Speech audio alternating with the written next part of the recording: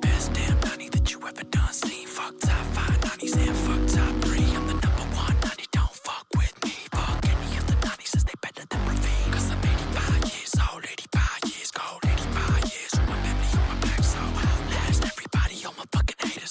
Don't know me now, then you never know me later. Say, woo! I be in an elevator to the top, go and find your own way there. Drinking hella water, pour for me by my way there. Not just anyone, but the hair fucking major. At the top where it means, got a green ring in there, looking nice. Wrapped in the shawl just in case I go to waste, but you never catch me, better just catch safe.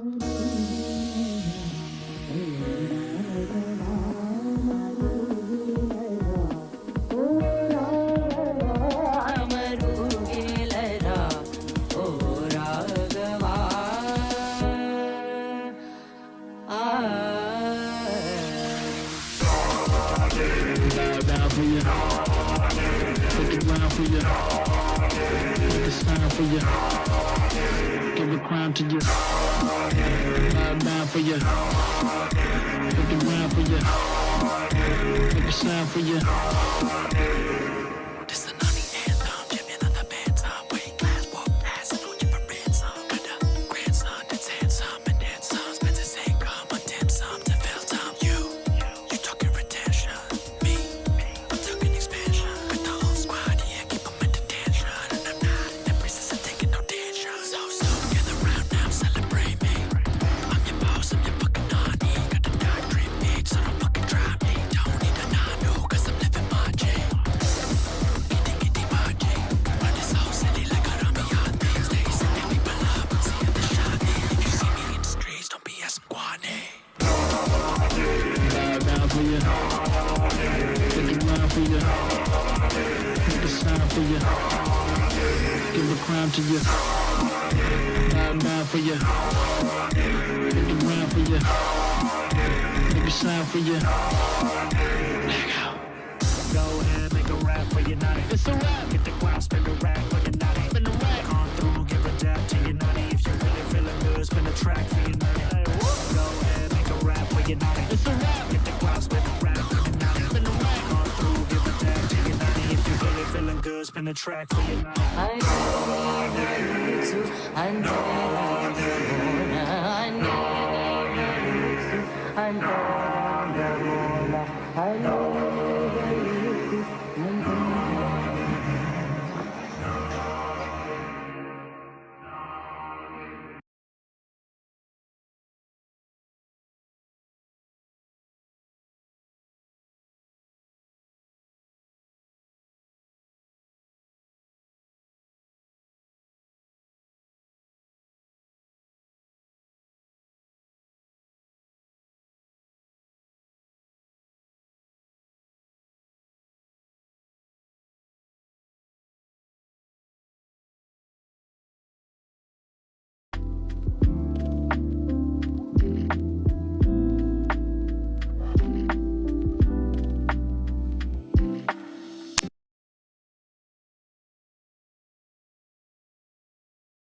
Oh.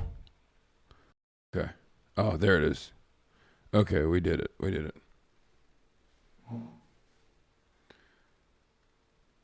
No, we didn't do it. Oh, fucking Christ.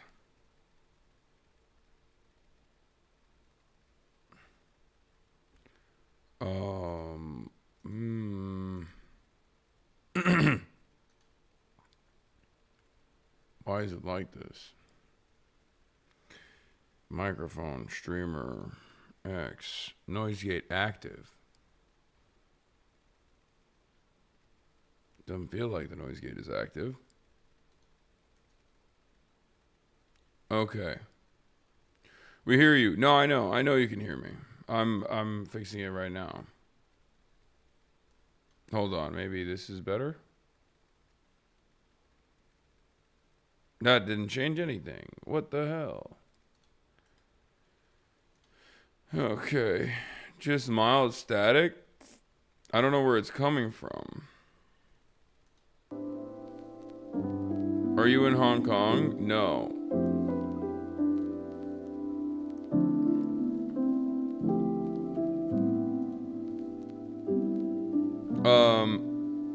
Yeah, I can see that there's mild static. I just don't know where the fucking static is coming from.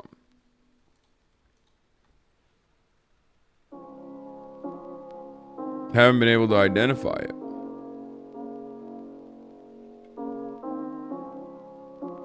The mic is picking it up, but I don't know where it's coming from.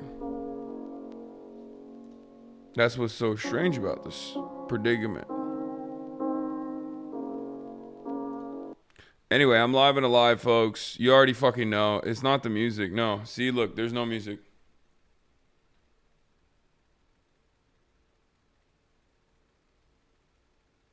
I have something.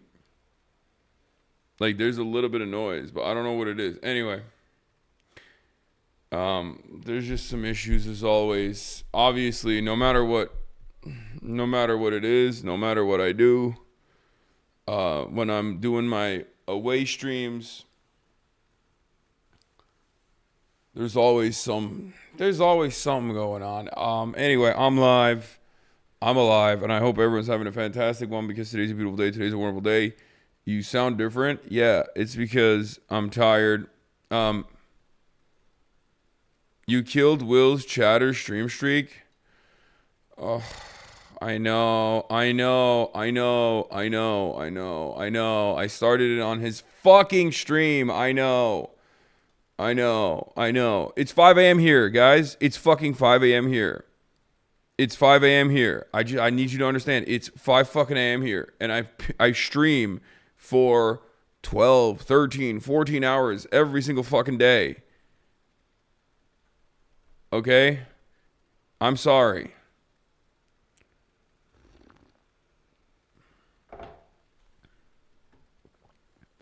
Every fucking morning, dude. Honestly, I think it's chat being the same fucking spoiled babies that you always are. It's just I can't deal with it. I know. It's just that normally I think plenty of chatters behave like little fucking babies all the time. And it's just that in the morning when I wake up at 4 a.m., take a fucking shower, try to cram as much information into my brain as possible, and then like go live. And then I hear like 1,000 fucking mentally stunted, emotionally adolescent 35 plus year olds fucking chirping at me. It just makes me want to kill myself. You know, that's just what it is. Normally, when people do that, I think it's fine. Normally, when people do that, it's fine because I can deal with it because it's not that big of a deal.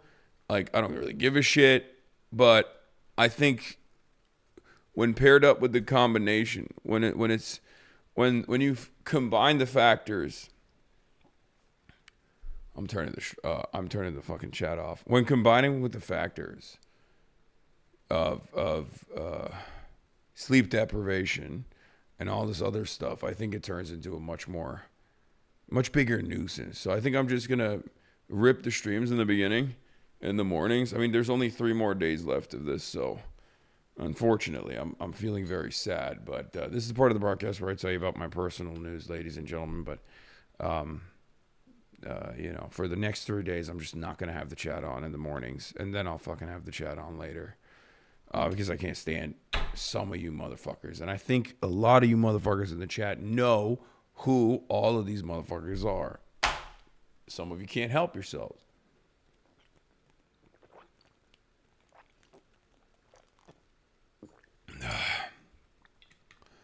Anyway, yeah, I went live on Will's channel this morning. Obviously. Yeah. Because this is the infrastructure. Like I bring this backpack and all this shit so that everyone can use it, you know? And unfortunately, sometimes mistakes happen. I'm sure they won't mind.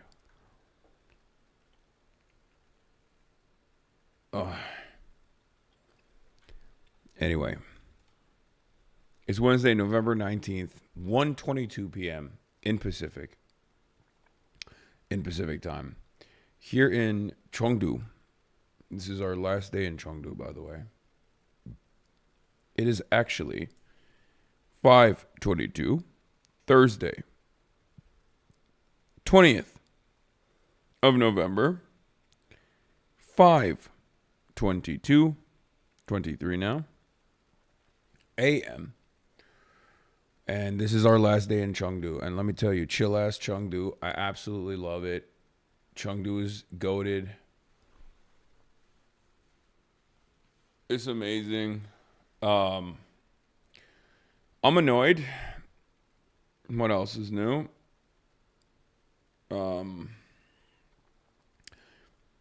I'm annoyed with my output. No Instagram posts. I just focus so much on streaming. And I rely too much on the HasanAbi industrial complex. I don't post anything. I don't post anything on my fucking Instagram. I don't post anything on my TikTok. Or I guess my TikTok team is just slow to pull the trigger, which is kind of shitty. But what are you going to do? But like we've been pumping out so much endless amounts of content, like literally nonstop. Every single day. And I feel like I'm not circulating it enough. So I'm frustrated on that front.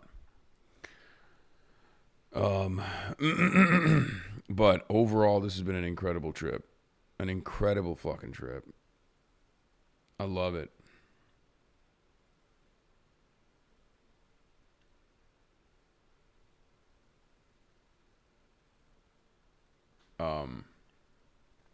Even though I haven't gotten too much sleep. I haven't gotten enough sleep at all, let's be real, but I've been so happy. The only times where I'm not happy is honestly at 5 a.m. when I first start the stream. That's it. That's the only times where I'm not happy. Because I get started on the stream and immediately am inundated with like the biggest micromanagers, even though I love all of you and I can't do what I'm doing. The obviously like the superficial aspects of my job, which, where I get a tremendous amount of admiration from a lot of people, and also the financial aspects of this job. All of you guys who support financially by subscribing to the Piker Broadcasting Service. But outside of that, the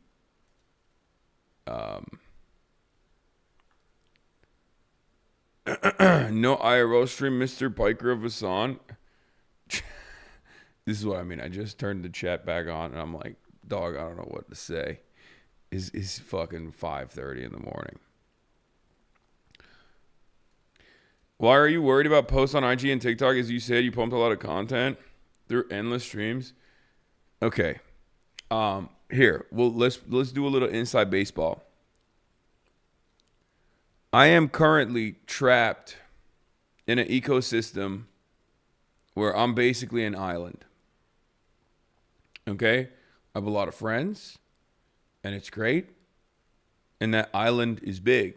It's very big. It's one of the biggest islands in the streaming world, right? It's one of the top 10 largest islands, but it's an island nonetheless. And the problem is we're partitioned off from the rest of the world. We're partitioned off from the rest of the world because anytime this island travels, like the natives of this island travel to other islands, okay, and to show friendship and collaboration, the enemy islands come in and seize in on the waters and start making it, uninhabitable for all of the other surrounding islands. Basically, what I'm trying to say is, in order for this community to just not stay the same fucking size and consistently expand and spread the good gospel of socialism, I have to expand. Right now, I'm not doing enough on that front. Do not quit. You sound like you want to quit. Please, you cannot leave us. What? No, I'm not going to quit. What are you talking about? You need to know something. Like, I'm super stubborn. Echo chamber must be broken. It's not necessarily an echo chamber, but it's just tough. Penny rolls us on. Yeah. Speaking of not tough, though, God, I'm going to be honest. Dude, China has been incredible. Okay? China has been fucking incredible. I think you guys have obviously been enjoying it. The amount of content is incredible. It's vast. It's basically around like 17 hours a day pretty much.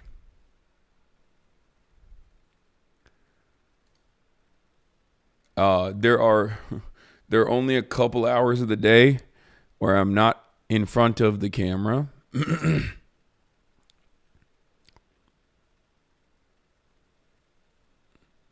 What is this? Have you considered republishing the Little Red Book? You can purchase it anywhere. It's not like a secret. Quotations from the chairman Mao Zedong is readily available all around. Is it not? I don't think it's like a hard to cop thing.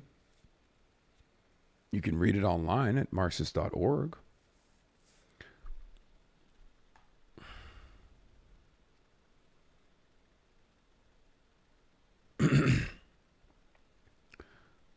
It was so incredibly relaxing in this political climate to see you goofing around, joyfully visiting China. I hope to visit this year too. Yeah. Yes, you need more TikTok editors. 5 TikToks in 11 days is not good enough. Yeah, we should have been putting out 30 TikToks a day. I'm going to tell Austin Ox to hire one of these like clip farms. We should have been putting out 30 TikToks a day. We would have had at least like 10 of those 30 go super fucking omega viral. Shoulda, coulda, wouldas. It don't matter. Quality over quantity, bro. I get you. No. On TikTok, it's not quality over quantity. On TikTok, it's about speed. And it's about pumping it. It's about flooding the base. Flooding the zone. Anyway, this is fucking boring social media talk. It's not relevant. But how would you compare this trip to Japan so far? Obviously, I love Japan because of the element of familiarity that I have from all of its cultural exports. And of course, I'm talking about anime and movies and all that stuff, right? But in terms of like comparisons to China, I really, really love China. China is the fucking future. China is living in 2050. Okay. It's incredible.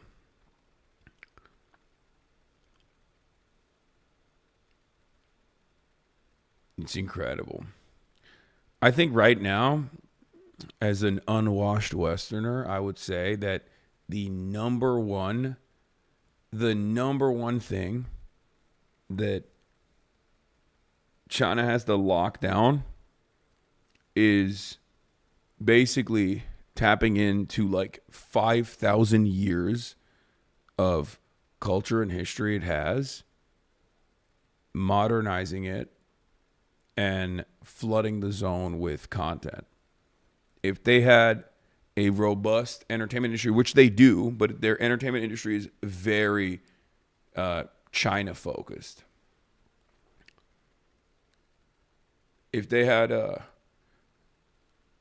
like similar ambitions of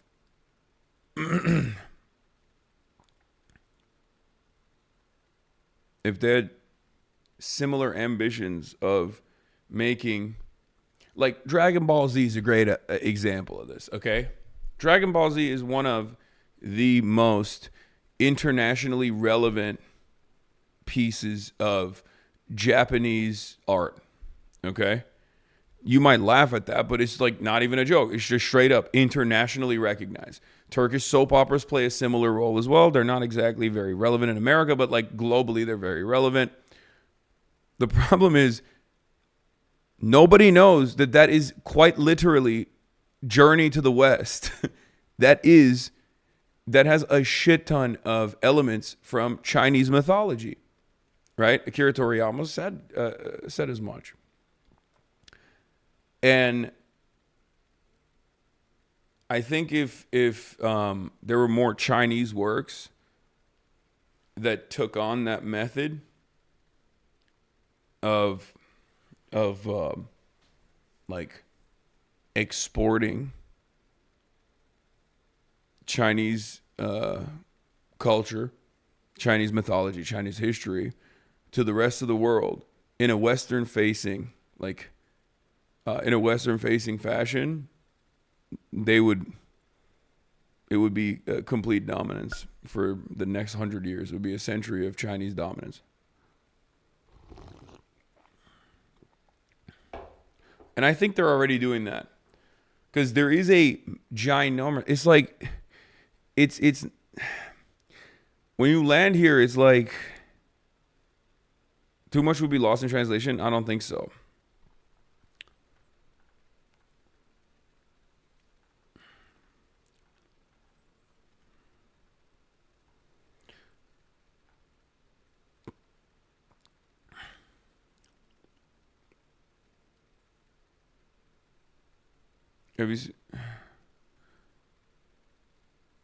In terms of global cultural hegemony, there's so much to tap into in terms of Chinese culture. Like the reason why I'm saying this is because we went to the face changing opera thing last night. It was on Caroline's stream, and I don't know if you guys watched, but like after I ended my broadcast, I continued on the BDBD broadcast, and we were dual streaming. And Will and I were running around, and we went to the industrial part of town, formerly the town of industry, where like a lot of these factories were. And they took those factories and basically turned them into storefronts, right? And it was really cool. It was a really cool experience. It was a really cool area. Can you please pick up the panda, says Valkyrie.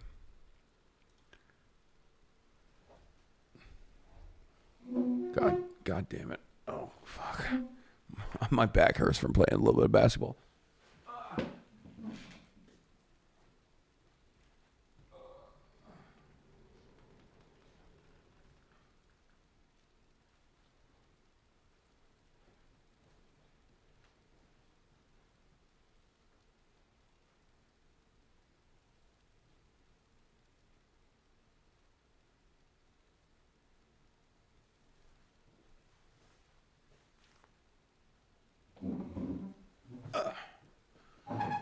You're welcome. Senior citizen stuff? Yeah, no, I'm a senior citizen for sure. Sore back from carrying all those bricks. It's a small thing, but Chinese mangas are growing in the West. It's still not as big as Japanese ones. It was growing for years, practically unknown 10 years ago. Yeah. Bro, the dude you were guarding last night was stacked. I wish you would have asked him his bench. I was the strongest motherfucker on the courts, okay? Let's just hold on. Listen. You want me to talk about basketball? I can talk about basketball. That was my favorite thing I've done in China. Straight up. Okay? My favorite thing I've done in China was basketball. We went to the industrial part of town. We were looking for like clothes. We were looking for like basketball gear so we could go play basketball with the locals. And it was so far my straight up favorite fucking thing.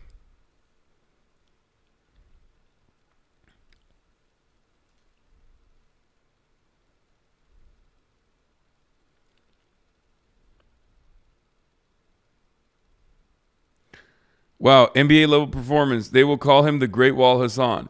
The live chat was filled with arguments during the segment, with some insisting the tour guide kept telling the person to making the arrangements how many rounds they had to wait. The person making the arrangements simply said to come and play and had no way of knowing how many rounds were left. And since everyone had a right to play on the amateur court, unfortunately Hasan, when it first arrived, wasn't warmed up yet, played the game and lost, then waited a long time. But thankfully, final ending, very nice.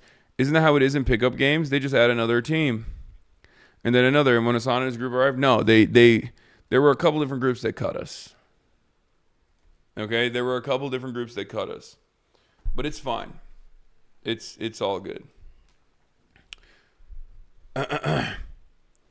Will getting killed on the court. I know. I'm going to talk about that. But anyway, look. Yesterday's streams were so good. We had the panda streams, which was amazing. We got to see the pandas. We got to see the red pandas, which was awesome. We got to see the panda pandas, which was also awesome.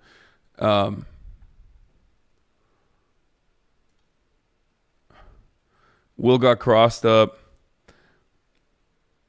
That was not so awesome, but I mean, he's probably going to go fucking, also you were being racist yesterday? What do you mean? Anti-white racism? No, it wasn't. It wasn't like that. It had nothing to do with us. I'm not even going to get into it. It's fine. But the reason why it was my favorite streams overall, from the pandas all the way to the basketball, is because, and especially the basketball, any Mexicans in China? Seriously? No, it's my favorite thing to ask. Are you kidding me? Yeah, but if also, I love Penny. Penny is so funny. We love Penny. She's has been a phenomenal tour guide. Very funny. Unintentionally. You know what? But like, you know what, Haas, you should what if try I wore it out. the other regular panda hat, and then I walk up to a panda and I'm like, hey, hi, and then the panda, He's always held a belief that his spirit is akin with a bear's, and he could make peace with one in the wild. Yeah. He says this all if I saw one in the wild, I think like we would dab it up like this, like high five, like that. No, you don't think so?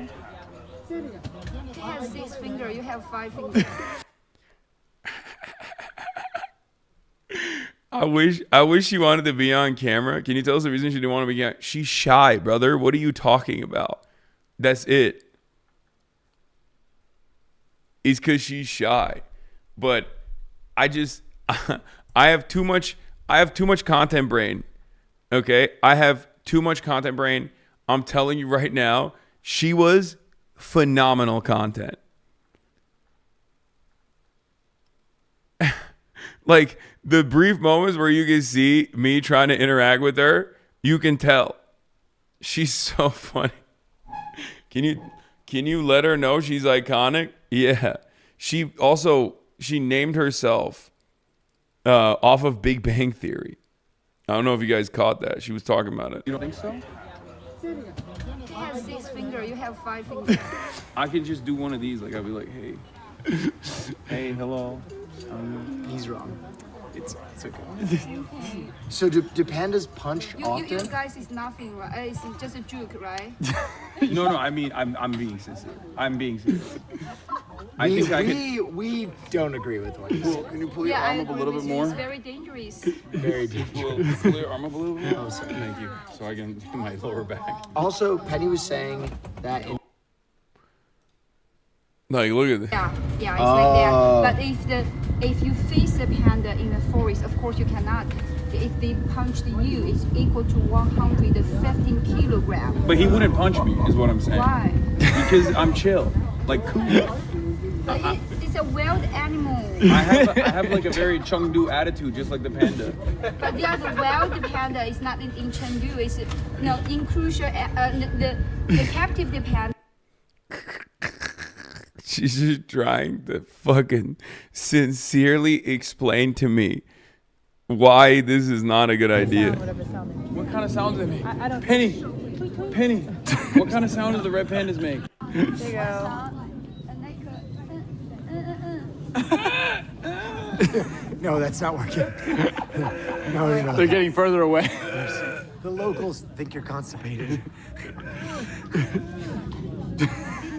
Wait, it just looked over. It just looked over. No, I'm not trying to make the keeper's voice. I'm trying to talk like a panda.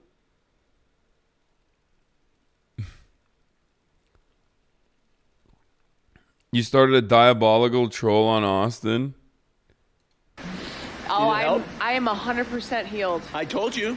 It's the secret to everything. You know how many things can be cured with just a little glass of water? Just a little glass. Read chat, please. Just a little glass. Why? Water is BS. Okay. Come on. Come on. So, yeah. Penny, would you say that the baby pandas are driving more traffic to the exhibit and maybe causing pandemonium? What is Pandemonium means madness, but not in a bad way, in a good way. Like, oh, it's chaos, but in a good way. Like, everyone is excited. Yeah. You mean people see the panda? No. Pandemonium is an English word that means like exciting, like excitement. Oh, okay. But it also it sounds like he's saying panda. It was a pun. He was doing a pun. It's just a. Let's move on. So go on with the pandas. Okay. Sorry, it's just. No. It's No. You're great. You did. No, that's my Penny. That's my fault. You're great. It's just that's my fault. The Hasan Pike delegation has cut ties with Will Neff once again. Oh yeah. What is this? They're being idiots. They're dumb. No, they're dumb idiots. What? Oh! Are you kidding me?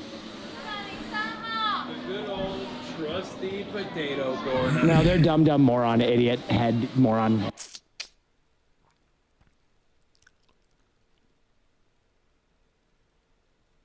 Tell Austin there's a new modified Xbox controller that has thrust, flaps, spoiler levels along with landing gear, lever, and yoke. Pandemonium is not good, by the way. I told my Nepali students about your stream and the origin of Panda today. Lamau, they loved it and wanted to see a clip. Hell yeah.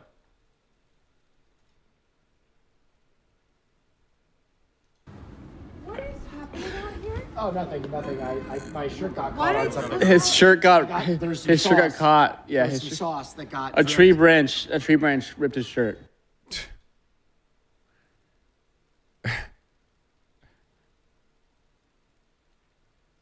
The humor lost in translation is so endearing. Yo, these clips are amazing. Yes, this is what you guys are missing out on if you don't watch the IRL streams. Bilibili netizens adapting Lemon Bro Hank Piker talking points. Breaking news from the United States of Israel. Donald Trump forced a Coca-Cola company to use real sugar in Coca-Cola. Meanwhile, China built another 7,000 new bridges. I heard it from HasanAbi. He's traveling in China right now. But I mean, who cares about the fucking bridges? It's so boring.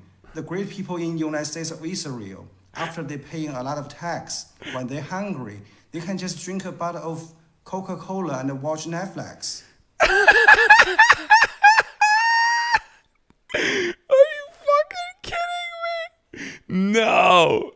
No, that's crazy. Oh no. Oh no. He's right. He's fucking right, dude. Who cares about infrastructure? Who cares about improving people's lives? I'm going to tell you another fucking devastating thing, okay? I have been asking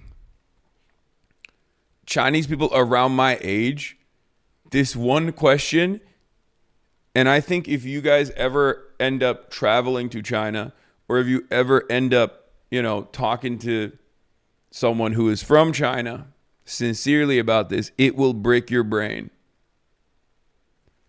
Finish the clip. Hold on. I will. Okay. That is democracy. That's how fancy it is. That's capitalism. When you compare to capitalism, compared to democracy, China just look like an old nerd. Oh my God, so boring bridges. I hate China.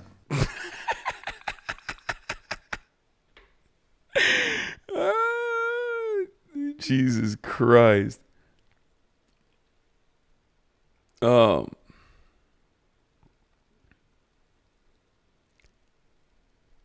I've seen this dude's videos before. He's very funny.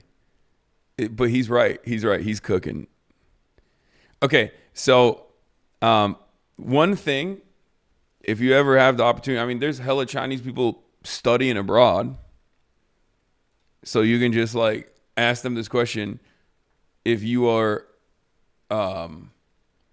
if you ever interested in depressing yourself, no, not the Kissinger thing. No, ask them if they have any issues with affordability. Every single Chinese person around my age and younger that I have asked this question has looked at me like, what do you mean? It's an entirely separate planet. Okay? No, I'm serious. Ask anyone who's under the age of 35 in the Western world, hey, do you have issues with affordability? They go, of course. What do you mean? Everything is so fucking expensive. Like rent is so expensive. You know, regular goods are so expensive. Ask any Chinese person under the age of 35, if you ever have the opportunity to visit China, or if you ever have the opportunity because you know some people from your school or something, okay? Ask them if they have issues with affordability. They look at you like you got 3 noses and 8 eyeballs. They're like, what? What do you mean? That was the most black pilling moment for me. Okay? That was the most black pilling moment for your boy. For me, when I realized that this is not even remotely a part of their day-to-day existence. That's when I was like, no, I get it. This isn't to say that there aren't issues. Of course there are. Number one, China propagandas. No, I mean, if you consider this to be propaganda,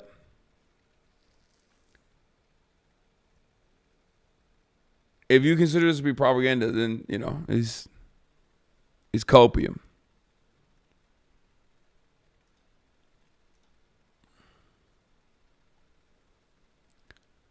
Remember the video that we watched? Remember the video that we watched about China's major problem, which is that their goods are too affordable? You've been to tier 1 cities after a housing crash amid deflation. Technically, Chongqing and Chengdu are not real tier 1 cities, by the way. I think I liked it more for that reason, for the record.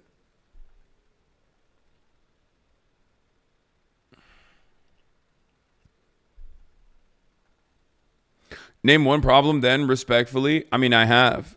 It's just there are many repressive aspects. It's not like a Western country at all in terms of the social libertarianism that we have in the West.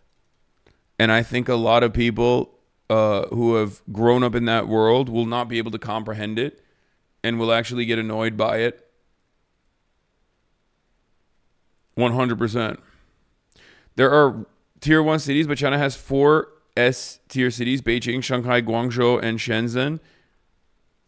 Sorry, what is meant by a tier 1 city? China has like a tier system. China has a tier system for their cities. And because everything is performance-based, whether it be local governance or even like the way that they fucking rank their cities. It's really funny. They tier list everything. And their cities also have a tier list. And the thing is, like, technically there's only 4 tier 1 cities, but Chongqing and even Chengdu are like not officially recognized as tier 1 cities, but they are tier 1 cities, if that makes sense. Like they've developed quite a bit. There's a bunch of other cities. There's a bunch of other cities as well, but I think it goes from like 1 to 4, right?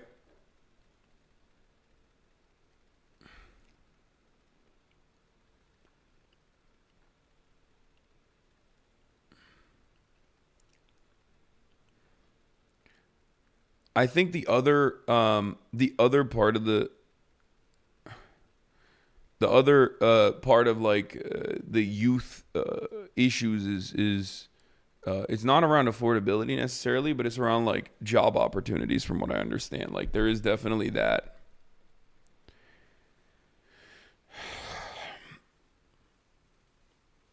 Tier 1, new Tier 1, Tier 2, Tier 3. What would you consider S-tier cities in the States? New York City, Los Angeles, Chicago.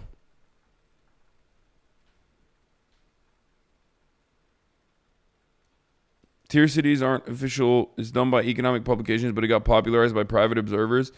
I think there's only one system of ranking that is technically official, if I'm not mistaken, and I think it's like, I don't know. I think it's like the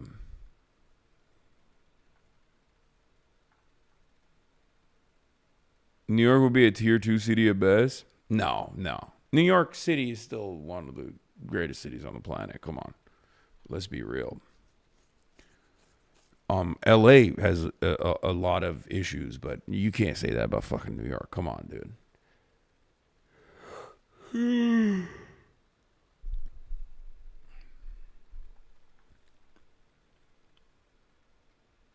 New York City is one of the greatest cities on the planet.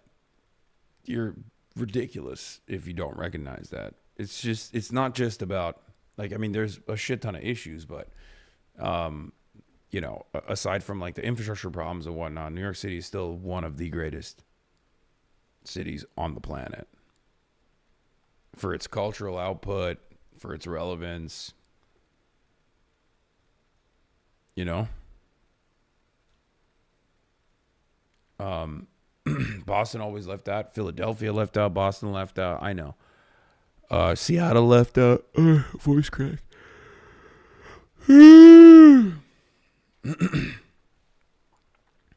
Have you ever heard of Tel Aviv? Yuck. Hong Kong is a lot more capitalistic than the rest of the country. Lots of our programs lag behind. Pollution, EV, landlords control, social help, landlords social affordability is almost talked about every day on TVB, local news channel. Yeah, I've heard. I was also shocked to find out that I think for Chinese nationals from the mainland, they still need a passport. I thought Hong Kong was like integrated. I thought Hong Kong was integrated, but it's still considered like foreign travel, which is pretty wild. Yeah. It's still a separate entity. See, that's more New York coded than like Shanghai is. Yeah, no, Hong Kong is I mean, it was under like a lendership agreement to the UK. So it's developed and designed as like a Western country, or it looks like it's very, very Western.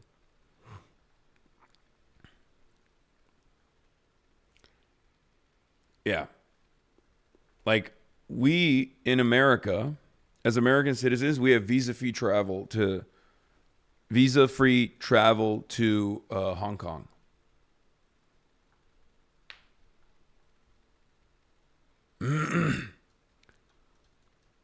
This argument is insane to me because Europeans also need a passport. I thought literally every country needed one. No. Hong Kong, if you recall, Hong Kong was on an extended lendership agreement that is slated to end in like a couple decades. Hong Kong's in a 50-year transition period after the original lease agreement ended in 1995. Yeah. Hong Kong is supposed to be fully integrated by 2047, and the Chinese government made an effort to accelerate that process, like to accelerate the integration process. That's why there were a lot of protests, if you recall.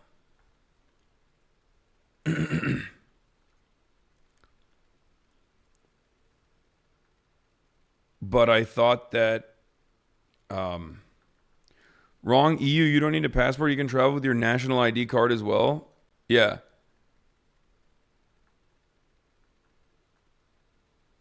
Anyway, we're gonna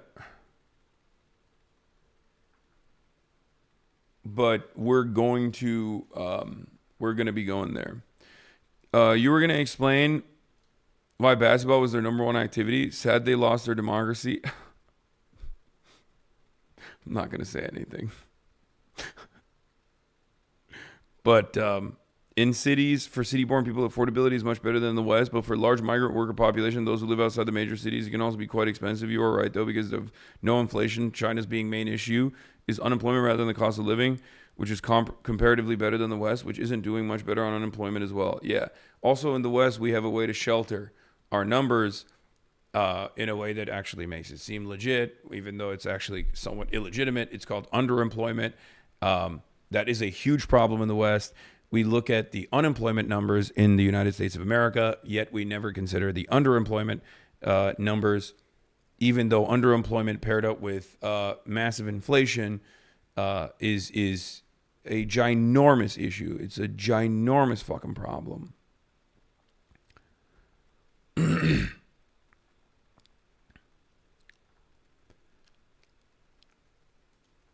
What is this panda joke? Oh. Panda said, you got to listen to this. This is where Penny cooked. oh, you want me to pay for the money?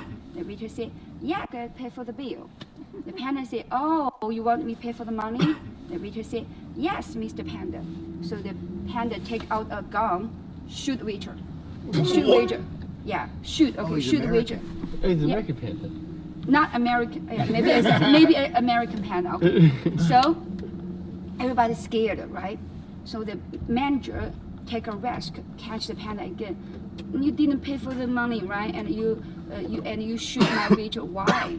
So the panda say, dear manager, finish your job, and when you go back to your home, find a dictionary, check the meaning of the panda in the dictionary. So he finish your job and he back to home and he found a dictionary. Say panda is the animal eat bamboo shoots and leaves.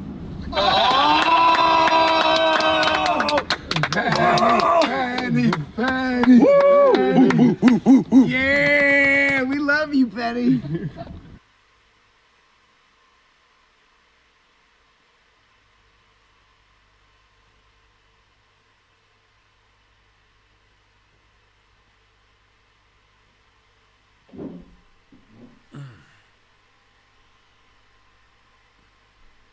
She's the goat. She's the goat.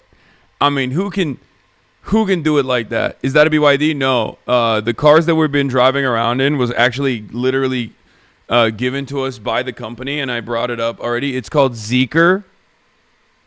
I still don't know exactly how to say it.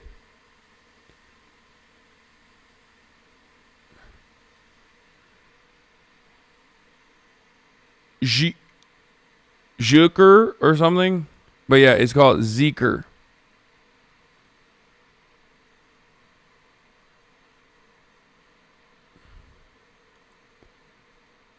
Zeekr. I heard Calvin won't be joining you guys in Hong Kong, so we're gonna miss him. Yeah, they didn't, because we added Hong Kong. We added Hong Kong instead of Shenzhen, even though we will be going to Shenzhen. And they don't have the Calvin and Ito are not going to be joining us.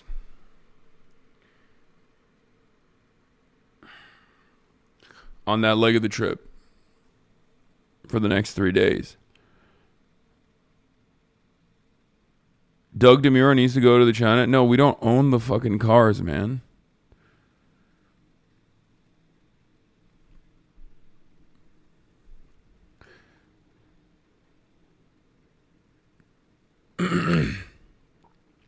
It's visa related. That's when I found out that that is when I, like I said, found out that if you're in mainland China, you still need additional clearances to travel to Hong Kong. Like, it's not like going to another city. Like, it's not like going from Beijing to Shanghai.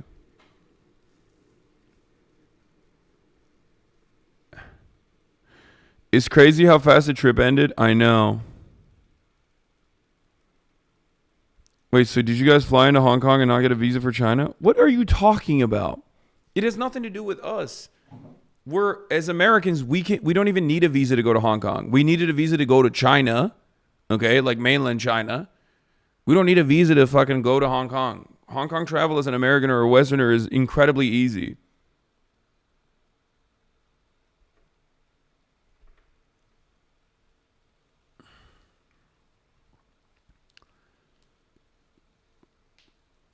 How far is Chengdu from Hong Kong? It's like a 3-hour flight. Are you planning an annual trip to China from now on? Yes, 100%. No, girl. I just meant, did you need a visa for your China trip? I heard you can avoid by going through Hong Kong. I don't think that's the case. I think you absolutely need to get a visa for going to China. That sounds insane. Maybe that's the case. You really look like LeBron with that jumper. Okay, I'm annoyed. I didn't get to talk about basketball and why I like it. The reason why the basketball was my favorite part of what we've done so far, is because, one, I was starving for some kind of physical activity. All we've done in terms of physicality has just been walking around, right? So doing something like that was awesome. But the other reason why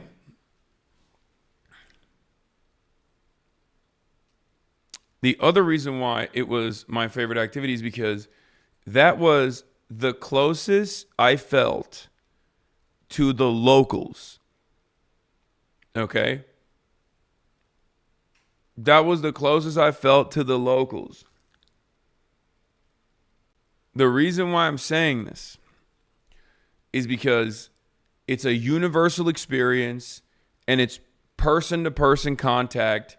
There's cooperation. There's competition. It is the most, cutting out the middleman, direct fucking interaction you can have with regular ass Chinese people. It is a universal language. And obviously, it's a universal language that I at least know how to speak because it's basketball. But remember, there are many other universal languages out there. There are many other universal languages that you can that could be in your realm of interest, like whether it's music, whether it's the arts, whatever, right? But that's what it is. That's the reason why I loved it. You can speak basketball as well as I can speak Turkish.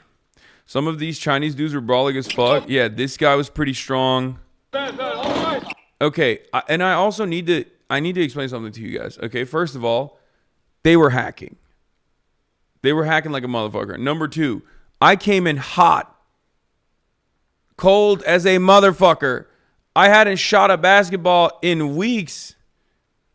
What do you want me to do?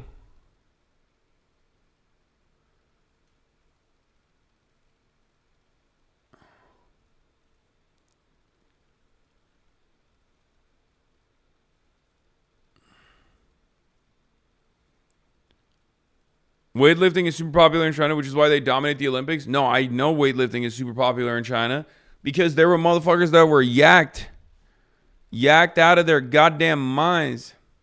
Yes. Billy chatters say, we will use all the bricks that Hasan gave us to build a new Great Wall. I'm getting cooked international style up in this bitch.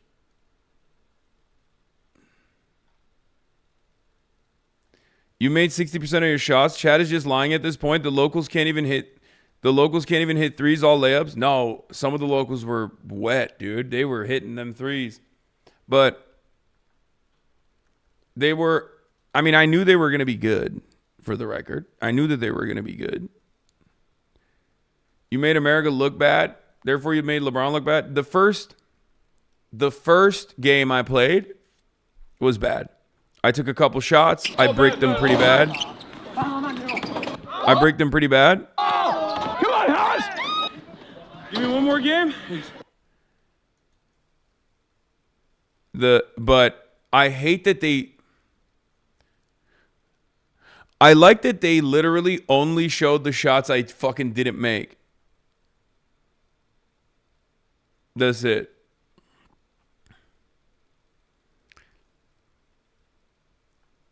In my second game shot performance was I missed what? I got fouled. I got fouled here.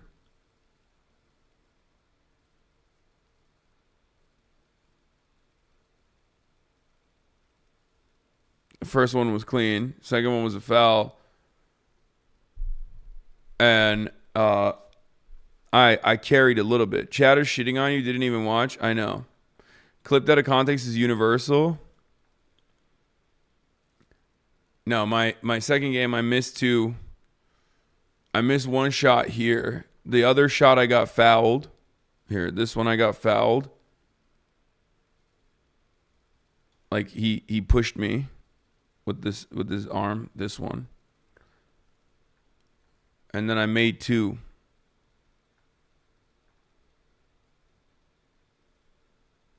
They are balling in pants? Yeah. Did Will make the news with how cooked he got? You can't see from any of the angles that we were shooting on. So we'll see if if the Doyen angle looks crazy. Where was the court in Chengdu? I went to Sichuan University for a semester, and every night you had people play until like 2 a.m. Is Will still with us after the international debacle? Yes. But like I said, I loved it because you played really good on defense. They were definitely trying to test you and see if they could score on a big guy. No, I know.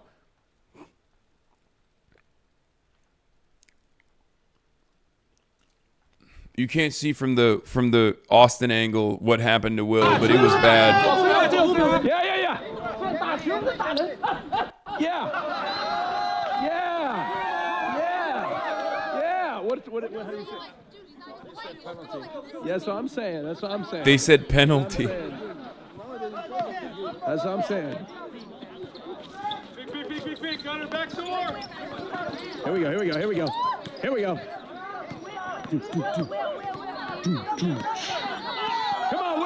Come on, Will.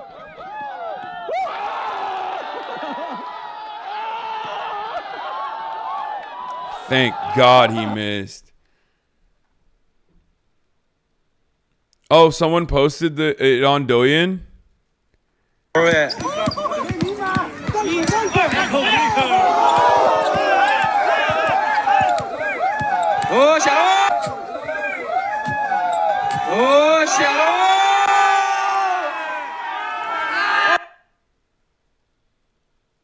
Bro got so excited that he just like whiffed it. Thank God. Thank God. Yeah, it was crazy, dude. That's so much worse. Yeah, you have no idea how bad it... I mean, I saw it right then and there.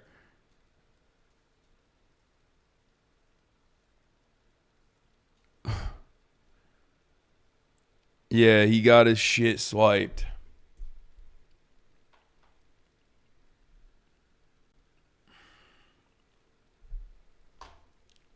Man, I love basketball diplomacy. Yeah, we saw panda diplomacy. We saw basketball diplomacy.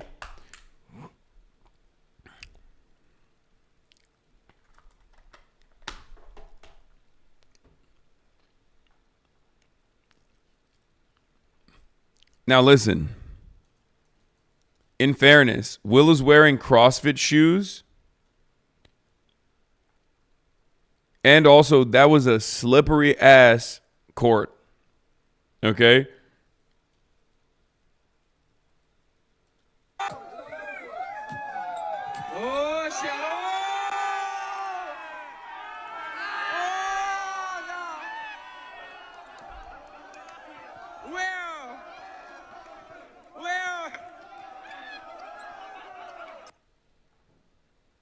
Did anybody link this yet?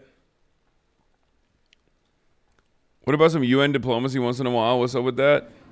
We're done with that. Now the court was slippery, Lamau. No, it was. I thought the court was slippery as hell. I thought he fucking slipped. Maybe he didn't. I don't know.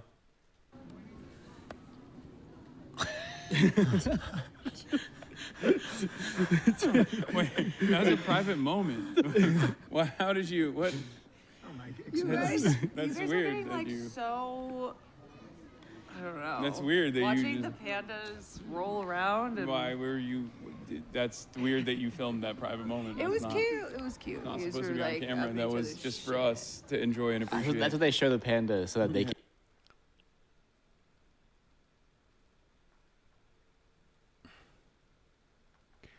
You had a really nice jumper fadeaway. Is there a clip? I had 3 nice jumper fadeaways, but of course there's no clip of them because my fan base fucking despises me. Okay? Do you want to know why there's no clip of that? Because there's only clips of me missing. There's no clip of me cooking dudes. I had 2 points off me the entire 2 games. I played crazy defense. I locked down their big men both times. But of course there's no clip of my fucking successful shots or blocks or good defensive posture.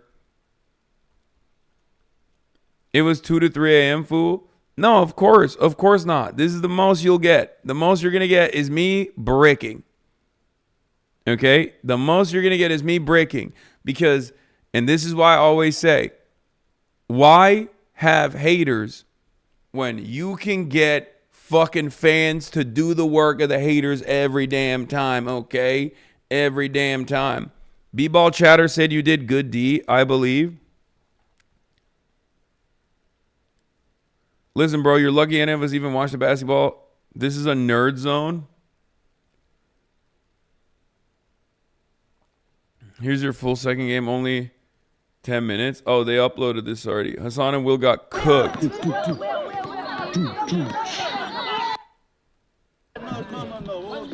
Hasan Pike delegation. Oh, sorry. With the MVP. My first, it was also Will stream. Yeah, it was Will stream. Lemon Bro being sour. Everyone loves a defensive posture clip. I mean, we didn't get to play enough, unfortunately.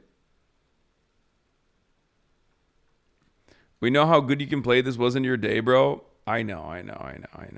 I wish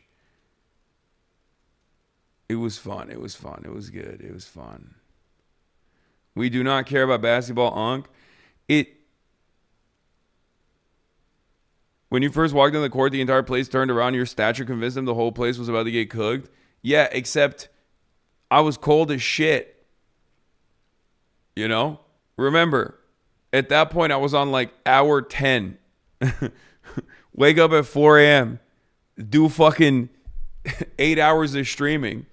Haven't touched a basketball in almost a month. Go into this fucking Chinese court cold. Yeah, of course I whiffed it. That's why I'm sad. I mean, I'm not sad. I had a fucking great time. Who gives a shit that I sucked? It was more about the experience itself. And we did actually get to connect with the locals in a very meaningful way.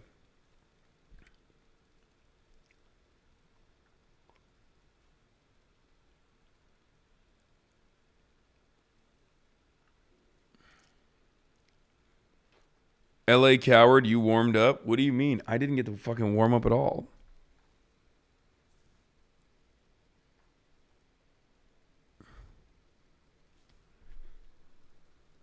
You had 9K viewers on BDVD during the game? Damn. You said 2 weeks ago, now it's a month? No, I mean, I haven't said anything. I haven't done any physical activity in 2 weeks.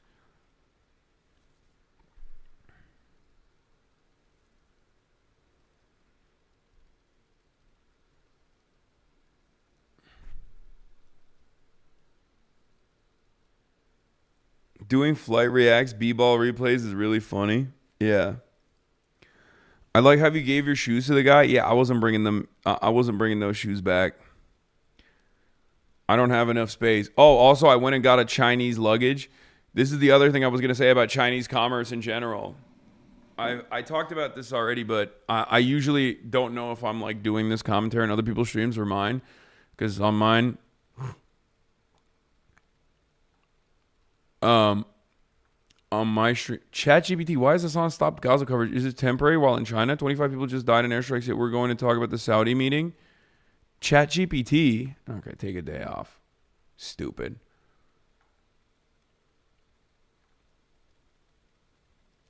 Playing ball should warm you up. Bro, you got unked out Jets. They rusted and barely work. Okay. I was talking about Chinese commerce, right? One thing I've found out is that in China, I think the reason why people care about foreign brands is the same reason why like everybody else around the world cares about foreign brands, obviously. It's like a class signifier, right? A status signifier, but they don't really care about Chinese brands, is because they make everything in China. So the same type of fabric, the same type of patterns is not brand specific at all. People don't purchase clothes through brick and mortar retail at all. They don't even purchase clothes through e-commerce from the website specifically. They just buy whatever they like on apps. They use TikTok as an e-commerce platform, basically. They use TikTok as an e-commerce platform. So like, there's no, at that point, they don't give a shit about the brand at all. They just care about how it looks, right? Yeah, Taobao. They just browse through and they see something that they like and they buy it. And it's insanely cheap. I was talking to Irene and she's like, I can't remember the last time I purchased something in person. She's like, I don't. Like they don't buy shit usually in brick and mortar retail. Brick and mortar retail, she said, was like more for the experience. Is the quality similar to US clothing pre-Shein? Dude, the quality, I can't speak for like Taobao or whatever you purchase there. But the quality of the stuff that I have on, the stuff that I've gotten is insane. It is insanely, like, it doesn't make any sense, especially at the price points that you can get it at. It does not make any sense. You could just go to China and exclusively purchase Chinese brands and redo your entire fucking closet with Chinese brands for like $2,000.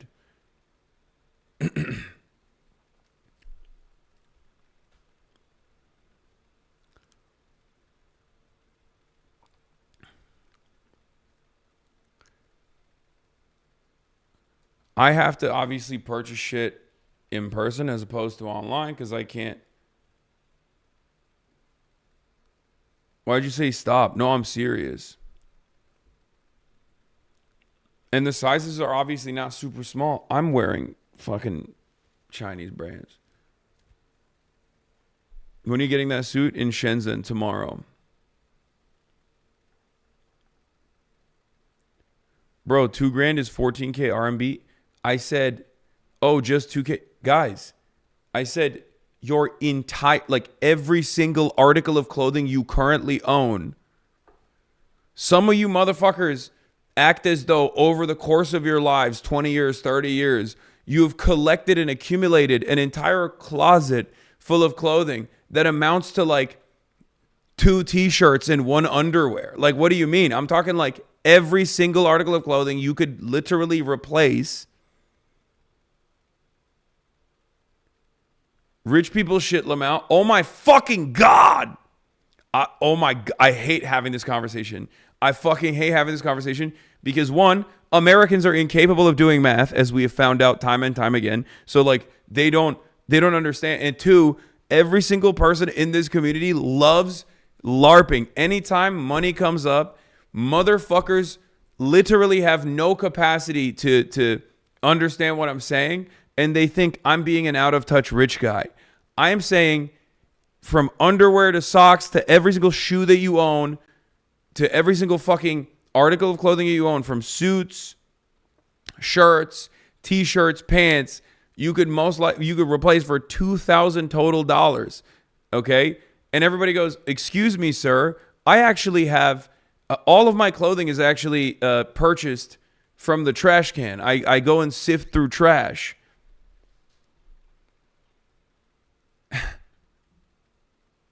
I own 2 pairs of underwear and 3 socks.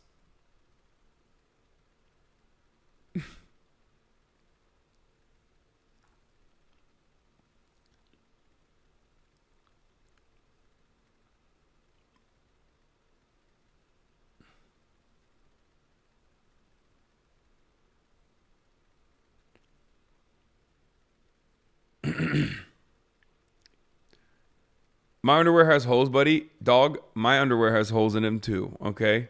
You are not special on that front. Those same chatters probably have like $400 in HasanAbi merch alone. Yeah, most likely. So,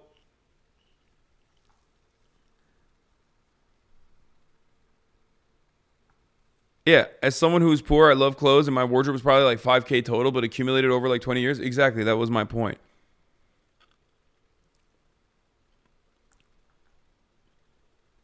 To be fair, you could do that at the Goodwill for less than $2,000. Yeah, but we're talking about like new shit and high quality. Anyway, the point I was trying to make is that it's weird. Like I think like the Chinese netizens in general, if they're purchasing Chinese shit, like if they're purchasing Chinese brands, they don't give a fuck about brands at all. There's no need for like brand recognition because every brand basically can produce the exact same stuff, right? And it's been genuinely shocking to see how high quality it's been. Like, no disrespect, I wasn't expecting like Shein quality at all, but I did not realize you would get like luxury good level quality with like cool textures, cool textile, like, you know, very I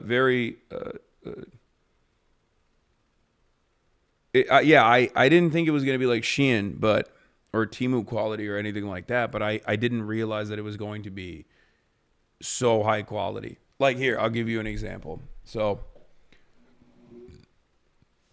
we had to go and get another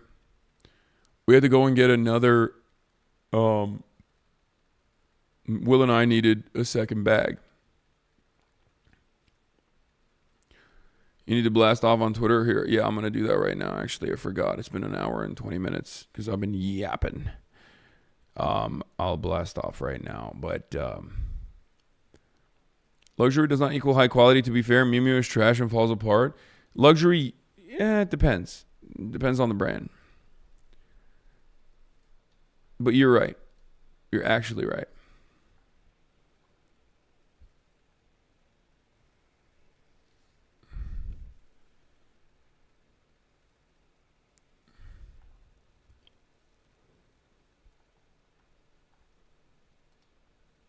A popular Chinese luggage with many different locations? Yeah.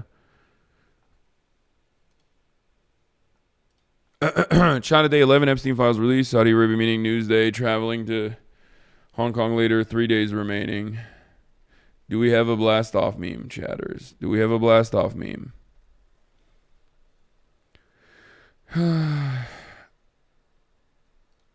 Wow, this is beautiful.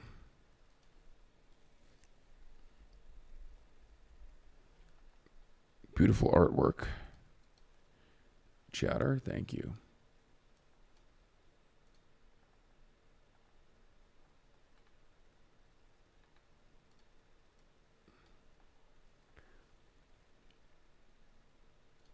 Okay, boom.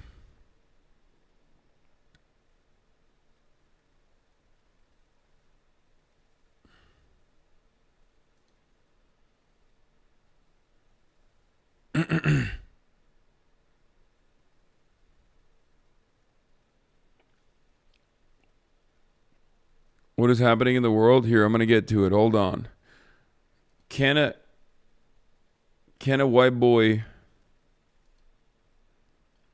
Can't a white boy explain his personal experiences during his travel? Are the clothes all 100% cotton? I don't know. I mean, some of them are. Some of them are not. Here we go. Let's blast off real quick.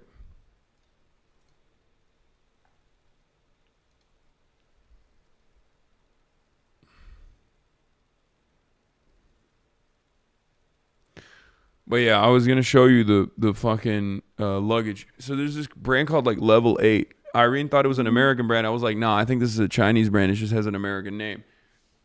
We get this, I think it's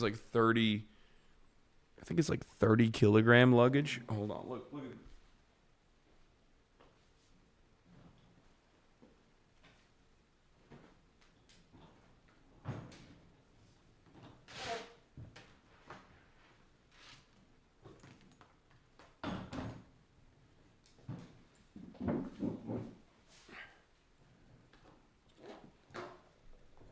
This was like fucking $200. And remember, we bought it in, I mean, it's a trunk. It's the largest trunk that they have, 30 liters, sorry, not 30 kilograms. It's a trunk. It's sturdy as fuck. And it was like 200 fucking bucks. Luggage is obviously very expensive.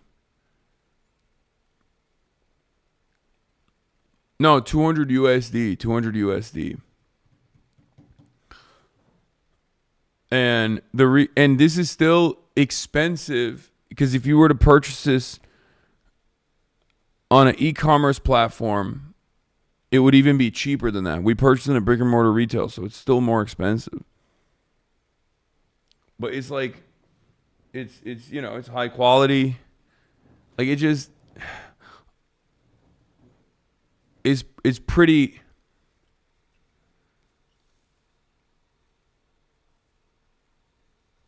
Is that how you make marshmallow? Yeah, I put them in here.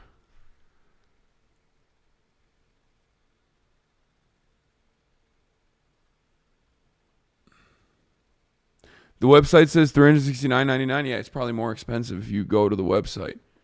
But in China, if you were to probably purchase on the website, it's like cheaper for Chinese people. But in any case, lots of fun was had. We're going to get started on the news. 30 luggage, not 30 liters. I don't know. I don't know what it...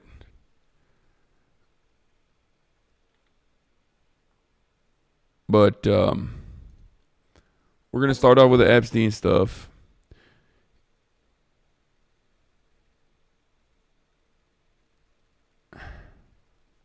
And then we'll talk about the Golden Arches and the Golden Age. Olivia Reingold is back at it with no shame. All this good stuff. And no, my mouse suit hasn't arrived yet. I'm going to get it tomorrow in Shenzhen. Capitol Hill for the survivors of Jeffrey Epstein's abuse. The House and the Senate passed a bill to force the Justice Department to release its files on him. Now, this comes after months of opposition from the president and the GOP leadership, and after years and years of lobbying from Epstein's accusers. Some of them held a very emotional news conference outside the Capitol before the vote. Caitlin Huey Burns is on Capitol Hill with the latest. Caitlin, good morning. It was quite a day yesterday. Oh, good morning, Gail. Well, this is something we hardly ever see up here on Capitol Hill. Nearly every member of Congress agreed to support a measure that Republican leadership never wanted to take up in the first place. And it was an emotional scene for survivors of Epstein's abuse who were inside the House chamber to witness a vote months in the making. In the House, it was nearly unanimous. By a 427-1 vote, lawmakers approved a measure requiring the Justice Department to release its files related to convicted sex offender Jeffrey Epstein. all while survivors of his abuse looked on. We did it! And just hours later, it sailed through the Senate without objection. The Senate has now passed the Epstein bill. The moment marked the end of months-long drama on Capitol Hill. We've registered our concerns. We stated our opposition as long as possible, but we're also for maximum transparency. Now, Trump has said he would sign the bill, but he's called the Epstein controversy a distraction. You just keep going on the Epstein files.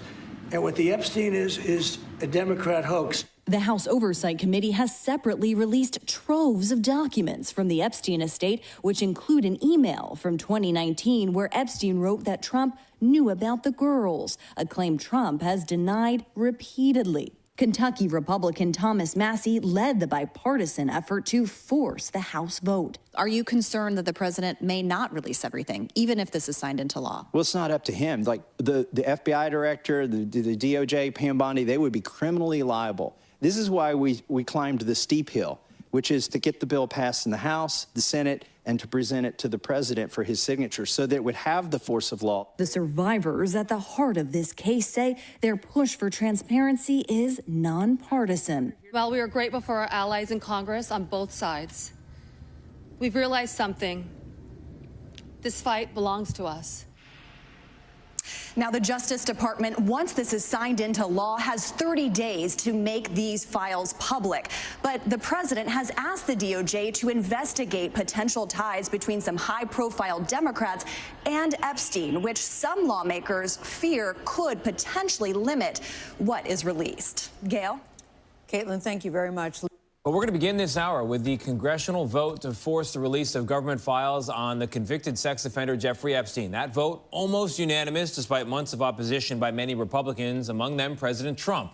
The bill now heads to President Trump's desk. For more on this, how it happened and how it went down, we're joined by our chief Washington analyst, Robert Costa. Bob, good morning. Thank you for being here.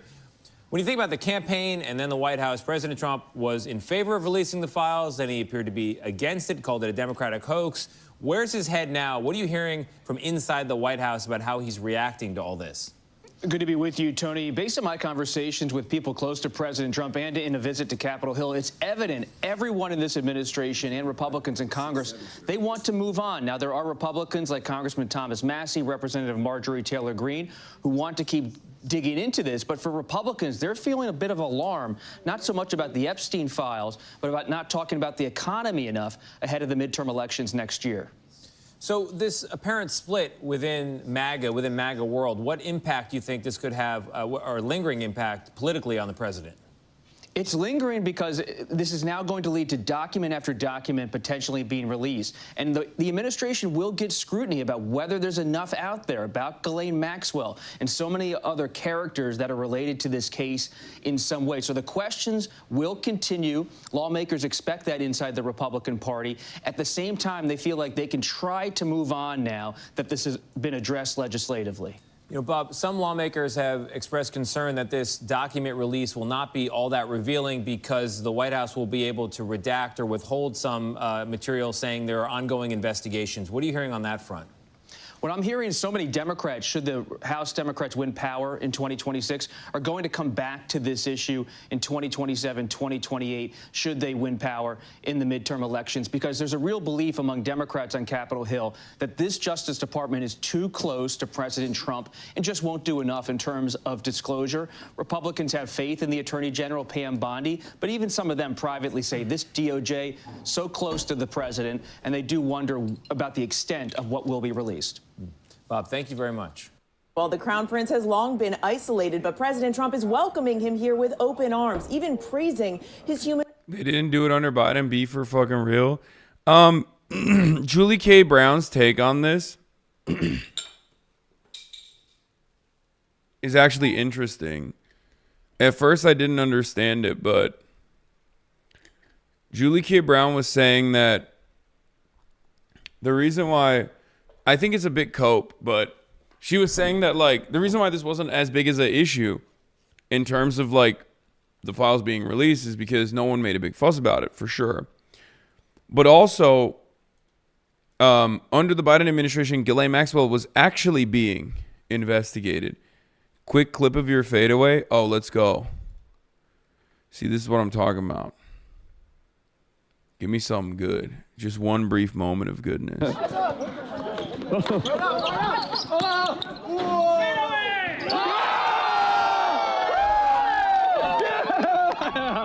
right.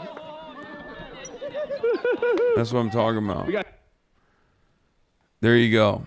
Please don't be bait. No, it wasn't bait. It's real. Is this AI? Yeah.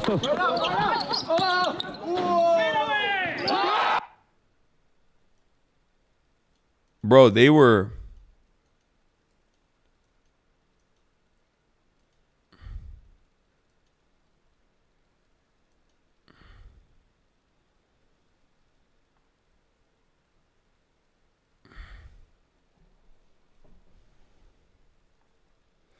Bro got slippery hands. No knee bands, more power. No knee bands is worse.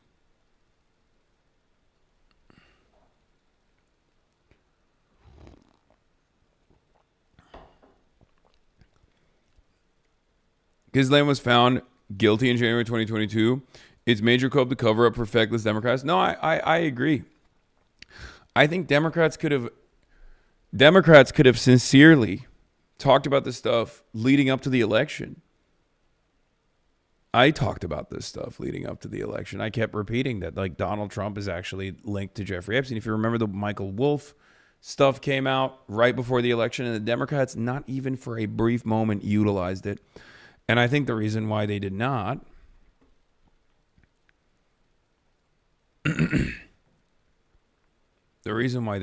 utilize it was because of Bill Clinton.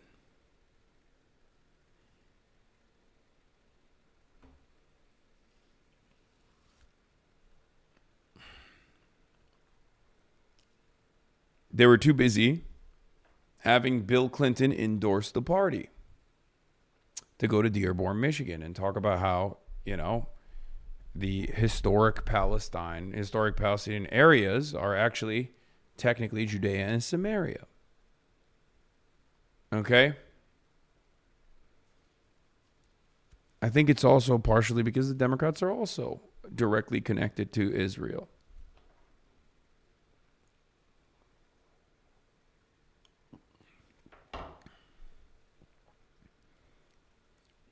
It's obvious that with the exception of a couple naysayers, a couple spoilers, a couple loudmouths, specifically on the Republican side, where there's even more impact, like Marjorie Taylor Greene, and I hate to give them credit for this because their ambitions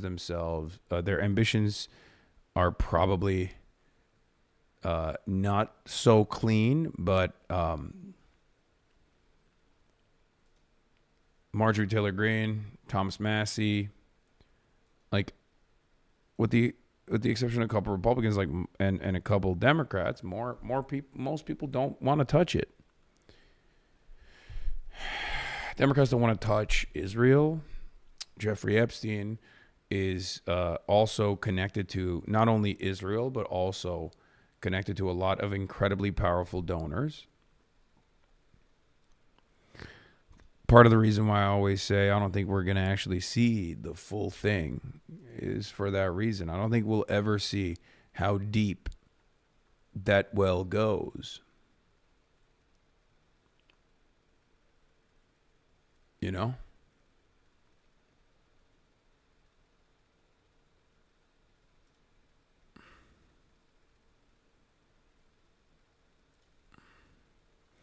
Carl says the files were cleaned because of Trump. I can totally see that happening. I believe it. Thomas Massey says on the floor of Congress, I just spoke on the floor before the imminent House vote on the release of the Epstein files. We must deliver justice for the victims. He's trying to categorize the pedophiles as victims. He's saying, we don't embarrass the people that went to the rape island. We should protect those names against unreliable accusations. Is he calling all of these victims unreliable? They've testified to the FBI. The FBI has these names in their possession. I asked the FBI director in a hearing, have you looked at the documents? No, he trusts everybody that's been there for decades. That is wrong. Do not let the Senate muck this bill up. And if you're a party to that in the Senate, you are part of this cover-up that we are trying to expose. I am sorry if one of your billionaire donors is going to get embarrassed because he went to Rape Island. That is what they have coming. In fact, they need to be on the other side of bars, a lot of them. Some of them will be embarrassed, but some of them need to go to prison, and the survivors know that. So how will we know if this bill has been successful? We will know when there are men, rich men, in handcuffs being perp-walked to the jail. And until then, this is still a cover-up. I urge my Senate colleagues, do not muck up this bill. The president has already said he will sign it. That means he will sign the bill that we have here today. Do not change this bill. He is ready to sign it. Give it to him. Put it on his desk. Let's get justice for these victims. With that, I reserve.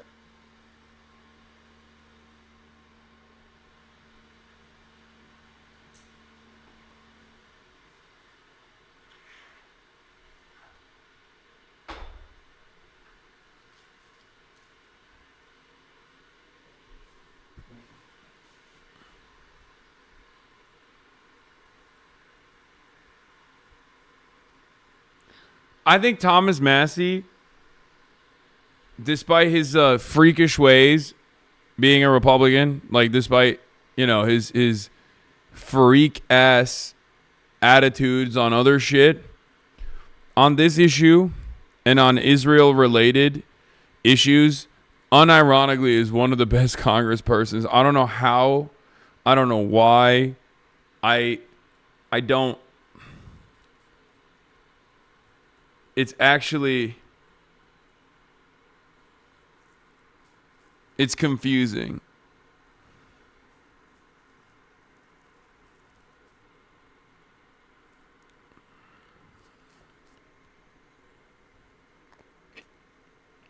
Like, if you ask Thomas Massie on other shit, trust me, he's crazy. Guns, gender, whatever, right? Wait, what's his opinion on the Palestine issue? Thomas Massie is one of the most aggressive anti-Israel voices in Congress and has been so consistently.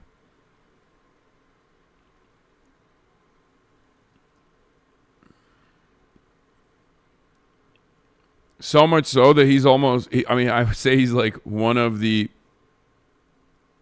leading voices on this.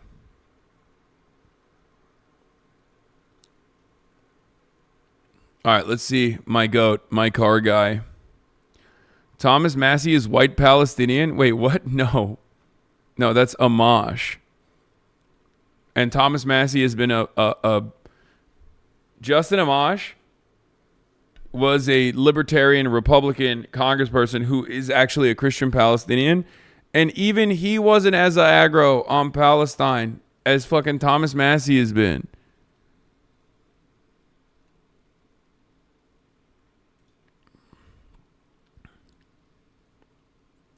Even in that case, I regret to inform you, you're not going to get to see the full unredacted Epstein files. It's not going to happen. And here's why. We already know there was a DOJ whistleblower who came out and said, and James O'Keefe has the literal video of it, they said, look, we're purging all of the stuff about Trump and Republicans from the Epstein files and leaving in the stuff about liberals and Democrats. And so they're cleaning up those files. Mark Epstein, Jeffrey Epstein's brother, came out yesterday and said, they're cleaning the files. They're purging all the stuff of Trump and Republicans out of there.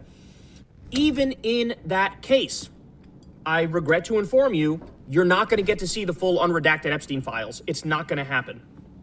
And here's why.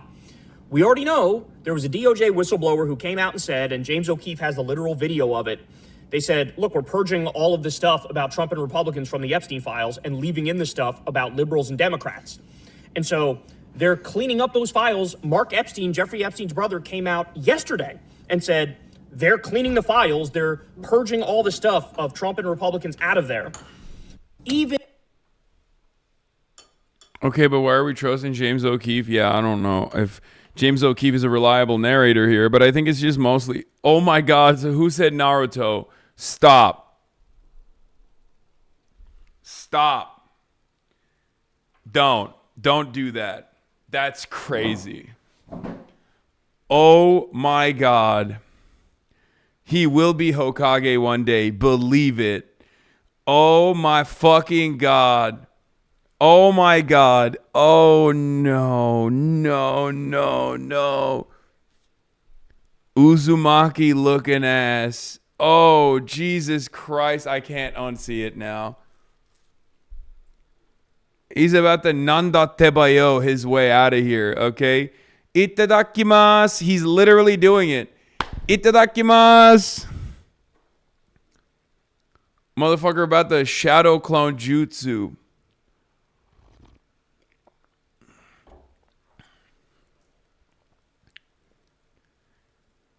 Oh no. I paused him because he's about to shadow clone. I don't want you seeing him shadow clone, you know? All right, today I'm going to be trying out Chongqing Southwest University TCO. Okay?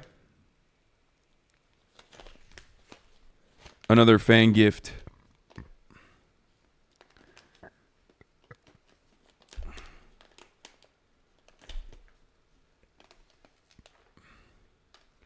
Someone said there's no tobacco products allowed in Hong Kong. Ooh. Smells pretty good. Kyle is going to love this.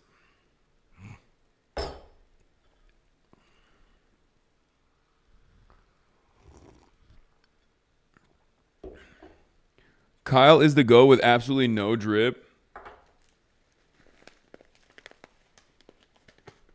Yeah, only cigarettes allowed. Wait, Hong Kong is just...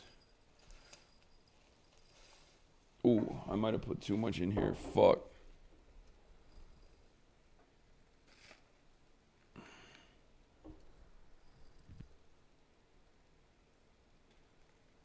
Yeah, apparently they have crazy bureaucracy.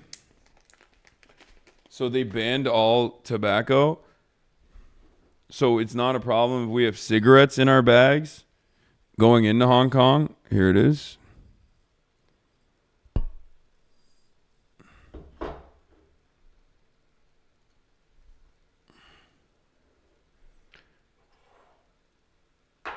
I'm asking because Austin has like 1 million cigarette packs in his bag and in his pockets.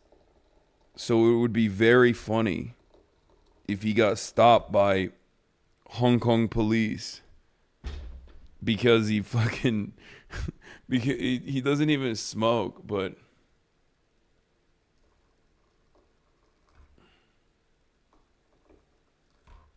it would be quite funny. Okay. You already know. Performative. I'm on my fucking performative shit. There it is. Got my hourglass here. Plant your Zins in his case? No, Zins are fine. You can travel anywhere the fuck you want to with the Zins. Zins are not a tobacco product. It's a nicotine product. I am a performative tea drinker, as you guys know. I do not have a tea pet. Do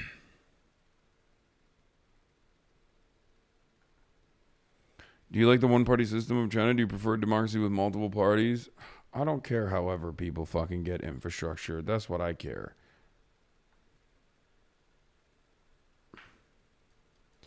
Hey, Hasan, random tip. Next time you're in the train in China, through the China Rail app, you can order food for the next stop, and it gets delivered to your seat. Try it out. It was the most insane thing when I was there. I know. I did it. It was awesome. Seeing you in China got me on a oolong tea cake. Hadn't had it since I was there in 06. Forgot how good it was. As a tea connoisseur myself, it's nice to see you truly embracing tea culture. I need a tea pet. Until I have a tea pet, I'm not actually fully embracing tea culture. Feel me? Don't forget to wash the tea, dude. Wait, what?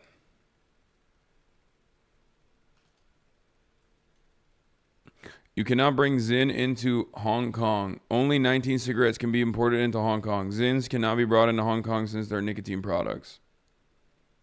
It's crazy.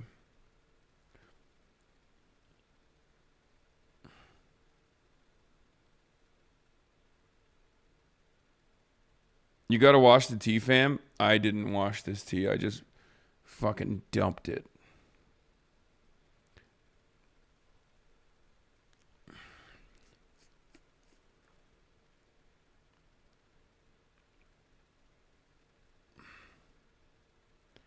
Make up your mind. Is it nicotine products or tobacco products? I don't know what the fuck these guys are saying, but I think it's probably fine. Okay. With high quality, you don't need to wash. Well, this seems to be high quality, so I did not wash it.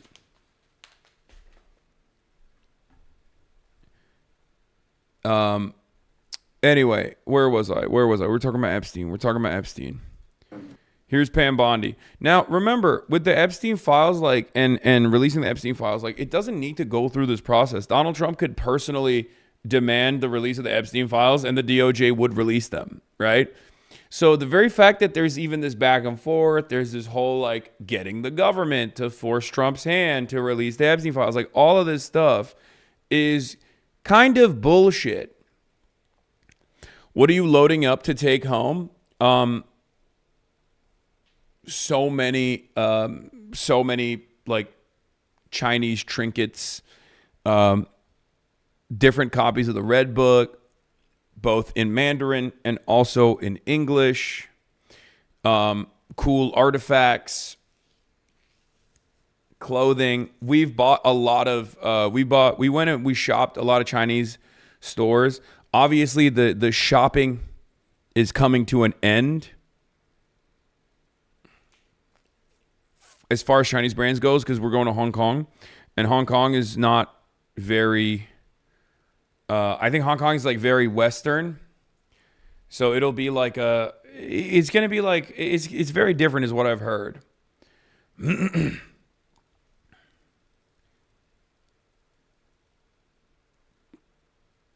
So colonial British looting of artifacts, yes.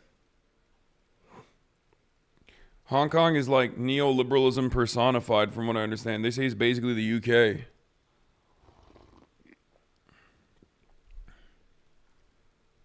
Bruh Kong. Hong Kong is also incredibly expensive.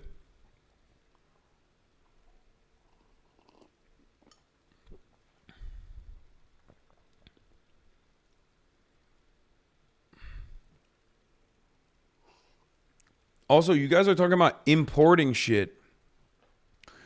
If I flew into Hong Kong with the amount of Zins I had, maybe they would have considered that importing. But at this point, I have like a couple fucking pouches left. So I don't think they're gonna stop me at the fucking Hong Kong customs to be like, you're importing illegal. Like the alternative nicotine products are like they're not smoking. They're not alternative smoking products, chatter. Okay? Like, they're talking about vapes, dummy. And they're talking about vapes in, like, large quantities.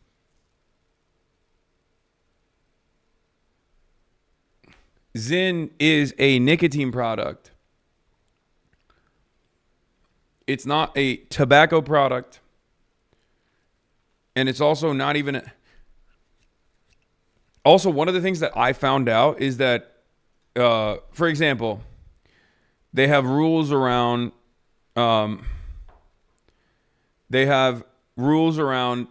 what kind of electronic equipment you can bring, right, onto the flight. Except if they don't know what it is, they just let it slide. Like, I have travel safe batteries. But they don't know what those travel safe batteries are even. They don't even see it as a battery. So they don't even fucking search it. Like they took all of everyone's like personal chargers, like their phone chargers and shit, but they didn't touch any of our big chargers like the LiveView battery packs. And I think it was because they just didn't know what it is. I brought a lot of snus into Hong Kong without a problem. No, snus is not allowed in Hong Kong because it is prohibited as a form of smokeless tobacco. I'm going to fucking lose my mind. First of all, people probably brought their own snus into Hong Kong. But that's not even the point. Because I'm not even fucking bringing... I don't have snus. Zyn is not a fucking tobacco alternative. Zyn has no tobacco in it. I don't know why you guys are fucking debating me on this. We'll find out. And now motherfuckers are posting nicotine is a part 1 poison under cap 138. And part 1 poison can only be sold at a pharmacy under... Fuck. I just sprayed myself with this fucking granulated sugar. God damn it. This compound sugar. Fuck. Look at this. This thing exploded on me. Look.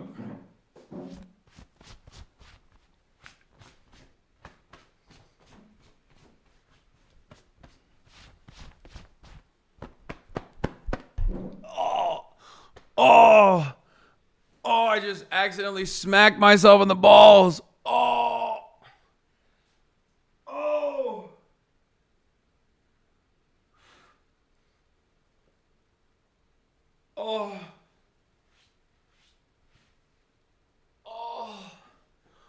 Oh, fuck. Oh, no. Oh, my God. Oh, that hurts bad. Oh, I fucking flicked my nut. I just gave myself the worst nut tap, dude. Fuck me.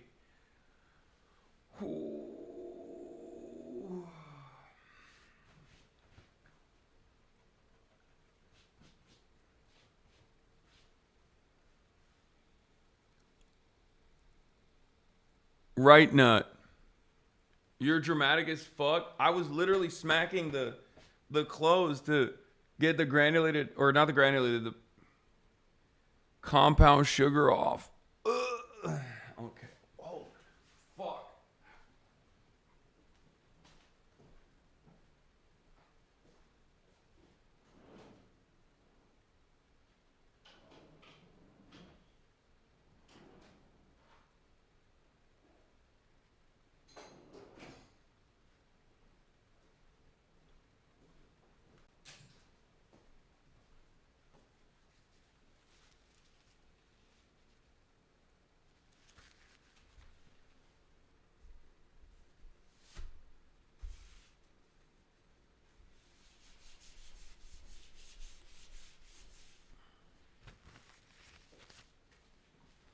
Why is this thing...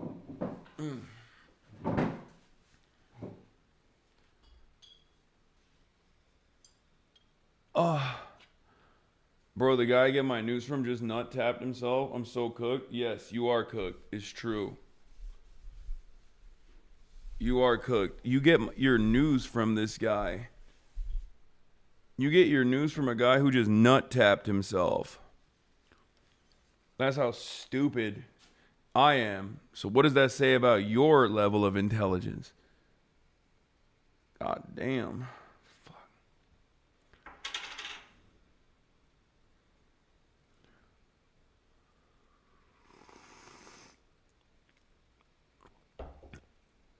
Okay.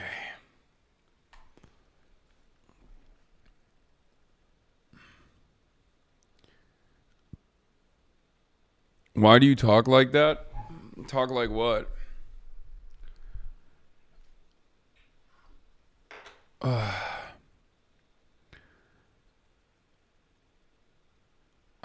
Anyway, let's get to the Pam Bondi situation. Like I was saying, if these guys had any real ambition of releasing the Epstein files without any friction whatsoever, they could have done so at any given moment. Trump alluded to it before, but then acted as though that was not going to be the case. Yeah. He could just do it. He could literally just do it at any point. And the fact that he's not doing that, and he had to be convinced or he had to be pushed into doing that, means that there is definitely going to be some fuckery involved, and I don't trust the Department of Justice. Your Zin addiction is ripping this family apart. Everyone is scared of what will happen when something comes between you and the Zins. True. Don't come for me. I haven't talked about Chiose challenging HasanAbi Head Chi challenging Hakeem Jeffries as a primary challenge, and Zoran and AOC's takes on it so far, but I will, obviously. I'm super familiar with the situation there. General, do you mean that you will provide all the files by 30 days? We will follow the law. The law passed both chambers last evening. It has not yet been signed, but we will continue to follow the law, again, while protecting victims, but also providing maximum transparency. Madam Attorney General, the DOJ statement earlier this year saying that the files would not release mentioned the fact that the review of the documents and the evidence did not suggest that any additional investigation of third parties was warranted. What changed since then that you launched this investigation? Information that has come for information. There's information that new information, additional information, and oh my God, bro, they are so bad. They're so bad, but also they're not even trying. Support, bro. You're not a politician with a coalition building obligations. She would be great for Jeffrey's district. Wait, what? Of course I support Chi. What are you talking about? What? Do you think I'm going to be against him trying to primary Hakeem Jeffries? What the fuck?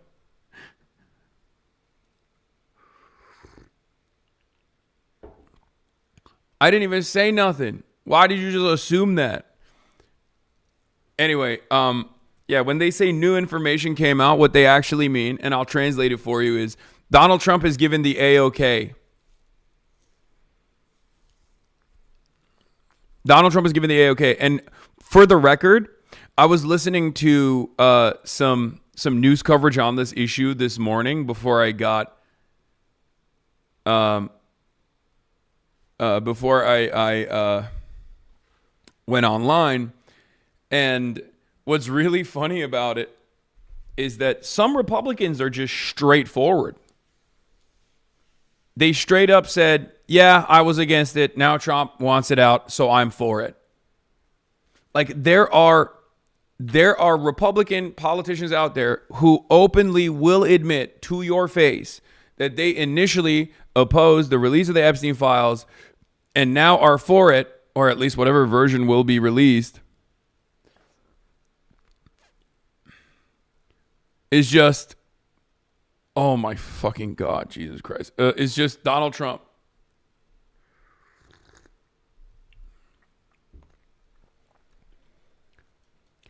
Was Biden able to release the Epstein files while he was in office? Yes. Yes. There was plenty of time for him to release the Epstein files in the aftermath of the Ghislaine Maxwell investigation's conclusion. After the court proceedings, he could have just like fucking dumped all of it. They didn't do it. They didn't even use it as an attack line against Donald Trump, in spite of the new information that had come out from Michael Wolff's reporting, literally right up to the election. Michael Wolff did some coverage on this stuff and reported that Jeffrey Epstein was actually super connected to Donald Trump far after we had previously thought their connection had ended, where Donald Trump had claimed that he had severed ties with Jeffrey Epstein.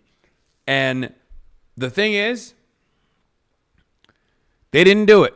They didn't even use that as a talking point. They actually never brought up Jeffrey Epstein. If you recall my conversations at the time, my analysis at the time, I kept saying, why the fuck aren't the Democrats using this as an attack line? But of course, I knew why they weren't using it as an attack line. If you remember my analysis back then, I told you it was because there are far too many Democratic big ticket party donors, and also many many prominent Democratic politicians like Bill Clinton that are directly involved with Jeffrey Epstein in the same exact meaningful ways that Donald Trump is involved with Jeffrey Epstein, perhaps even worse than Donald Trump's involvement with Jeffrey Epstein. And also, Jeffrey Epstein is an asset for the state of Israel, and Democrats are also uniparty on defending Israel. So these are the reasons why they never used it. So yes, it is copium to a certain degree to say that the Biden administration had no way of releasing the files. I guess at most you could just say, why didn't the Democrats make a bigger fuss about this? Or I guess the only line of defense is that, well, people weren't making a big deal about the Jeffrey Epstein stuff when Democrats were in charge. And there's some truth to that. And I think that's part of the reason why there's some truth to that. And I think part of the reason why there's some truth to that is because Democrats just did not fucking want to make a big deal about it. They do now because Donald Trump is president. They do now because Marjorie Taylor Greene, Thomas Massie, and some other Republicans are also making a big fuss about not just Israel necessarily, but Jeffrey Epstein as well. So, yeah, I think it was Byron. Byron Donalds is straight up. Here, look. Dude, I love how fucking fraudulent these stupid motherfuckers are. God damn it, dude. Look at our politicians, dog. What are we doing? Ugh. Prem Tucker, friend of the show of Zateo News, went up to congressional Republicans to press them on calling the effort to release the Epstein files a hoax, and then today, with Trump's permission, voting to release them. Yeah, what do you make of the vote to release the Epstein files today? That's good. We got it done. Now wait till you see all the dishonest media and everybody out there when Trump's not in it. What are they going to do? I cannot begin to explain to you how open these guys are about their lack of interest in what happens to you. Okay? Like, they do not have a sincere bone in their fucking bodies, man. They are like, oh, they're so fucking insincere. They're such fucking grifters.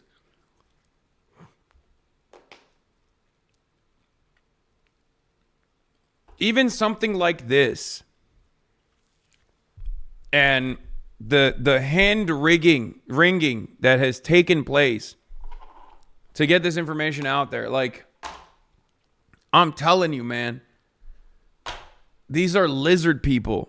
If you are wondering why it takes a year to fix a fucking pothole in your city, it's because the American government is broken.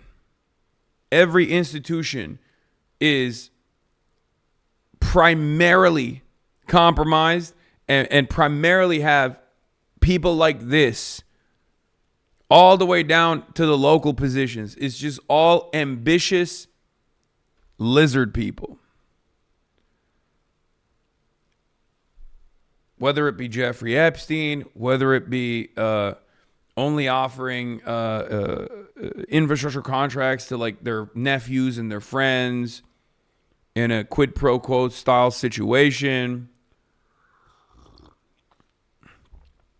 I'm just saying, generally, this inconsistency that you're going to hear from this fucking dipshit is demonstrated in every aspect of American governance, okay?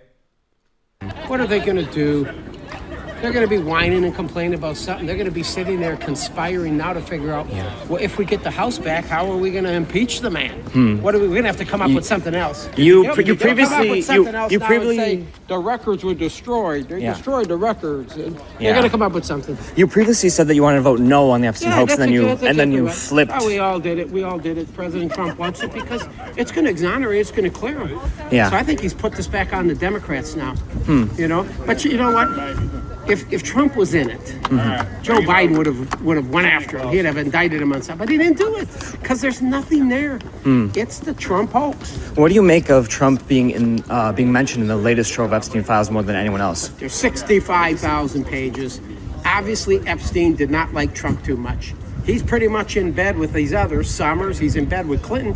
Now, why did Bill and Hillary not want to come up, and we subpoenaed them, not want to come up and testify? Why not? It's a big cover-up. You know what's what's so interesting about it, it's all the Democrats. The Democrats that are tied to Larry Epstein, to Epstein. It's Epstein, the Democrats. It's not Donald Trump. And you guys keep spinning this. Bro, he ain't even trying. He ain't even good at repeating the talking points. Like, this is half-hearted, you know? Come on, Donald Trump said it's fine. You guys are going to really get owned when you find out that Donald is not even a part of it. Why does this guy look like a baby who is old? Can someone explain to me what's going on with the way this motherfucker looks? Like, why does he look like an old baby?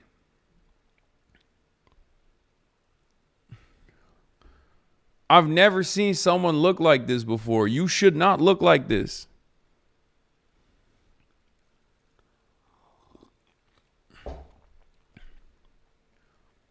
Yeah, this is what Boss Baby would look like if you filtered it with like the hyper realistic filter, like an AI hyper realism filter. This is what Boss Baby would look like.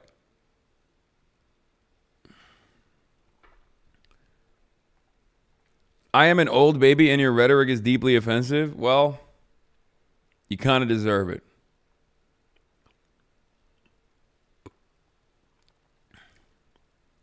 Reverse Boss Baby. He just looks like a baby, but also old. Anyway. Why do you do that? I said last night to CNN, I said, you guys owe him an apology.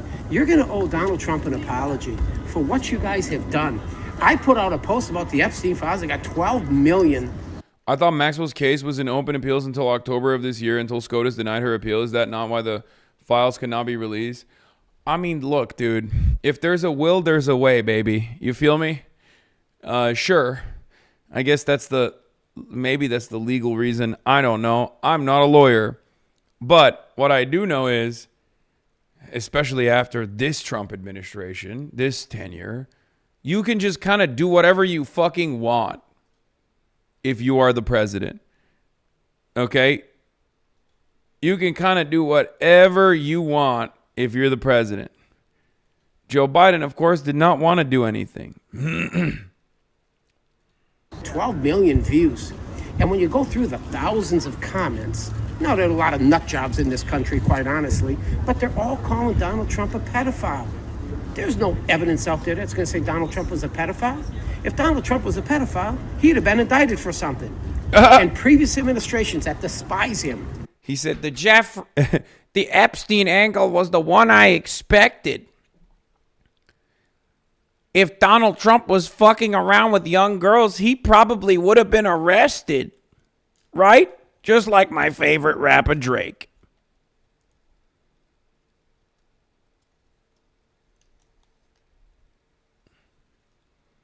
He hit the Drake defense.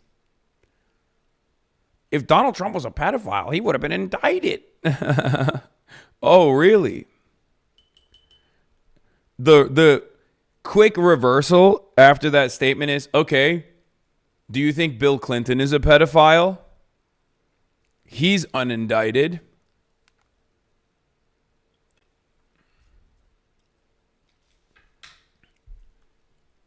Because these guys who are complaining that people are calling Donald Trump a pedophile have been calling every Democrat not just a pedophile, but like a vampire pedophile. You know? Too famous for the shit you suggested. Yep.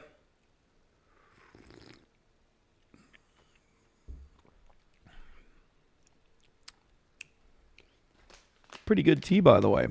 Kind of almost tastes like Fruit Loops. The Chongqing Southwest University Tea Co.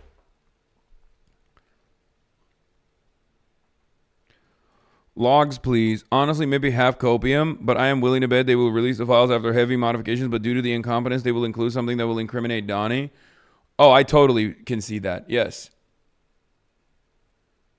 I can absolutely see that. The incompetence aspect, I mean.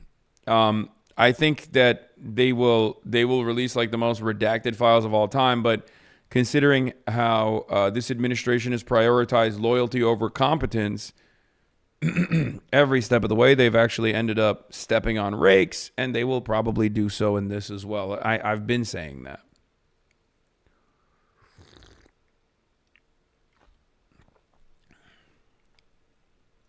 Like Joe Biden, all of them, they didn't do anything. They have nothing. Matter of fact, if Kamala Harris would be president today, Kamala Harris. we wouldn't be talking about that, Epstein. We won't be talking about Epstein. What do you make of Donald Trump's birthday note to Jeffrey Epstein? Donald that was Trump very friendly is the and seemed to greatest thing suggest. since sliced bread, and it. These are the guys who also sincerely say that there's too much leadership praise in places like North Korea or even China, right? And it's like, brother, you're a whole ass adult. You know how corrupt the administration is. You're a part of the corruption. And you can just sit there and fucking say that out loud. It blows my fucking mind. He said, okay, dick riding needs to stop. Okay, I just want to start there. Someone give me the Van Lathan quote. The one that goes viral every now and then about dick riding.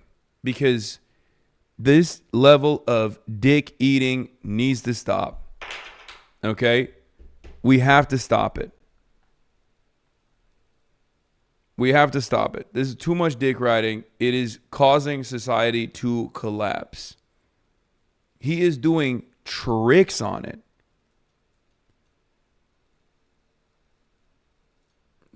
I mean, Donald Trump is the greatest. No, not this, bro. Come on. No, the video. This one. There are going to be two guys sitting on a rock, and they're going to be looking out at the cityscape of Los Angeles or Miami. It's going to be all ruins. And they're going to say, damn, we used to have an amazing civilization. I read about it in some of these books that's left over. I was like, for real? Like, yeah, man, things were great. We had all kinds of stuff. We had people bring you food to your house whenever you wanted. We had, like, go to a place and tip somebody, they dance for you. You have a great time. And he's going, what happened to it? What? You're literally the most embarrassing person I think I've ever seen. Gay. Brother. No. Don't ban him. Don't ban him. Come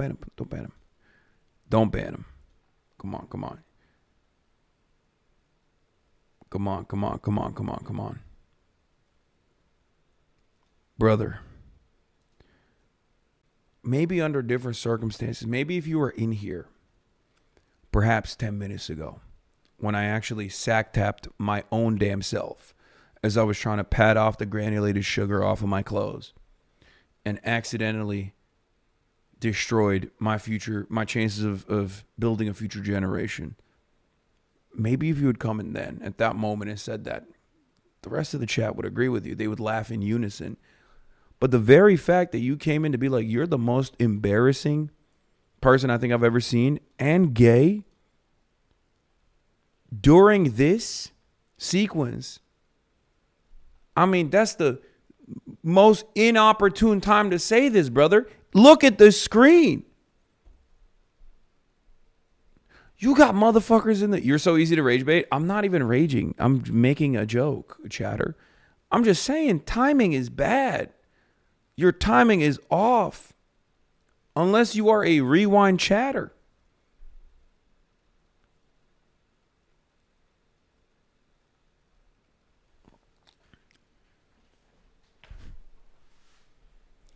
The word rage bait is the new troll overused word. Yeah, I know, but that's barely eating the bait. I mean, look at your screen. Look at the people that you're defending. You know what I mean? What the fuck? Access denied. What do you mean access denied? Yeah, Banning admits defeat. You're so easy to rage bait. I just watch Pegasus, but I know you will never watch his videos. I mean, I know you do. Wait, what? Yeah, Banning admits defeat. Oh, God. People that say Banning admits defeat are some of the lowest fucking... lowest version of human on the planet. First of all, one of my mods clapped you because you're a... one of my mods instantly clapped you. I unbanned you. Okay? And I'm glad I did. Because you just came into a political commentary stream to be like, hey... You're too afraid of watching my favorite slob tuber who has made 700 videos of you because whenever rent is due, he wants to get like 800K views. You got clapped because you're a bot. If your knowledge of the world, if your understanding of politics comes from watching slob tubers, I'm going to keep it real with you. You're not going to make it. You're going to keep moving around this world, confused at all points, being like, why are things happening? You're like Play-Doh. Your brain is mush, malleable, easy to form. Let me unlock your consciousness, chatter.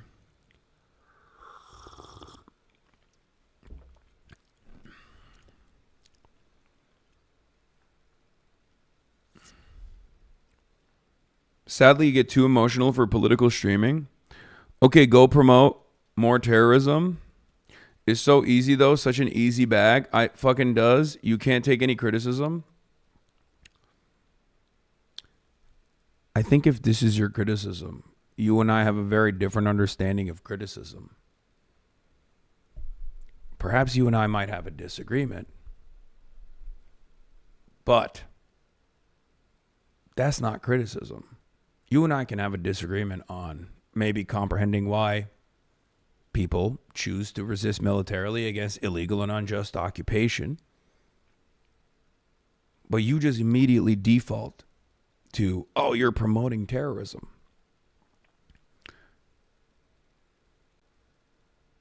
You're promoting Israel as the greatest terrorist there is in the region. Far worse than Hezbollah or Hamas or any number of different militant groups. Also, you started the conversation by saying you're gay. I don't think that's criticism either.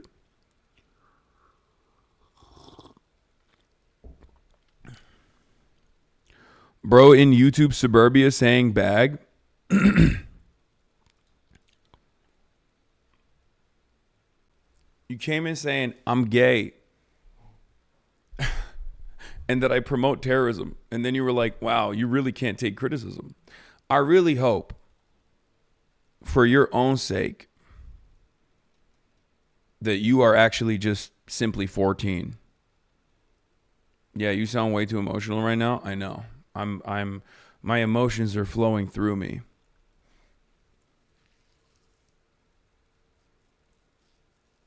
I really hope you're like 14, 15, you know what I mean? And your brain hasn't formed completely yet. Because if you're over the age of 25 and you're talking like that, and if that's how you're constructing your worldview,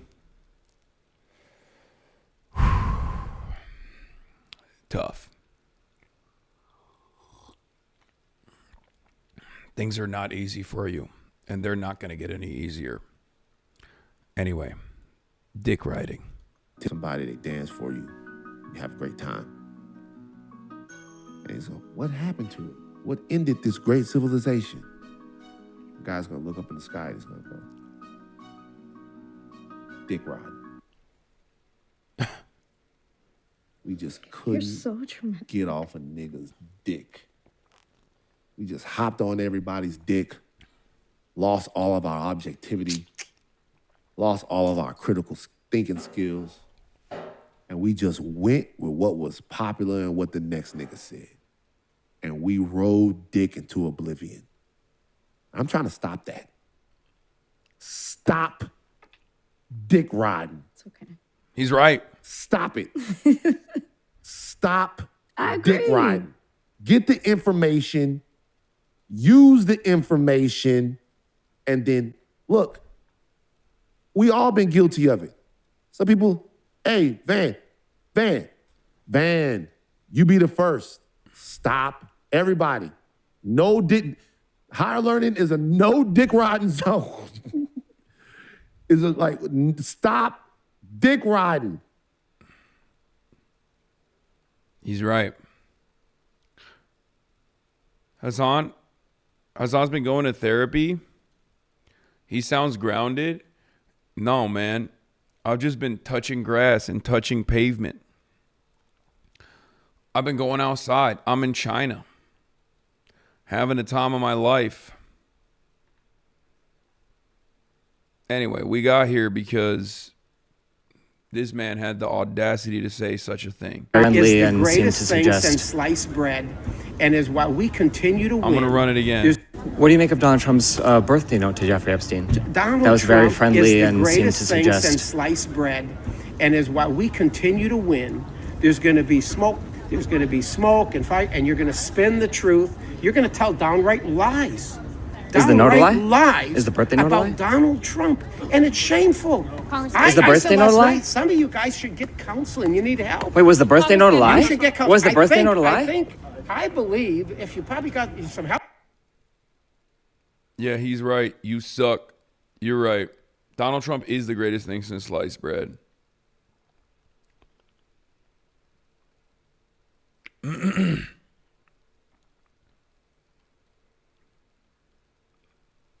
Health insurance. I mean, we got to fix the health insurance, but there's probably some provisions in that health insurance that you guys could get some therapy. You guys need therapy. Go talk to a therapist. What do you mean? Was the birthday note a lie? Was the birthday note a lie? You. From an average viewer, you look the happiest you've been in a while. I am. With the exception of like the first 25 minutes when I start the broadcast at 5 a.m. and people are yelling at me and I have no capacity to deal with it appropriately. And I just freak out and start yelling back. I'm pretty fucking happy here. Bro's going reverse cowgirl on it. He is blowing bubbles. He is. He's blowing bubbles on it.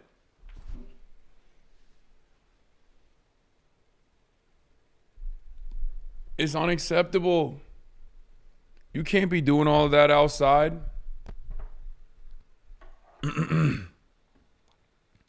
This shirt is so fire. Check the netizens in the comments.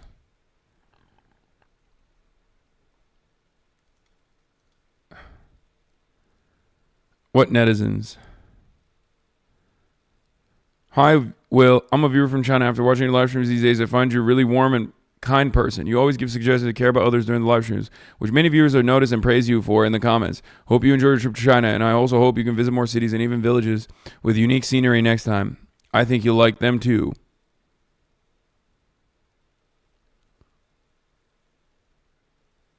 Shishi Lauber.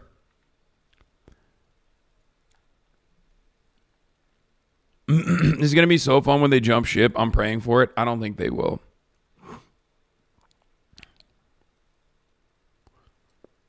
How much do you think a trip to China of 2 weeks for an average worker could cost? I think the most expensive part about a trip to China is the ticket. Once you're in China, everything is cheap. We eat so much. If you eat mostly Chinese, like if you eat local food here, like a fat meal is like $7. A fat meal for like 4 people is like $7.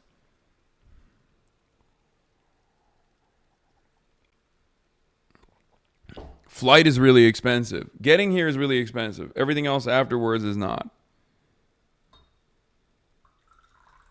Hotels are pretty cheap, unless you do what we're doing and get like a luxury hotel and a suite and stuff. Hotels are pretty affordable too. Everything is very, very affordable.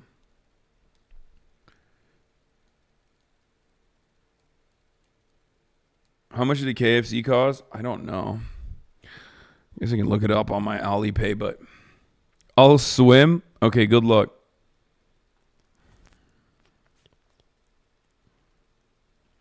I don't know. You're spending $2,000 on clothes. What? Oh my God. The chatter's doing a callback. Isn't this everywhere that's not Europe? Like South America is the same as well as Africa and most of Asia? Yeah. Pretty much. Pretty much everywhere you go. Your LA pricing is showing? Wait, what? My LA pricing is showing? Guys. China is notoriously affordable. What are we talking about? Like, no, it's not even the currency exchange rate. It's just like straight up. Things are just cheaper here. What the fuck? How are you fucking arguing with me on this?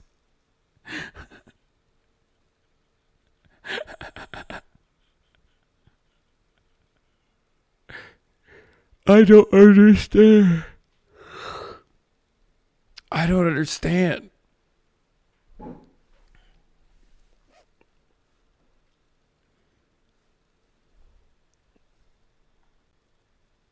And not totally true. I've been there 2 times and am American. Affordable for Americans.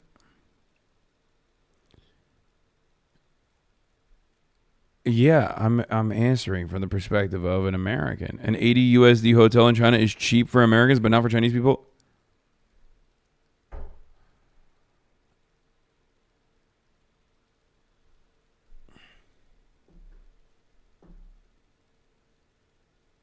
Dog, do you think there was a dude from Guangdong province asking me about how affordable a trip to China is?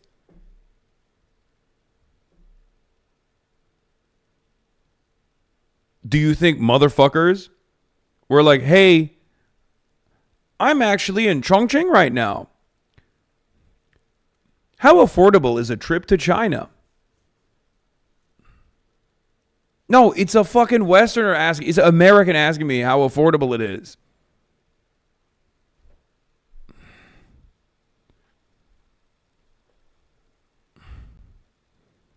How do you put up with this shit for real? We're cutting this out of woke too, ain't we? No, that chatter wasn't even being woke too. He was just trying to be annoying. These chatters are clueless. Japanese society has a currency collapse problem, which is why exchange rates are so good for Americans while economic conditions are not so good. China is an entirely different story where they have truly abundant production. So across the board, the prices in general are just hyper affordable. Yes.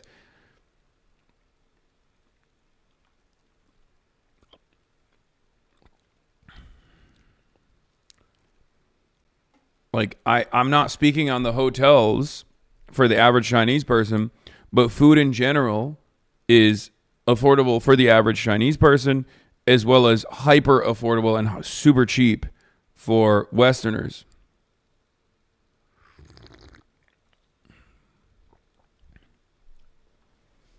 Is chat just trying to gaslight before HasanAbi wakes up? Yes.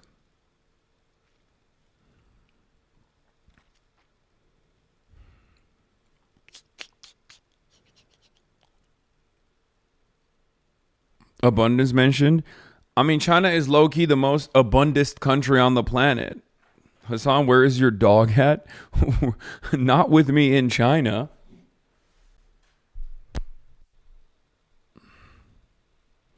Wow, you really love it when they disregard IMF laws, huh? Wow, Hasan, your LA is showing you're American. I thought this was a white Chinese stream. It's all that dang currency manipulation. Wow, you really love it when they disregard IMF laws. I actually do unironically love it when countries disregard the IMF. Yes, I do. You're right. I do actually like it. If this is what you get when you disregard the IMF, then yeah, great. It's proof that that works.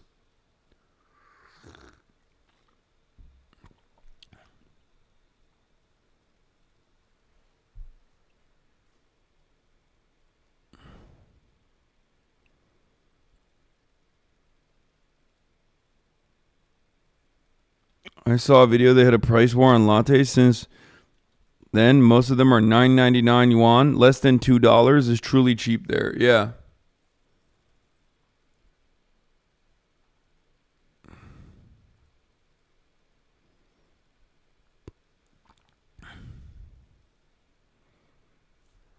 The cheapest bowl of noodle I had was 50 cents in China, insanely cheap. Also, I had a 15 cent mapo tofu with free rice refill. It was in Fuzhou.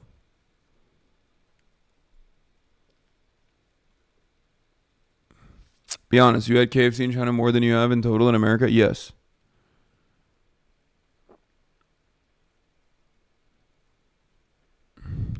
The White House has just called the lid, meaning there are no more public events expected, with no word on whether President Trump signed the Epstein bill today.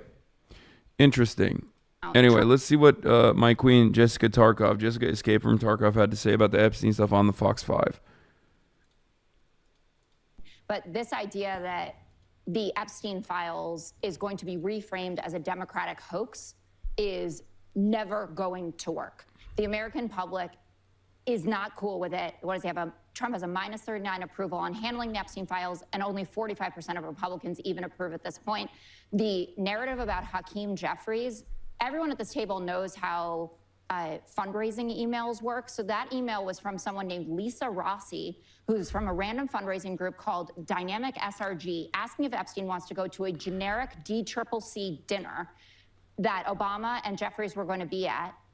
There was never any meeting. There was never any donation. And he appears one time in the Epstein files. By the Miami Herald's count, Trump is mentioned over 1,000 times in the latest tranche that just got out. And people are not going to forget that in 2002, for instance, Trump said, "I've known Jeff for 15 years. Terrific guy. He's a lot of fun to be with." It's even said he likes beautiful women as much as I do, and many of them are on the younger side. I have never alleged, and I am not alleging now, that Donald Trump has done anything untoward with an underage woman. But if you want to be throwing around single emails from a random fundraising group to try to make Brooklyn Barack look bad and not acknowledge how many times Donald Trump is mentioned in these files, you're just going to look dumb. And I would encourage everyone to not look dumb. But it's other people mentioning him. It's not his fault when people want to get him. I just read a quote. Is other people mentioning him?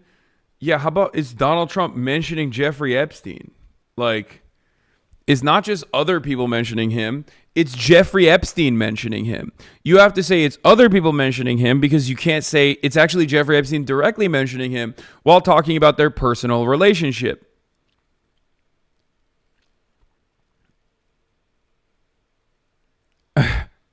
And not only that, but it's also Donald Trump mentioning Jeffrey Epstein. It's not.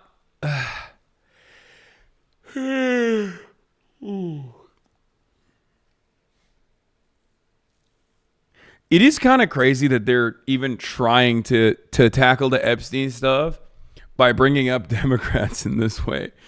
And if you're going to bring up Democrats, if you are going to bring up Democrats, you know, Hakeem Jeffries is probably one of the worst ones to bring up, because he's too new on the scene to have been around and embedded with the Epstein stuff.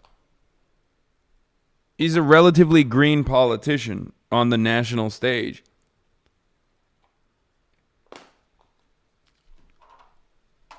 Yeah, talk about Larry Summers, a prominent Democrat, or Bill Clinton, you know? Simply coming in with Hakeem Jeffries is probably the worst thing you can do when your guy is insanely compromised. But other people are mentioning it to stop him. They're like the other person. They were all trying to stop Trump. Why did he want the files to not come out this badly? Why? Just tell me why. Why do you always fall for this stuff is the bigger question. Happening again. This is Russia, Ukraine, everything. I don't think this is the...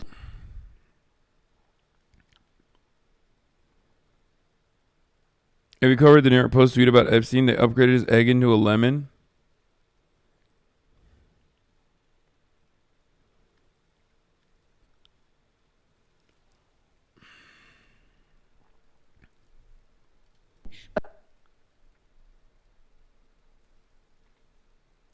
Yeah. Oh, here is the two things about China. Ben Norton. The median income in major Chinese cities is higher than top cities in Latin America and even much of Central and Eastern Europe. But Chinese cities have some of the world's most affordable utilities because they are state-owned and provided as public goods, not for profit.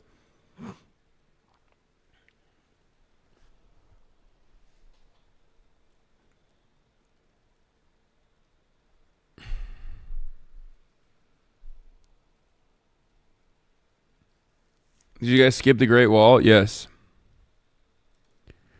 China intentionally popped its housing bubble to make homes affordable for the average people to live in, not speculative assets. China restricted lending to real estate and increased loans for high-tech industry. The U.S. did the opposite after 2008. It reflated its housing bubble.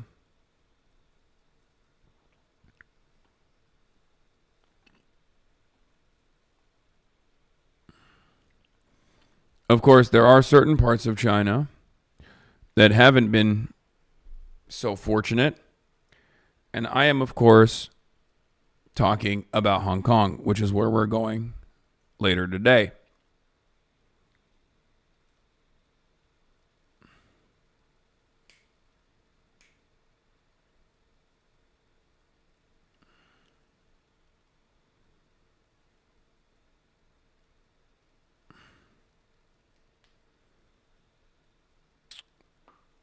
Anyway.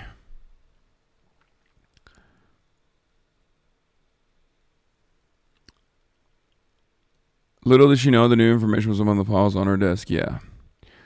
Nicki Minaj was at the UN.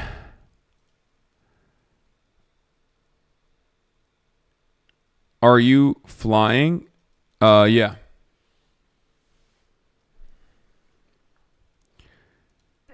This guy, Joshua Reed, hates me, but let's see this clip. The Republicans are also in a messaging crisis. It's not just Jeffrey Epstein. Turn on the noise gate, please. It's on. The noise gate is on. Unfortunately, while it is on, it's not working. I don't know why. Like it's off right now. Noise gate is off right now. And it's on right now. And you can still hear it. So it's not working. Unfortunately.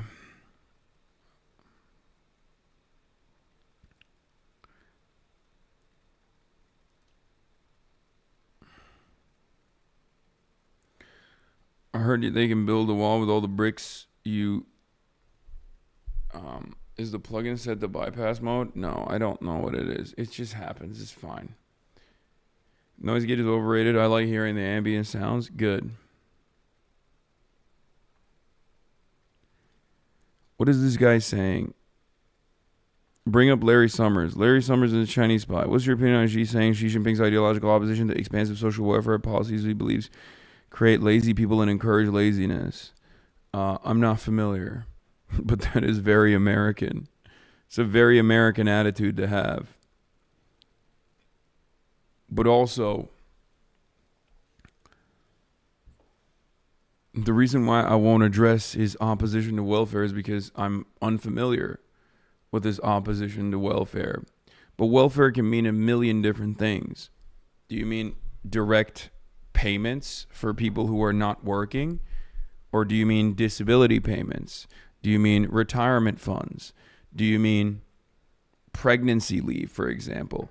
Like there was a person I was talking to that said that in China they have maternity pay. Like when you're on maternity leave, you get paid. It's actually a tiny number. It's like a tiny monthly payment. It's not super consequential. But even then, the very fact that they even have maternity leave and maternity payment itself automatically puts it in a much better, automatically puts like Chinese welfare in a much better place than American welfare. Do you see what I mean? Because we don't even have federally regulated, federally mandated maternity leave in the country, let alone payments on top of that.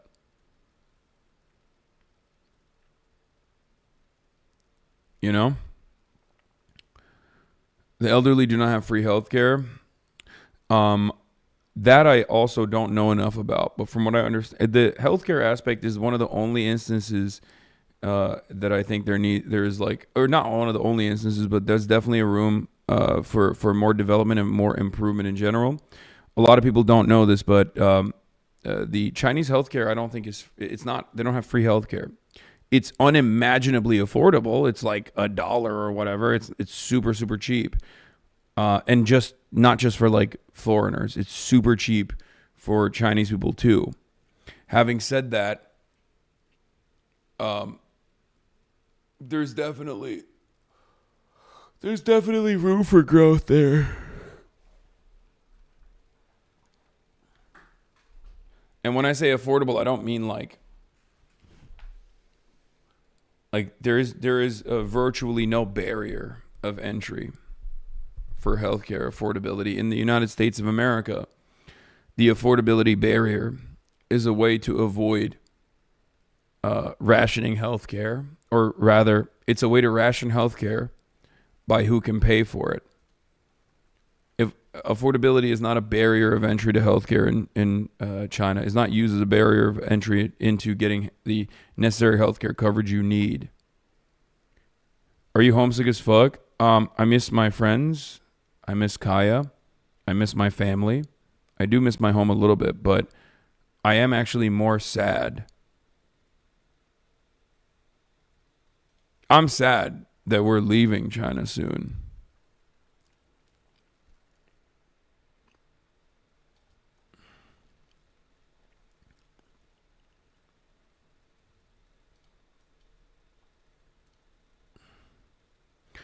You get free medical in your province, registered to the HONGKONG, but then outside of that, it's private and not free.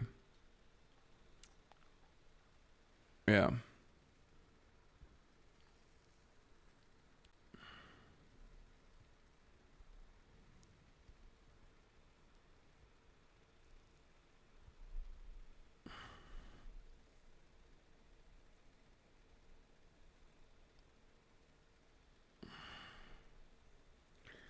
If they need surgery,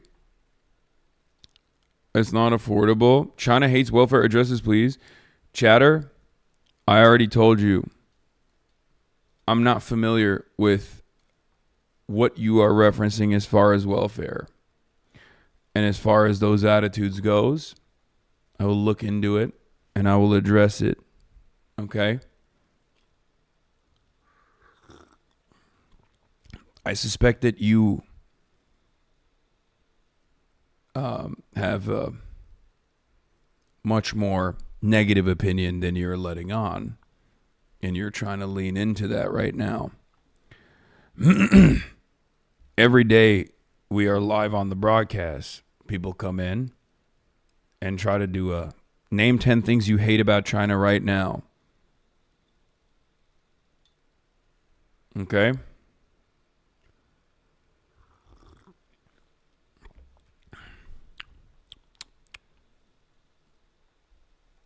Overactive thyroid taking all of their thinking calories. Why are chatters trying to get you in a gotcha moment? There are a million different reasons for it. But I think one of the major reasons for it is that I think a lot of Americans are suffering. Or not even just like, I know a lot of Americans and a lot of Westerners are suffering in general. And when they see a country doing well, a country that they've been told is like an evil country, a foreign adversary,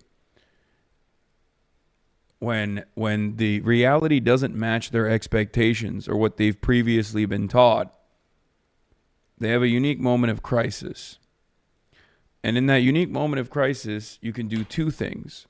You either go back to the drawing board and you say, hey, perhaps I was wrong about my previous suspicions. What I was led to believe was maybe not the entire story. Maybe I should engage in more nuanced thinking. Or you just shut that part of your brain off and say, no, I mustn't think critically here. I must instead find reasons as to why the situation is actually bad. Hold on, out of focus. Okay, that's better. And I think a lot of Americans do. I think a lot of Americans do the no critical thinking route, no nuanced thinking route, or a lot of Westerners do. Obviously, many in this community have been like, maybe it's not as bad.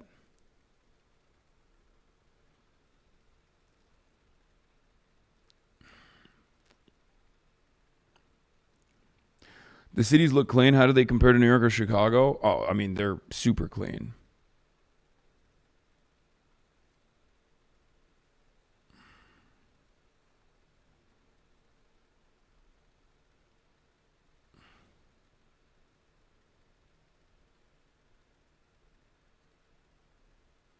How are the soup dumplings? Incredible.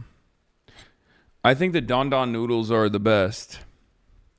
Why are you avoiding my question, dog?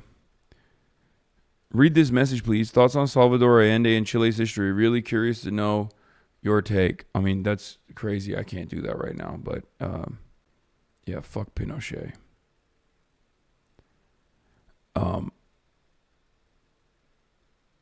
Compared to Vietnam, what pops out? Who's doing the Communism Project better? I mean, I haven't seen Vietnam personally, so I can't make that comparison yet. Also, the Bureau of Labor Statistics now says it won't release a full U.S. jobs report for the month of October as of 5 hours ago. Instead, the agency said the October payroll data will be released along with a full report for November. An unemployment rate for October will not be included in those figures because the data could not be collected, the BLS said, citing the shutdown. Wow. Very cool. Very normal. Definitely a good sign. Seems good to me. Please read my message. I'm trapped in a well, and your Twitch chat is the only communication I have with the outside well. Please send help. The water is up to my waist now. Good luck, chatter.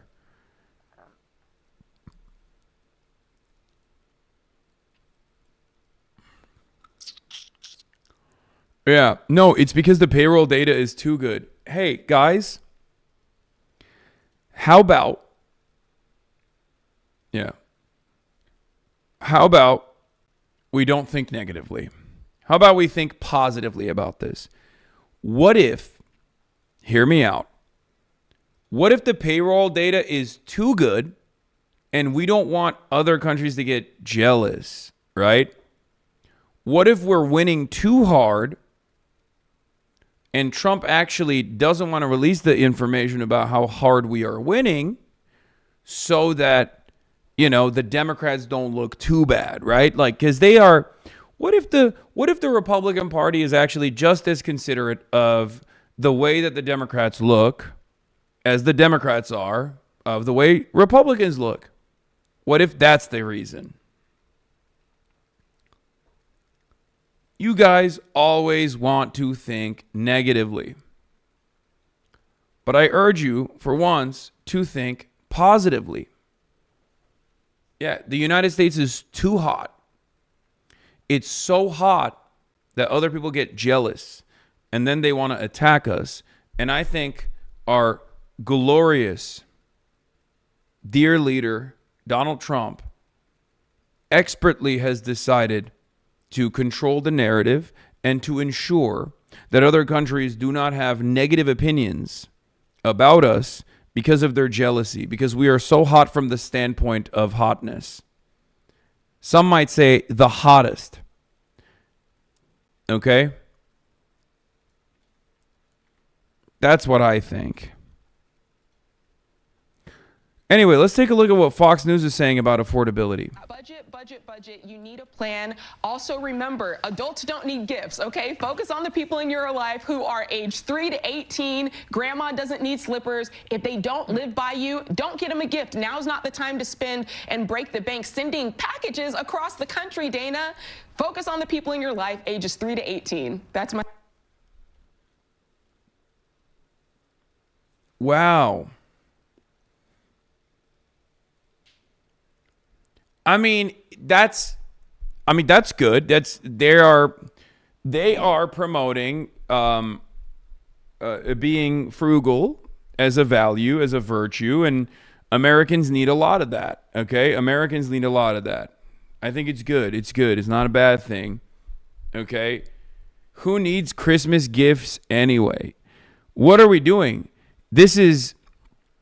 Christmas is a hyper-consumerist holiday, and I think it's good that they are promoting a significant scale back of gift giving. This is yet another thoughtful instance. Everything is fine. Everything is good. They're basically saying, share experiences with your loved ones. You know, your presence should be the greatest present. Now, I think this kind of fucking commentary, all jokes aside, this kind of statements coming from Fox News is a red alert, okay? This is orange level terrorism threat. Do you understand? Because, like, the only thing that Americans have is treats. And now these guys are basically saying, like, hey, we might be in a recession. It's not looking too good. Maybe you should scale back on your fucking treat giving and your gift giving. That is the greatest red flag, and perhaps one of the worst things that you can tell an American, because as I've said over and over again, the only thing that an American has is affordable treats. If you take that away, the entire social fabric unwinds. There is nothing holding us together at that point. I also personally love this because as a woke anti-Christmas warrior who has fought numerous fronts in numerous battles year over year in the war against Christmas, the Republicans have basically gifted us the ultimate victory. As you guys know, I love fighting in the war. I love waging war on Christmas. And here are the Republicans saying, let's just cancel Christmas. Very cool stuff. I like seeing this. Where can this go?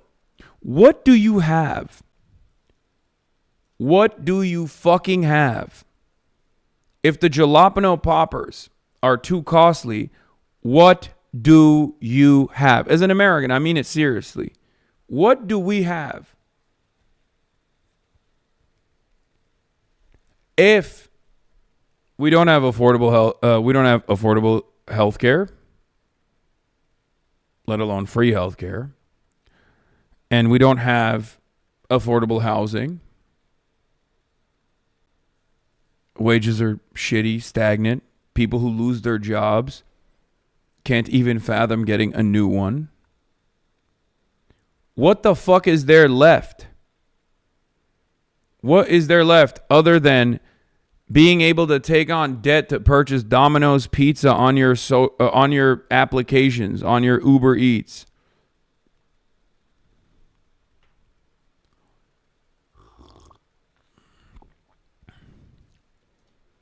Someone sent me that again.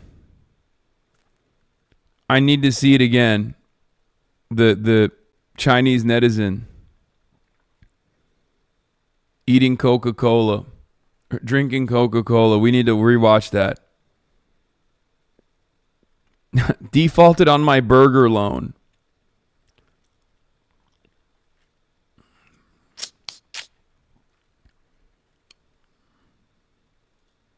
Here it is.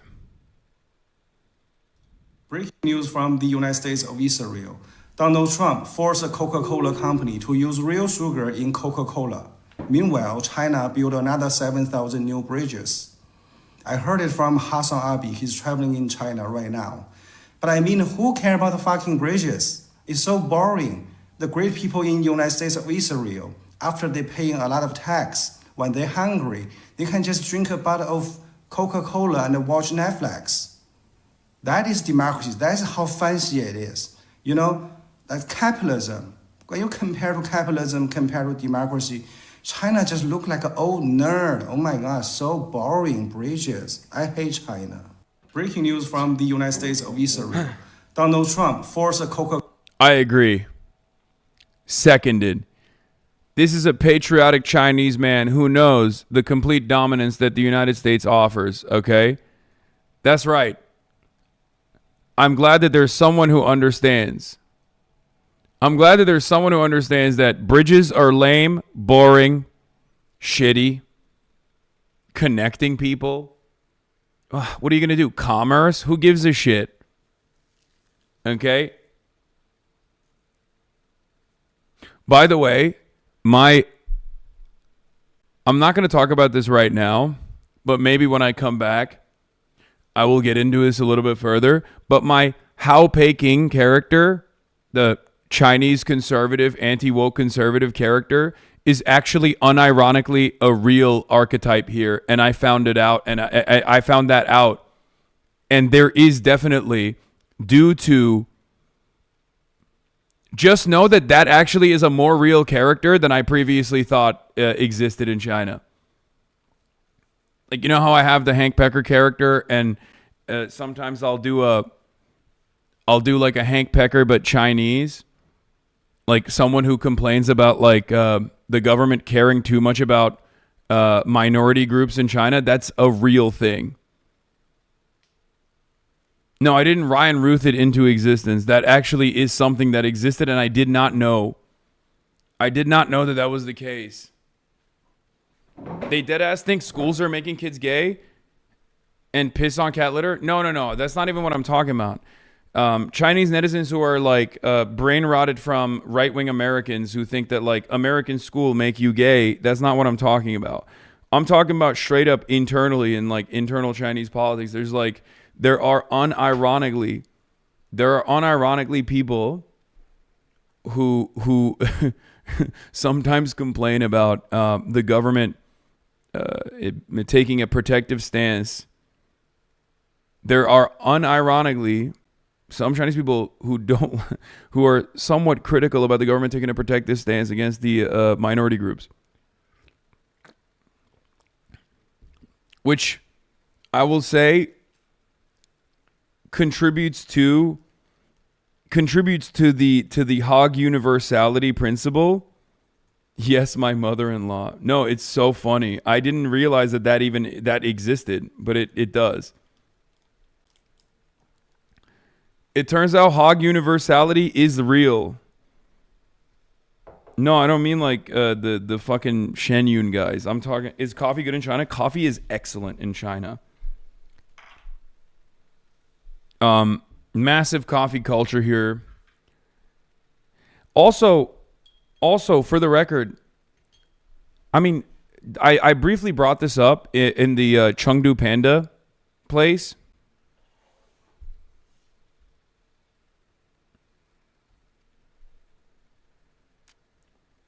But China and America, as far as their like similarities goes, Chinese people and American people have a lot of fucking similarities, and I don't think either side would acknowledge that or even appreciate me saying this. But I mean this in a nice way. But as far as like, they're a pretty small minority, but yeah, I told you back when you first made up the character that it was a real thing. Yeah.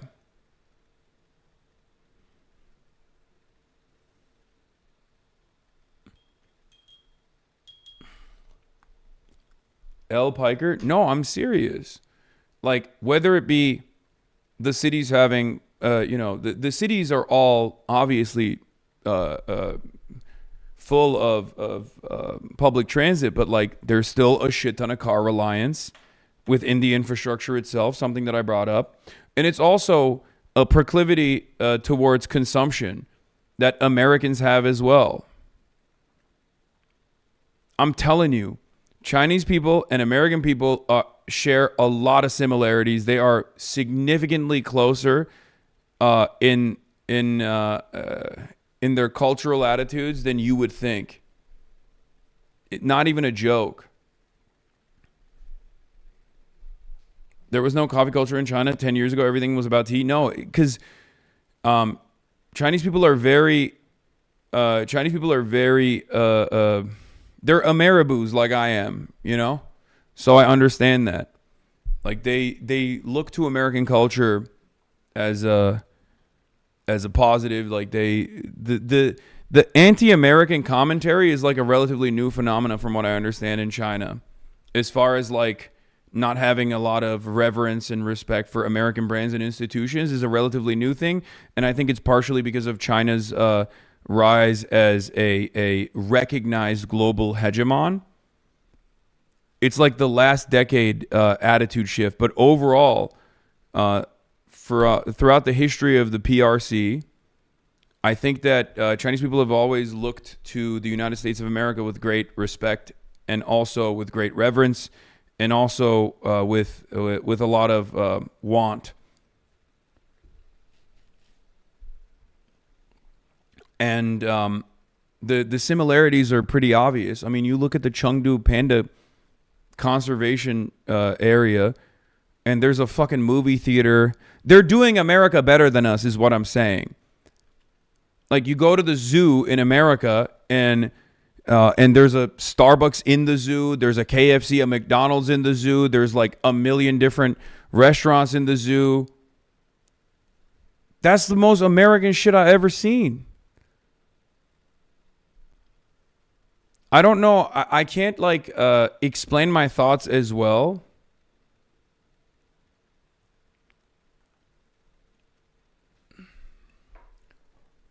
But there is a lot of there are a lot of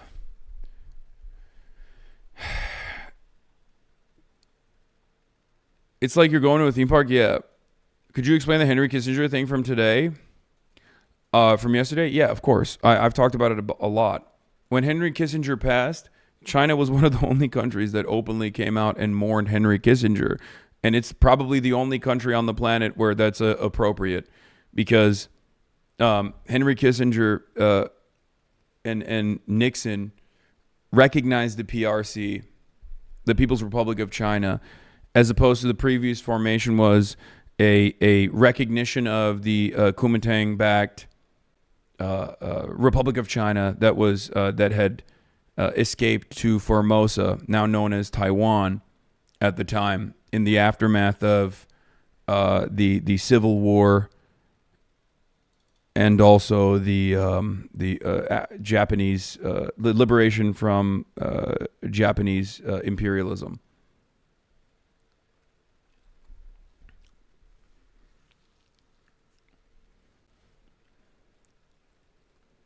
That is where, like, basically, Kissinger opened China up, openly recognized China as the China that we know today.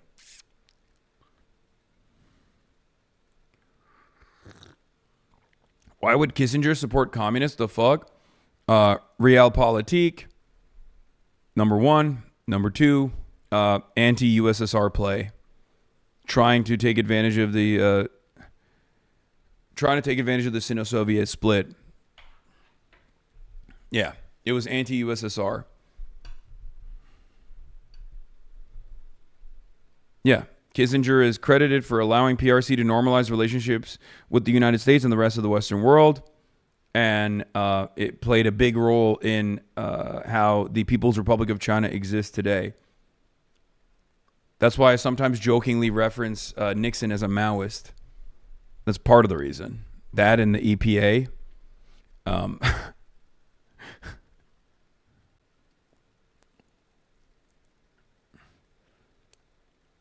Are some of the reasons why I say Richard Nixon was a secret Maoist. Did you ever explain that to Penny? What? That most people outside of China think Henry Kissinger is an evil demon, including Americans? No, I didn't. I think Penny is not very into politics at all. I'll be honest with you. She didn't even know the 5 values.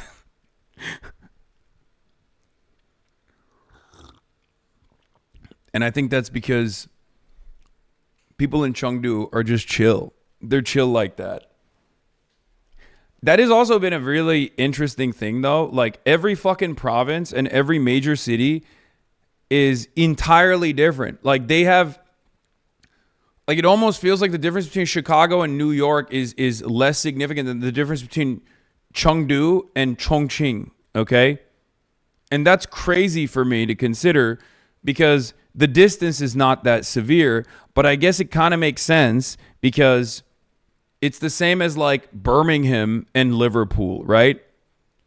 England is a much tinier nation overall than China, and yet there are ginormous differences and differences in dialect and differences in cultural attitude in different parts of England. You change zip codes and you barely can understand one another, right? And I think that comes from the fact that people have lived there for a very long time, right? And there is a long history. And I think it's the same with China. Because it's been around for fucking thousands of years in some way, shape, or form, there is a lot of culture that has been built on top of the places that now exist.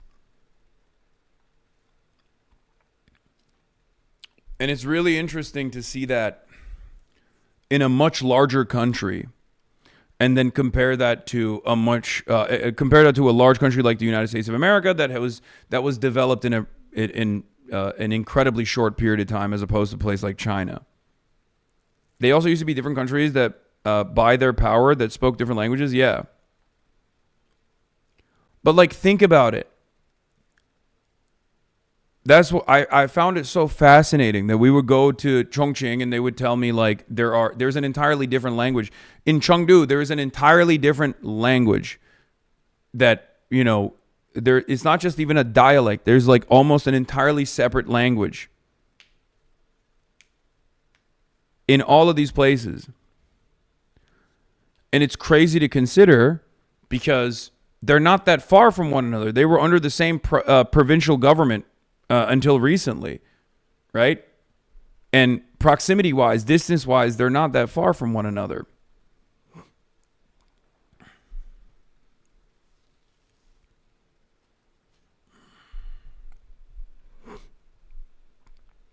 Shanghai has its own language too, yeah. Cantonese will be slightly different from Mandarin, yep. Majority colonist population versus native population in the U.S. Versus England and China. Exactly. That's a major reason, for sure. A settler colonial nation, like a nation that was developed as a settler colony, is going to have more uniformity in comparison to a country that is, that became a nation state. After, you know, hundreds, if not thousands of years of you know, monarchic reign, feudalism, all that stuff. So tracing your ancestral lineage back to thousands of fucking years in the same goddamn city or in the same province, you obviously develop your own unique version of your own unique language, your own unique history, your own unique mythology, something that Americans can't necessarily do because America's a settler colony. It's the same with Australia, right? It's a lot more uniform in places like the United States of America. But I think that's also part of the reason why, and it could be a benefit, I would say, it's also part of the reason why, like, America is so open towards migration. Like, I think integration into America and American culture is far easier than a place like Japan or even a place like China. It's far more diverse in the way that we understand it, diverse in terms of like ethnicity and nationalities. Because China is obviously also very diverse, but it's so vast and so large, and there's so much internal diversity.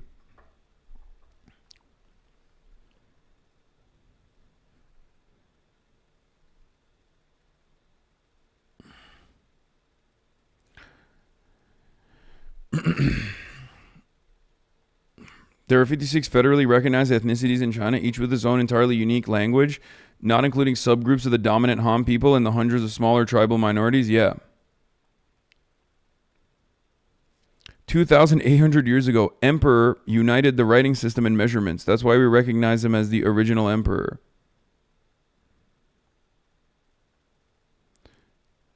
Chinese have been moving around Southeast Asia for a long time too. Indonesia has a big ethnic Chinese population. Yeah, of course, that too.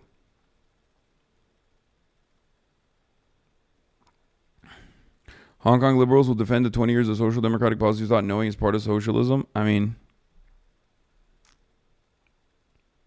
in this regard, America is the outlier, bro. France is the size of Oregon and Washington. In most places in the world, you can't drive 10 hours and speak the same language. I guess. Yeah, sure. Russia. There are big countries out there, chatter. You know? It's not America's not the only big country. I mean, I would go so far as to say even Turkey's a big country, you know? Fairly large country. You're looking at it from the perspective of just like Europe. Yes, in comparison to European nation states, America is vast. America is very large. Lots of languages in Russia. No, I know. Wish you had time because you should go to rural China. I think you would love it. People are so genuine and regularly see how investment in infrastructure and education have changed people's lives. I know. That's the one aspect. That's the one aspect of China that I didn't get to see too much of, and I wish I could. Turkey's not big, bro.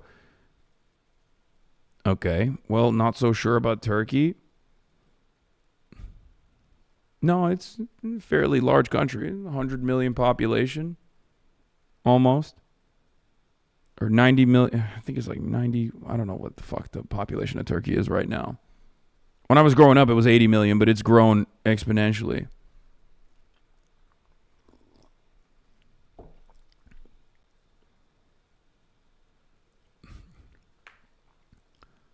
To be fair, I can't read a map.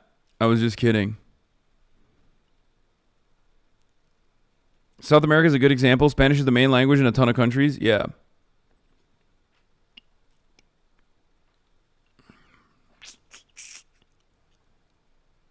Are we not talking about landmass? No, it's landmass wise, it's pretty big too. Yeah, Turkey also has the largest army in NATO, the second largest army in NATO after the United States of America. Wawa visited a rural minority village, and you can see the investment from the government. They also had a Palestinian flag up. Yeah.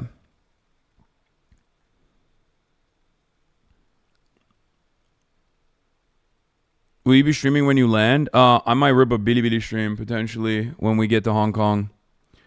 Xinjiang looks very cool from the videos and streams I've seen from there. Should do a trip out there next time. I know it's so far though. That's why I didn't do it. Did you wish you could have spoken with / interviewed a CPC official on your trip? Yeah, but it is what it is. I thought China was mostly homogenous like Japan with its population. Is that wrong? Like, are you referring to different Chinese cultures or melting pot like the U.S.? Looking at it from the outside, you just think like everyone's Han Chinese, right? It's a big chunk of the Chinese population is referred to as Han Chinese, but even internally within the Han Chinese, city by city, province by province, there are different languages is what I'm saying. Different cultures, different languages. I mean, look at the trip. Look at the trip that we just took from Chongqing to Chengdu, right? Xinjiang is hard to stream, maybe? No, it's not.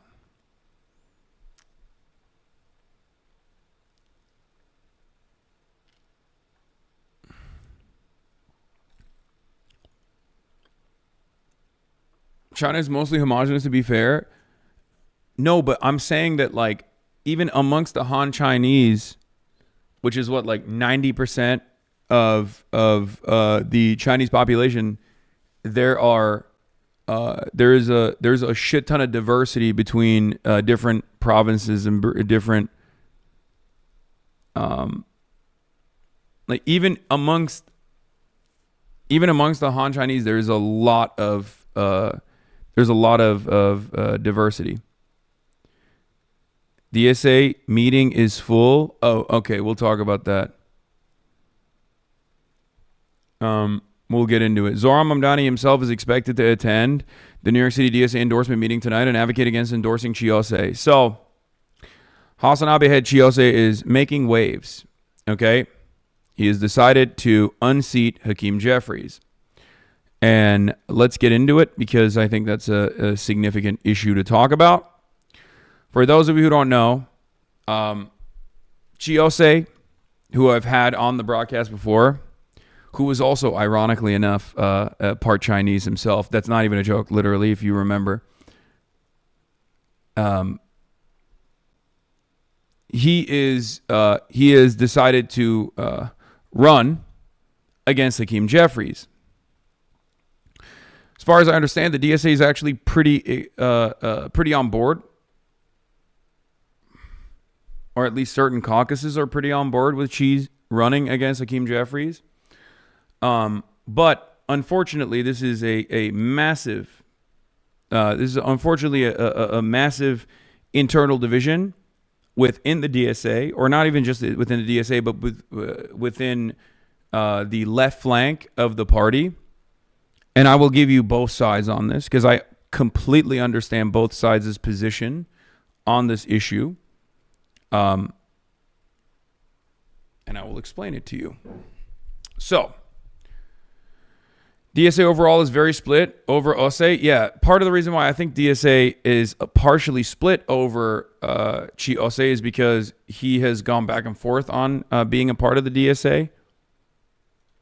And that's the reason why they think like, oh, he's not a real one.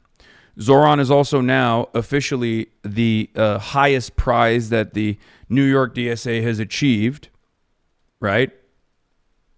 And that's also another reason why the DSA is split on this issue. He's also a YIMBY opportunist. Stop. But basically, Chi thinks that he can unseat Hakeem Jeffries. It's not an easy race at all.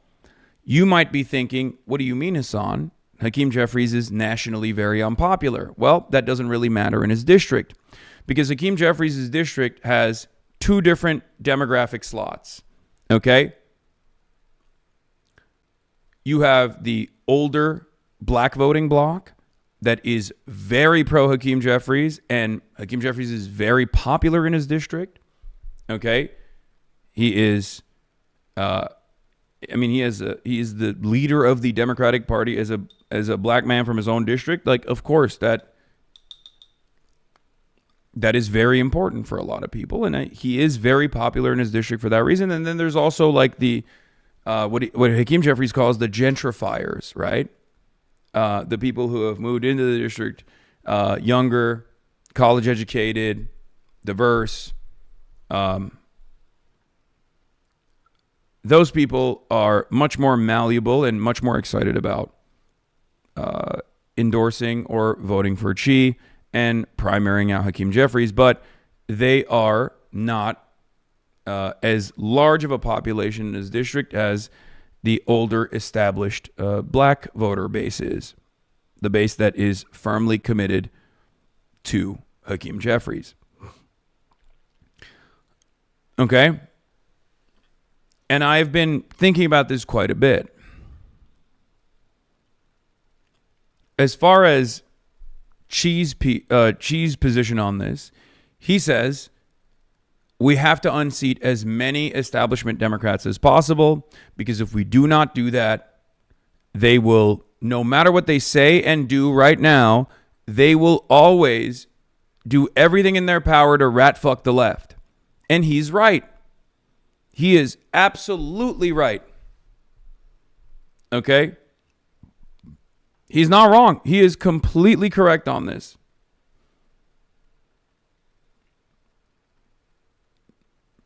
What? But didn't the Black Committee turn against AIPAC? You are not thinking clearly if you think that the older black voters don't value Hakeem Jeffries' position within the Democratic Party as someone from their fucking neighborhood to a much higher prioritization, to a much higher degree than like giving a shit about AIPAC.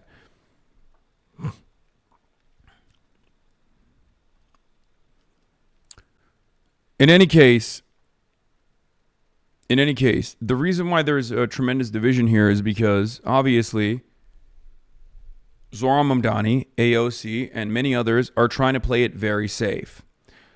They don't want to rock the boat for two reasons. One, they don't want to create too much discontent towards the left flank by going after the highest target.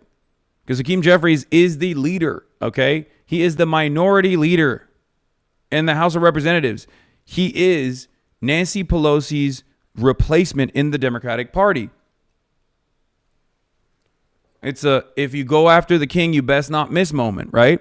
And obviously Zohran has a lot of work cut out for him. He has a very shitty job that he won resoundingly. And now the hard part will begin in terms of governance, in terms of being a good mayor, in terms of continuing his agenda, delivering on his promises, because he understands that his performance is going to determine whether or not the left flank of the Democratic Party can actually prove that they can deliver on their agenda and be resoundingly popular and potentially take out more and more establishment Democrats and deliver for the people. Okay? Sorry to say this, but you need black progressives to win against Jeffries. Okay, Chiose is black. He's been in the he's not only a HasanAbi head, but he's been on my stream. Okay?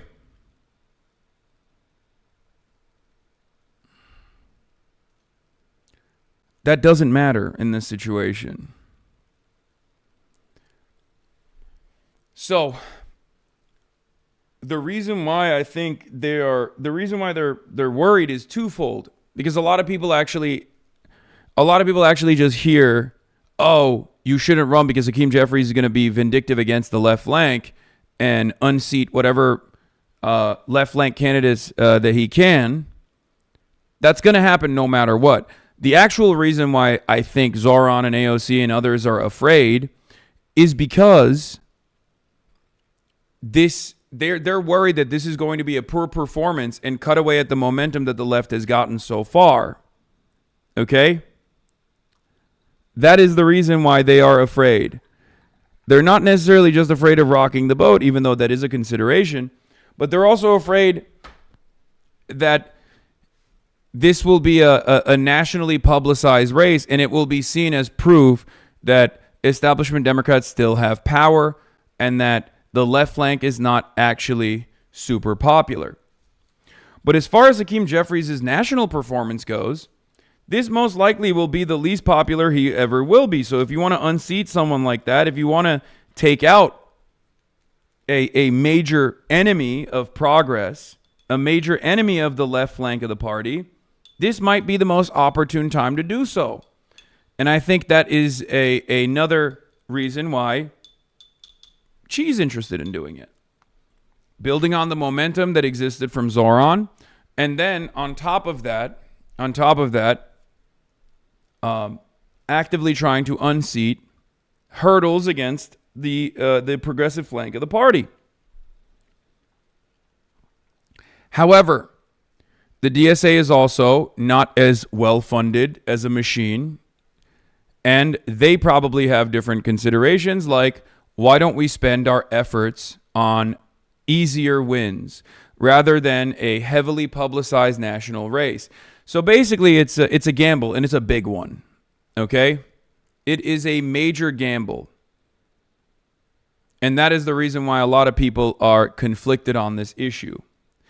I have said already that if you are going after an establishment candidate, I will stand by your side. So, of course, I understand these considerations, but I still think that Hakeem Jeffries is always going to be an enemy of the left, an enemy of progress, and therefore trying to go after him and trying to unseat him isn't necessarily a bad thing. That's my attitude, at least. Hold on, let me just try to fucking reposition this camera because the sunlight is too crazy right now.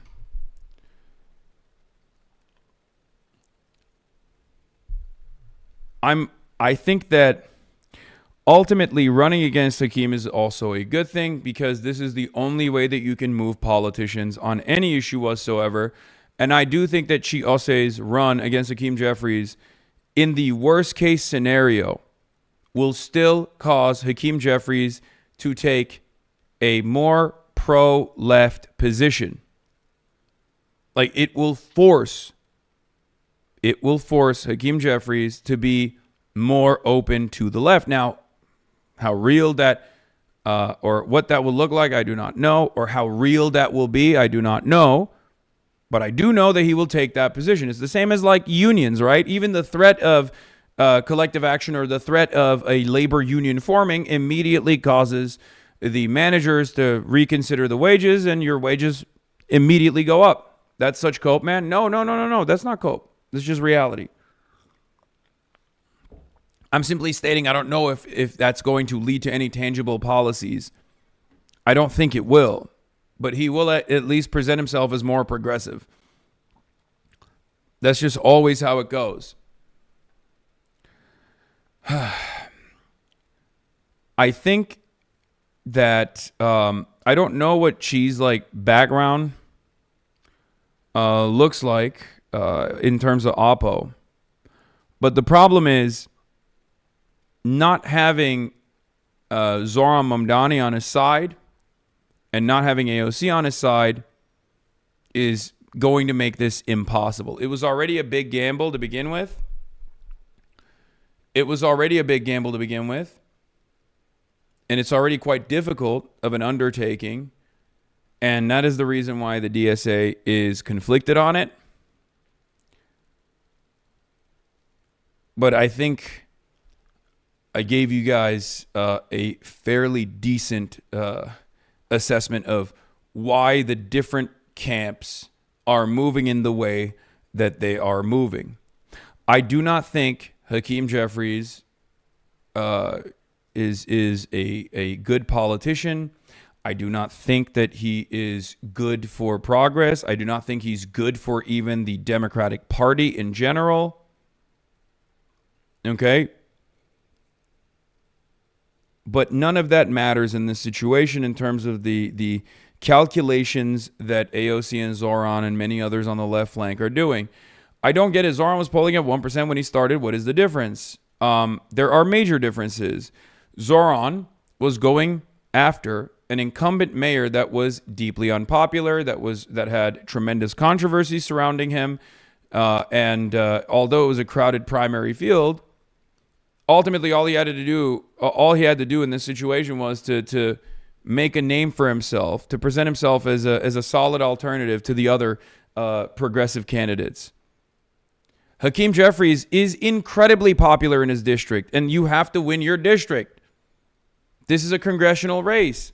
Hakeem Jeffries' approval rating is 75% or some shit in his own fucking district. A lot of you don't understand that.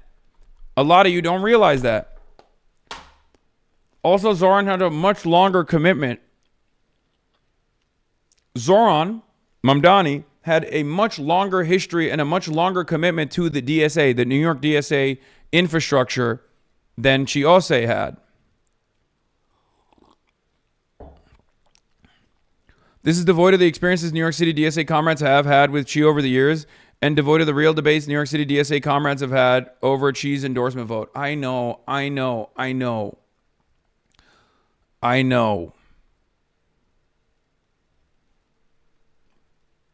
know the fucking debates, okay? I know more than I'm letting out, all right? Calm down. Ugh. It's one of my least favorite things. In theory, I do love the caucus structure of the DSA because it's infinitely more democratic, but in practice, it annoys me and I become a fucking Stalinist. it's good to keep things, it's good to keep internal divisions internal, okay? It's fine if you're going to fucking constantly engage in critique and constantly engage in, it's not drama. It's not drama. It's a reality of organizing. It's a reality of developing a political movement, okay? This is a major fucking, it's a major issue. Well, the Stalinist caucus agrees with you? Yeah, of course they do.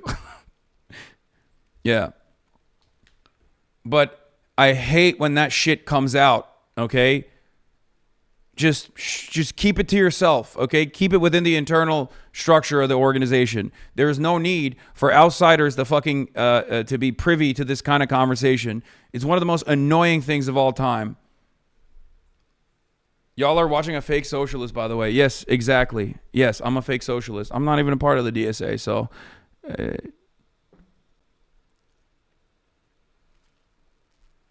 Anyway, personal point of privilege video? No, that's not even what I'm talking about. This is more consequential than that. That stuff is just lame. That stuff is just whack. It's lame, whatever. But what I'm talking about is that there are a fuck ton of different ideological delineations within the DSA structure, within the caucus structure. We've actually briefly talked about it before. I've shown you some of the caucuses. And the issue is that there is a lot of internal division amongst them in terms of what to do, who to endorse, what kind of considerations that endorsement has, who to unendorse, who to stop promoting. There are people who, for example, obviously always wanted to continue aligning with AOC, even after AOC did a bunch of things or said a bunch of things that the DSA completely disagreed with. And some people were like, well, it doesn't really matter. We should still endorse her. We should still continue being a part of her. We should still continue promoting her and you know, associating ourselves with her because obviously she's a nationally prominent politician and fairly popular. And this actually boosts the DSA profile. And then there were people internally within the DSA that were saying, okay, but if we have no fucking values, then what difference are we making in within the Democratic Party at all? If we're just going to always allow politicians to concede on demands, then we have no fucking demands whatsoever. And that politicians, even amongst our own ranks, could just come in, use this as a fucking door knocking operation, and then cast us aside willy nilly. This is a real fucking issue, right? That's a real issue. Anyway, those are all fair concerns. But ultimately, it's better to not have those concerns be made public, okay? That's all I'm saying. Hey man, stop airing our dirty laundry. This is already dirty laundry. It's not even dirty laundry. This stuff has been discussed openly, obviously, and the outcome is revealed. So it's not like it's airing the dirty laundry here. And here it is. This is where borrowing a party model from the Second International is killing the DSA. Just my opinion. Okay, we're gonna stop talking about this now. That this is the most inside baseball. We're now literally fucking talking about. The organizational methods of the Democratic Socialists of America, okay?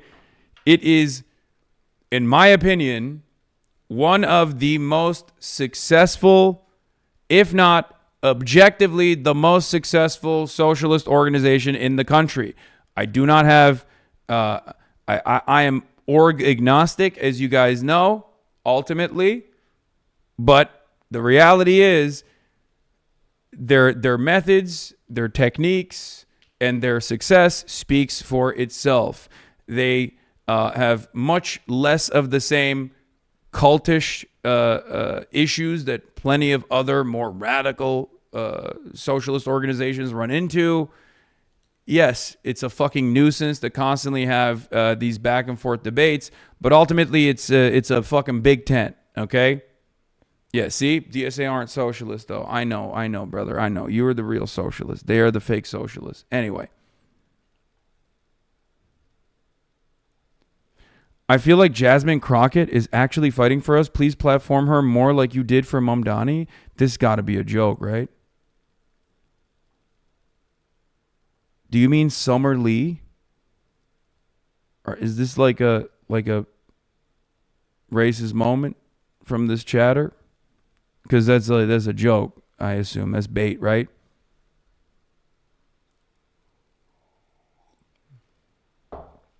No, we are serious.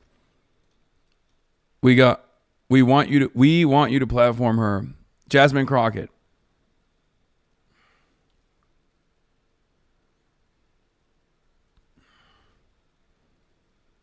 I feel like Chuck Schumer is fighting for us. Let's platform Chuck more.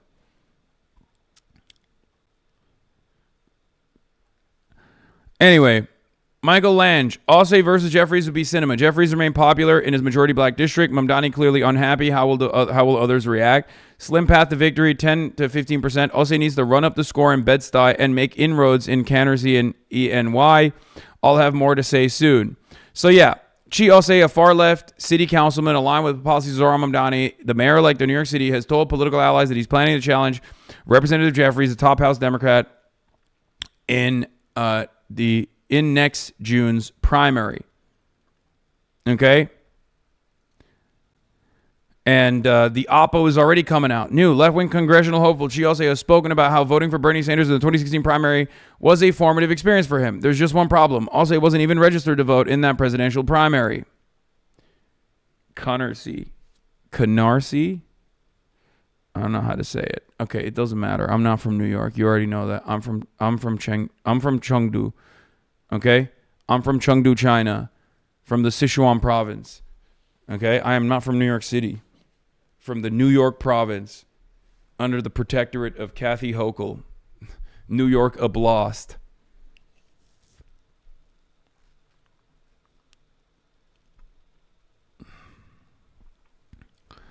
The revelation comes at an awkward time for Alsay as he's seeking an endorsement for his congressional run for the Democratic Socialists of America, which counts Sanders as one of his most prominent champions.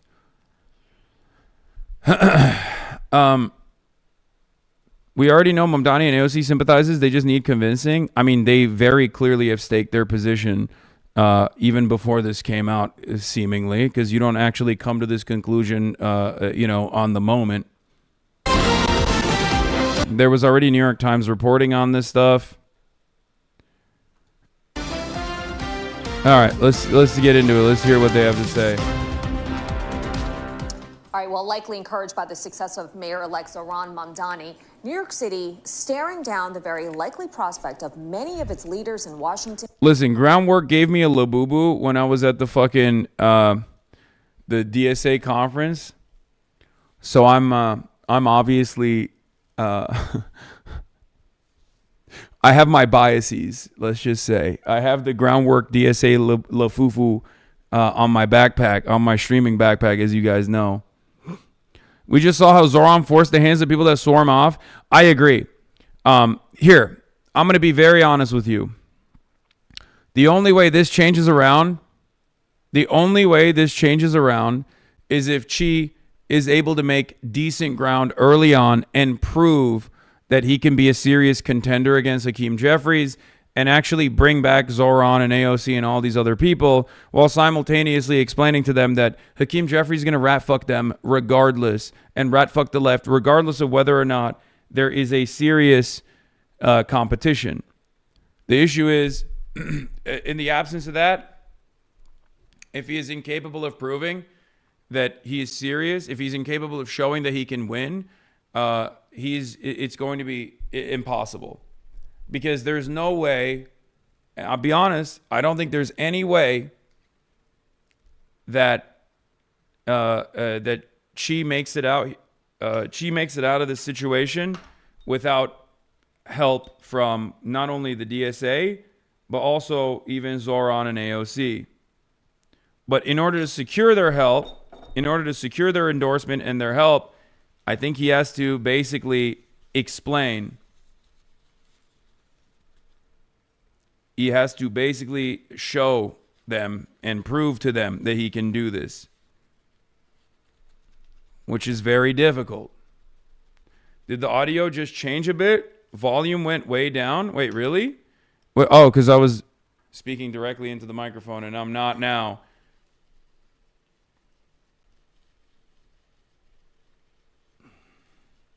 Keep it to yourself, positive. I mean, I am supporting Chi.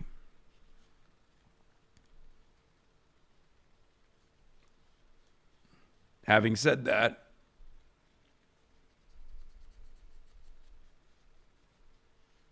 I have to be serious about my analysis as a political commentator first and foremost.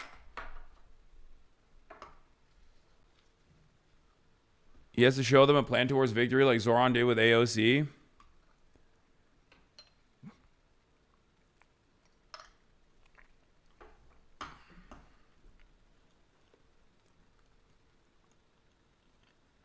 It's bad tactically and strategically, in my opinion. It weakens the coalition for 2026. No, I don't agree with that. I mean, I understand why you are running scared. I get that. Ultimately,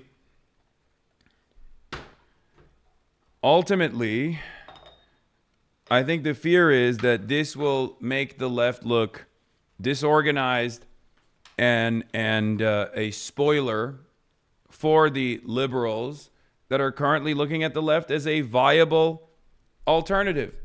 But on the national side, because Hakeem Jeffries is objectively unpopular, like unimaginably unpopular with the base of support on the national front, this actually isn't a bad thing.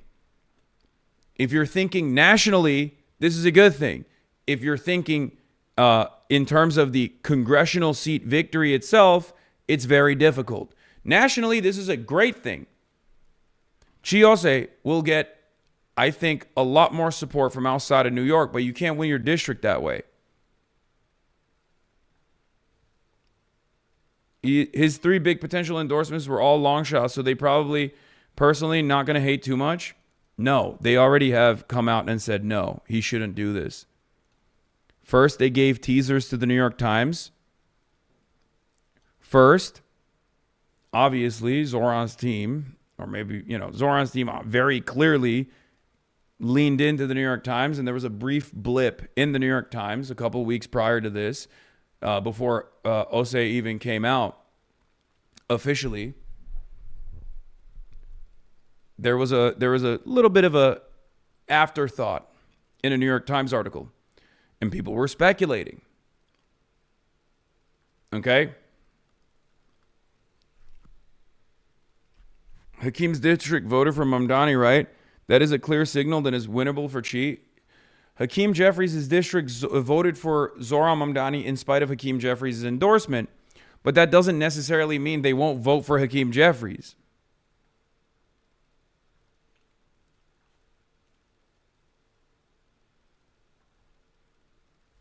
It's very different.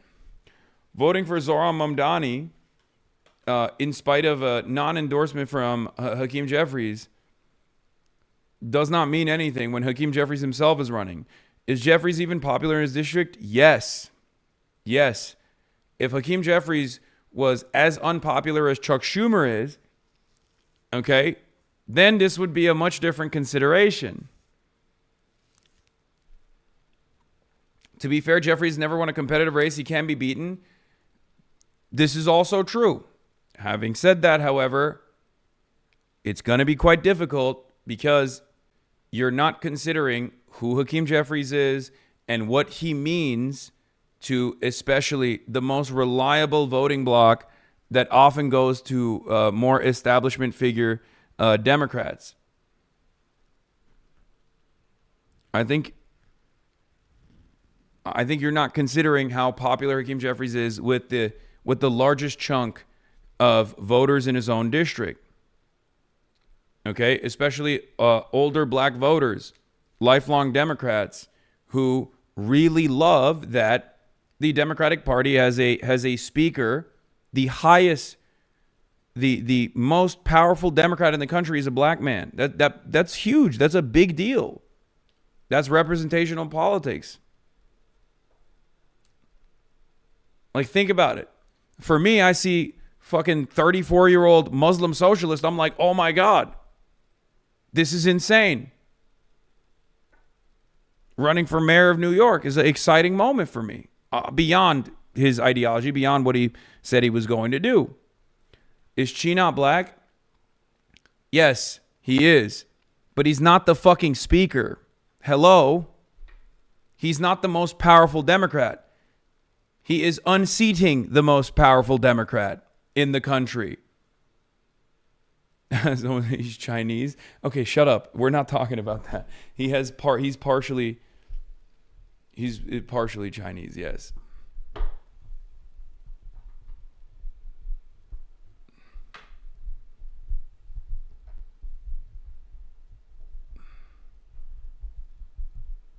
Chatters think if he beats Hakeem, he becomes speaker. Yeah, that's not how that works. Just like AOC beating Joe Crowley didn't make her the treasurer of the Democratic Party, chatters. Joe Crowley was the third most powerful Democrat in the country in an uncontested seat.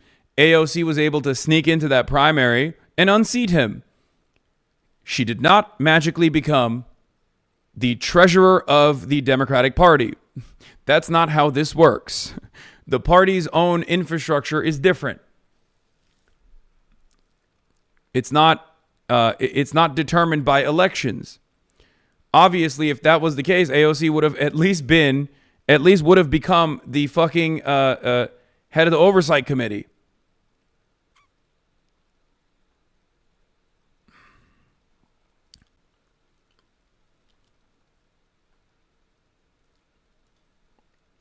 Here's Chi talking about Hakeem's popularity on your stream back in July. A lot of love in New York, like even from like libs and folks in the center. But Hakeem still has like a, you know, in the district that he represents, and we have some overlap. People love him. A lot of people do like him.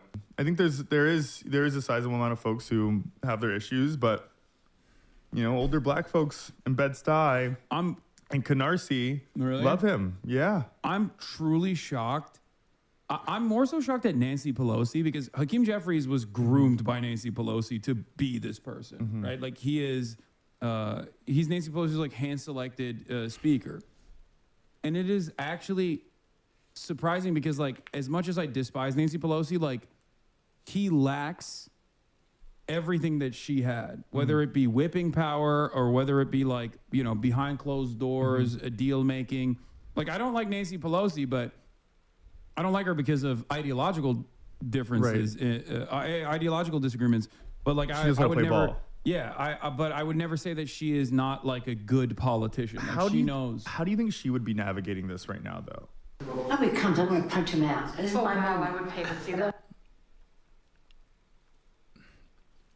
Hakeem Jeffries is very weak, and I think that should be Chi's main line of attack, that he is nationally unpopular, but also on top of that, he's very weak and he's not a good enough fighter, and we need a fighting party. We need Democrats to fight like hell. Actually really stick it to the Republicans, right? What is this? You wouldn't say that to his face? Hakeem's face? I couldn't because my knees would grow weak.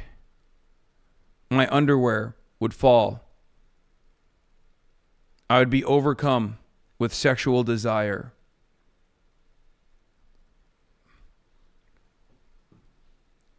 Hakeem Jeffries' sensual figure would absolutely destroy me. His presence, his aura, his sexual prowess. I would be overcome with emotion.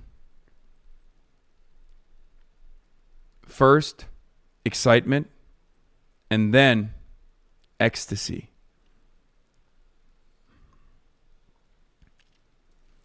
As a national figure in the party, he's weak, but as a local politician, he's very popular. As half the battle, she is crushing his popularity locally, and then he also has to offer virally popular policy positions Jeffrey's not able to mimic and take on himself. Yes.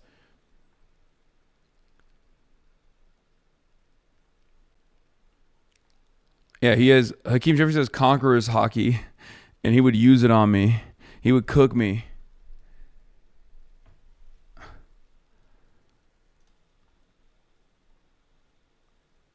I too am sexually attracted to cardboard boxes. Okay, well, you're joking, but I'm being serious. All right, I gotta pee. Getting serious about primary challenges. Yeah, and it goes all the way to the top with a city councilman poised to challenge Democratic leader Hakeem Jeffries. Our senior political reporter Henry Rossoff live for us at City Hall with what you need to and what you need to watch out for. We thought that maybe AOC would primary Chuck Schumer, but there might be others. Yeah, well, that primary would be years down the line. We're talking about congressional primaries next year, and candidates already coming out of the woodwork, both in style and substance, copying Mayor-elect Mamdani. And as you say, this goes all the way to challenging the top Democratic leader in the country right now. I'm New York City Council member Chi Osei, and this is my new series, Why Not Working? Known for his edgy and engaging social media videos filmed around the city that look and sound a lot like We're going to get to the bottom of this. Mayor-elect Zohran Mamdani's, now Brooklyn Councilman Chi Osei, a big backer of Mamdani, is trying to capitalize on his momentum. He's filed paperwork to run for Congress against Democratic Minority Leader Hakeem Jeffries, although he's stopped short of a formal announcement. Leader Jeffries seemed confident when asked about the potential challenge. Come on in, the water is warm. If anything, the water is downright hot across the city. Osei is the leading edge of a wave of left-leaning Democrats, some aligned with the Democratic Socialists of America, looking to seize congressional power. In addition to the challenge Jeffries is facing in Brooklyn's 8th congressional district, Dan Goldman in New York 10 is expecting a challenger. Grace Meng in New York 6 in Queens has a primary challenger, as does Richie Torres out of New York 15 in the Bronx. Hakeem Jeffries, Dan Goldman, Grace Meng, who are squarely in their prime, who have very effective constituent services and have a strong record of public service. It is tough to make an argument against them. All of this Democratic infighting will unfold during the first few months of the Mamdani administration early next year. And just yesterday, the incoming... Yeah, he's worried that this is going to not only make things more difficult for him in New York politics, it's going to make things more difficult for him in terms of like his governance. It's just too much controversy. He doesn't want to rock the boat at all. I'm putting an early parlay for Hakeem to use Hasan as a way to take down Chi. Oh yeah, that'll definitely happen for sure. I mean, that they'll try it. But it's not, I mean, obviously it doesn't fucking matter. It doesn't actually work. I think it's incorrect to comment on this at all. He's shanking his left flank way too early. Yeah, I think that's because Zohran is somewhat green. I will say that. Okay, I will say that. I think Zohran is kind of green, and that is the reason why they tried to nip this in the bud instead of seeing how it plays out, because I think he thought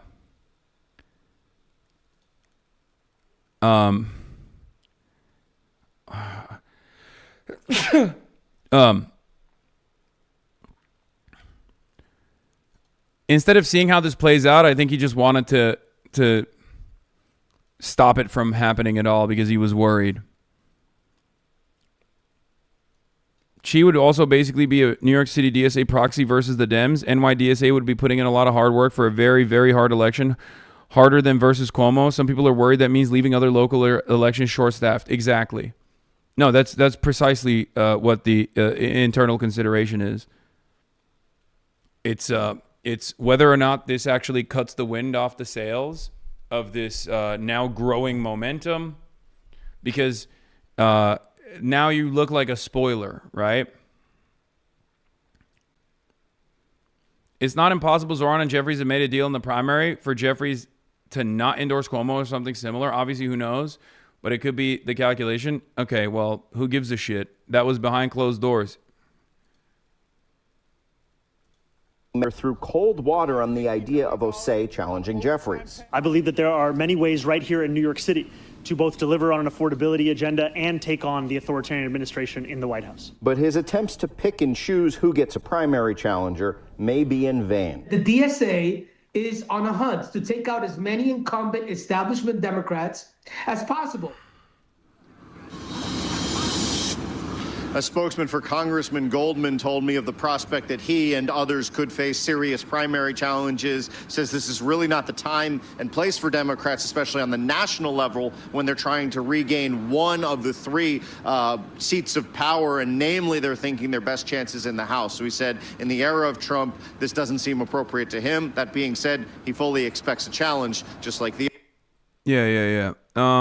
Here is where is it?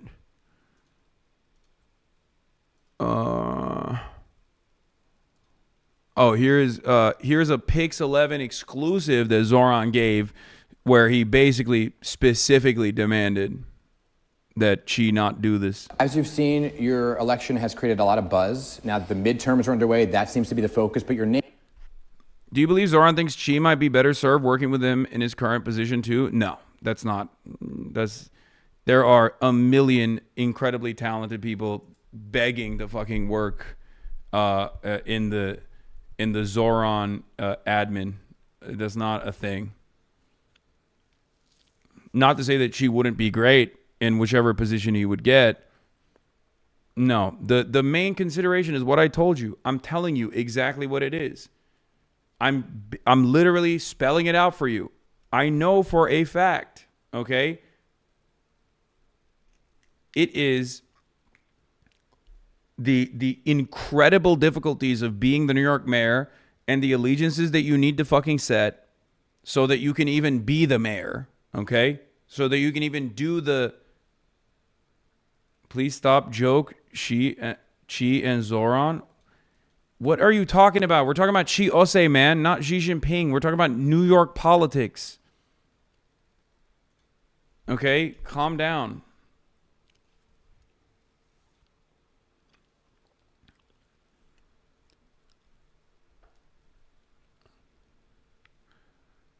It's fears of doing the job without having all of these allies, or rather having them develop tremendous amounts of resentment against you, and you need those people. Let's be fucking real. Right?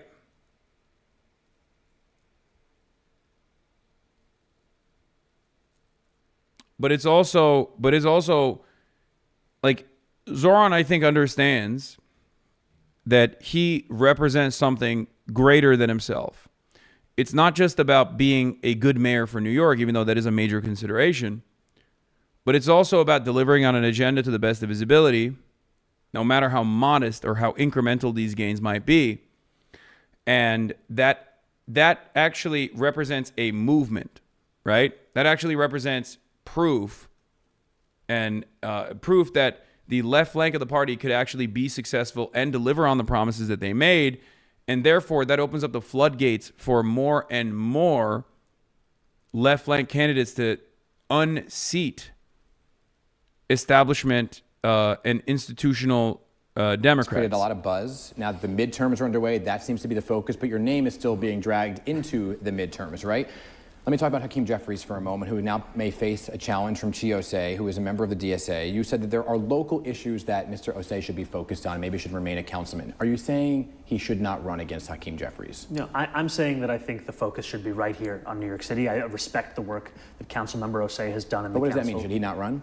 I think that right now is not the time to be engaging in that kind of a primary. I think the focus should be on delivering on this affordability agenda. And what do you make of your name kind of being pulled into this? You know, for example, Dan Goldman versus Brad Lander, and whether or not that's going to be a thing with Alexa Aviles, who is a member of the DSA. Folks saying, well, Mr. Mamdani is going to support Mr. Lander. Does he have your support? You know, I haven't made any formal endorsements in any of these races. And I think, you know, I had the other day someone reach out to me and say, I didn't know you were considering that person for a commissioner. And I was like, I didn't know I was either. There's a lot of things that I'll read in the newspaper, which will be news to me as well. Yeah. And I think... Fucking hell, dude. Holy shit. Again, he has a lot of considerations at play here. I don't know how you dance around this subject, because that would be a story in and of itself. And it would, no matter what, his lack of endorsement would be a story given how close they are, right? Ideologically, and also just close in general.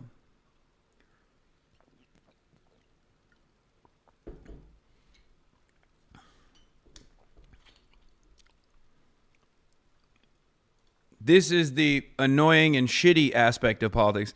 I think there's the fact that Chi Osei did so much to help create Zoran's platform with his team. Now that Zoran's going to be in power, maybe this isn't the time to leave the place where much of that platform will have to be enacted for a quixotic primary campaign against a politician who's unpopular in America but popular in his district.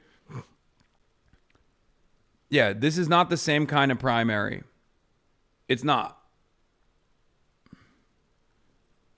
I think the best thing that Zoran could have done in this situation was to just, say, hey, I can't be thinking about this right now. Okay? I can't be thinking about this right now. I can't be thinking about this right now. Him not endorsing Lander is crazy work. No, it's because, again, this is New York City DSA internal politics to a certain degree. Brad Lander left New York City DSA. I like Brad Lander, for the record. I think he's great. But he left New York City DSA after October 7. And outside of that, there is a DSA candidate on that race. There is a DSA candidate that is most likely going to run for that seat. And that is the reason why he is not doing that. Yeah, the DSA pick is likely Avies. Alexa Avies is endorsed. Jeffries is also just a House rep, 2 years, and you can take down Big Dog again once Zoran gets love for administrative success.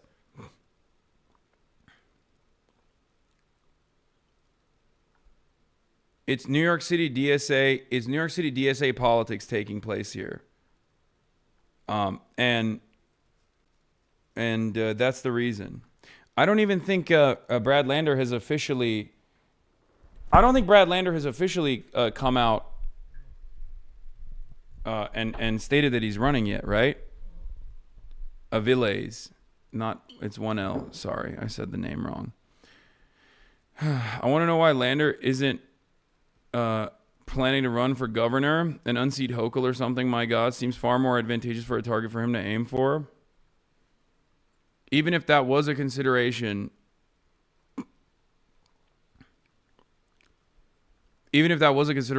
you can't do that right now. You can't say that right now. Like Zoran can't say that right now.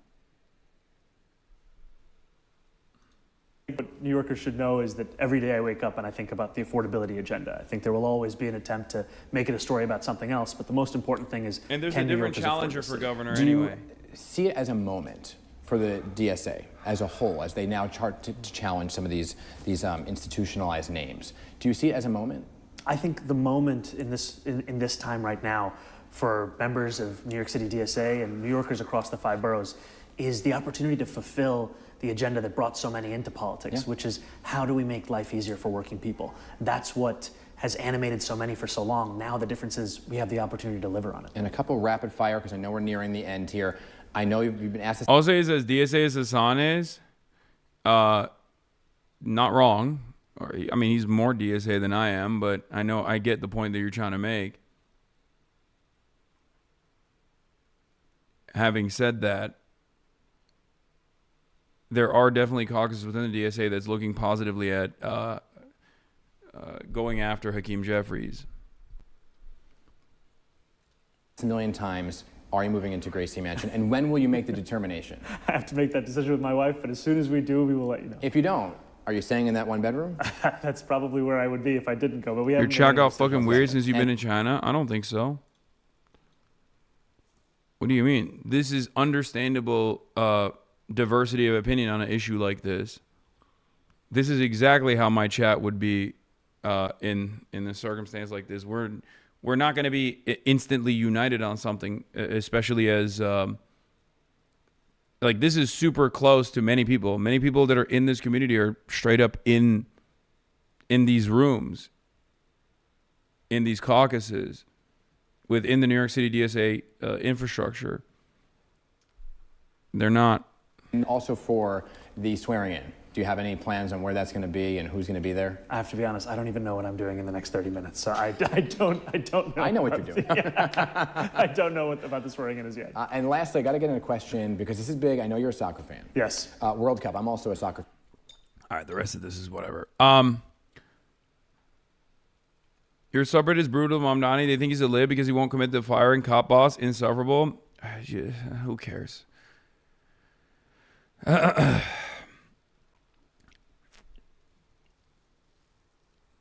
So I think the major thing here from my perspective is like, this is the whole point. This is the entire point. The Democratic Party is nationally weaker than it's ever been. Hakeem Jeffries is nationally an incredibly weak candidate for good reasons. He is a very powerful candidate for the congressional race, obviously. He's very popular in his district. Having said that, it's a gamble, for sure. Even with Zoran, AOC, Bernie Sanders' triple endorsement from the start, it would still be a very difficult race to win. Make no mistake. And it's virtually impossible without their help. Having said that, this is supposed to be the whole point, right? In the absence of a viable third-party alternative, this is supposed to be what we are doing. This is what Zoran did as well. Now, of course, the situation was very different because that race was, there was a dead-in-the-water incumbent, right? So that was a much different mayoral race if you are looking just at the race itself and not the larger trend lines and larger consequences of what a victory like that would spell. But yeah, Michael Lange is not wrong about his assessment where he said there's a 10 to 15% shot right now for victory for Chiose.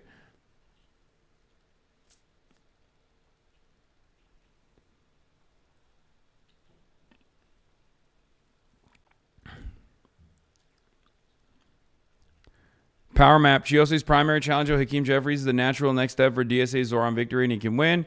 Aaron from Queens says, respectfully disagree with this. There's no analysis of vote margins. Using raw vote totals is less helpful. The era of Operation Power is sadly over. Should be relied on for a field plan. There is not many votes in Brighton Beach. Zoran lost Coney Island by 30 points.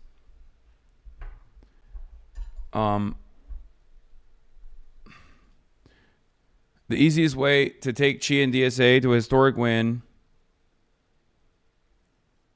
is to rely only on these northern precincts, picking up 17,000 votes in AD 55, 56, 57. However, part of the reason to run this race is that we have an opportunity to expand and grow on that coalition by running a robust, well-trained, and unrelenting ground game across the district by reactivating the dormant Operation Power Coalition. Okay, this is so inside baseball. You are still that fat little rich boy deep down inside? What? The fuck?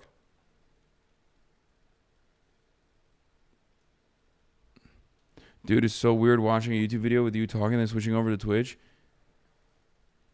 Dude, let's watch some copium about Ossoff taking the lead, Lamau.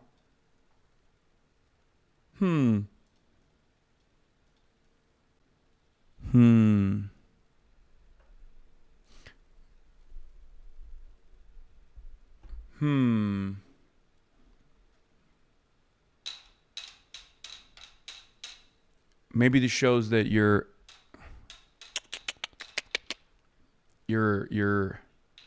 analysis is not the best. I'm just saying. Professionally wrong chatters coming in to be wrong over and over again in the chat.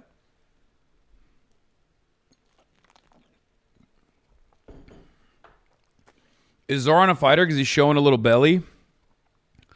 A little bit. But yeah, it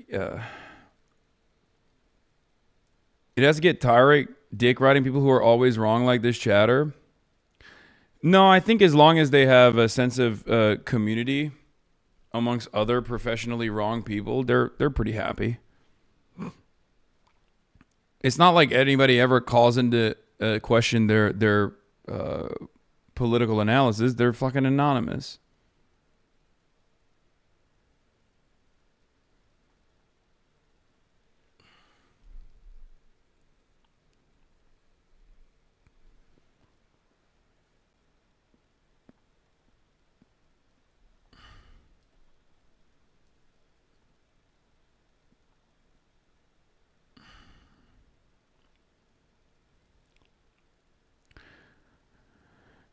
Also, the youngest person ever to be elected in New York City Council is Aaron Plauditz for an impressive understanding of new media, beating back Central Brooklyn's atrophying Democratic machine. Also, he won his council seat 4 years ago with little institutional support, a guerrilla effort of door knocking, creating mailers, and millennial-focused social media.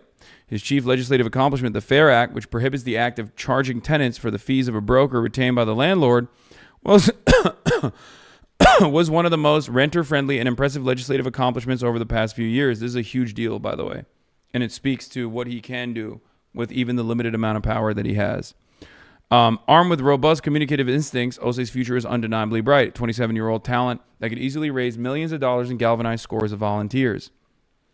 Nonetheless, Osei is choosing one of the steepest hills to climb, given Hakeem Jeffries has remained powerful fixture of Brooklyn politics for 2 decades. Jeffries ran for state assembly twice versus incumbent Roger Green. Ironically, the young corporate lawyer campaigning on change and reform was a top choice of the urban professionals class he now openly derides, but lost both times only to look into a vacancy with Green, foolhardily ran for Congress. As a legislator, Jeffries played a key role in the passage of several criminal justice reform bills, while his campaign coffers remained flush with funds from Wall Street and corporate law networks.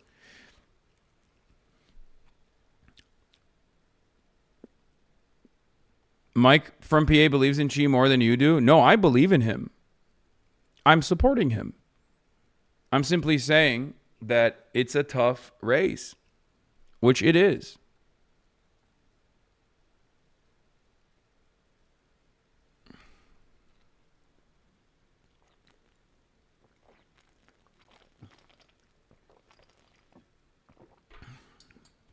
I don't even care about the internal division in New York City DSA about Chi Osei. And I don't think Michael from Pennsylvania would disagree with me on how tough of a race this actually is. He recognizes it too. I'm sure he's just hopeful. He's hopeful that because this is a very impactful race. This has the capacity to really kick into high gear if this was successful, and only time will tell whether or not the chances will improve. Obviously, the early hits from his closest allies is not a great start, but if successful, this would be an incredible change.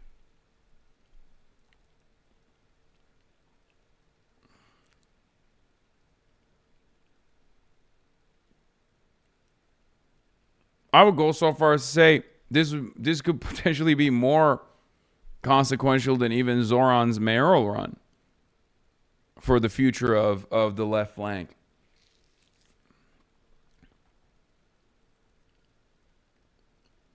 I think that, like I said, I wish that Zoran didn't actually immediately go, don't do this.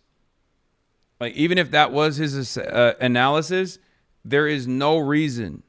There is no fucking reason for him to say, don't run publicly. No reason whatsoever. Because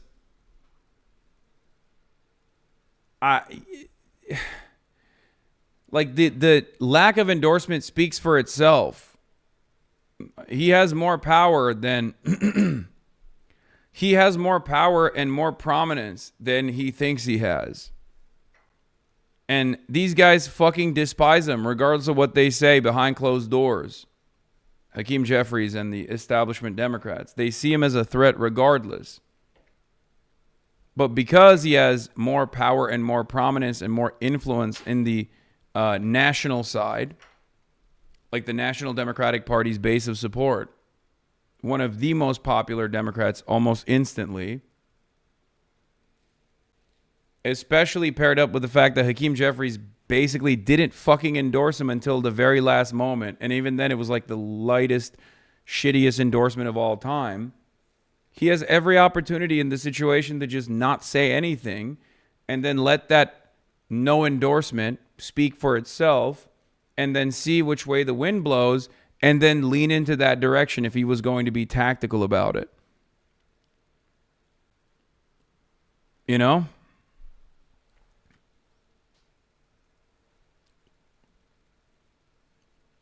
Do I like China more than New York City? Yes. But it depends on which city you're talking about. Okay. Maybe to distance himself from Xi, it makes it look like they aren't undermining Hakeem, but that would be some real long con shit. No, but it doesn't. I understand that is the reason why he's doing it, but like, no matter what Hakeem Jeffries has told him behind closed doors, like, it doesn't matter. He is going to always oppose the agenda of progress.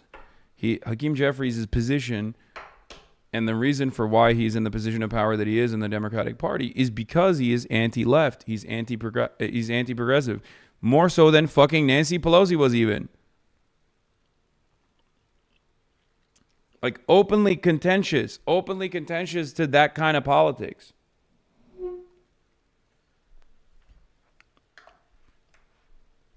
He's Mr. Corporate Donation. He's Mr. APAC.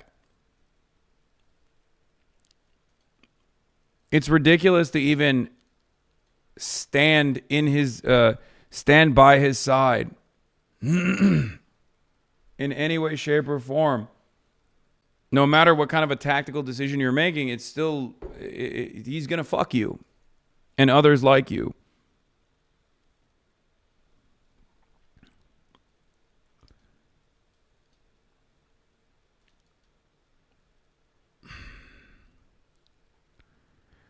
In local politics, Jeffries maintains a lower profile. He's repeatedly sparred with New York City DSA, whom a spokesperson of transplant himself has referred to as team gentrification. Yeah, that's how they call it all the time.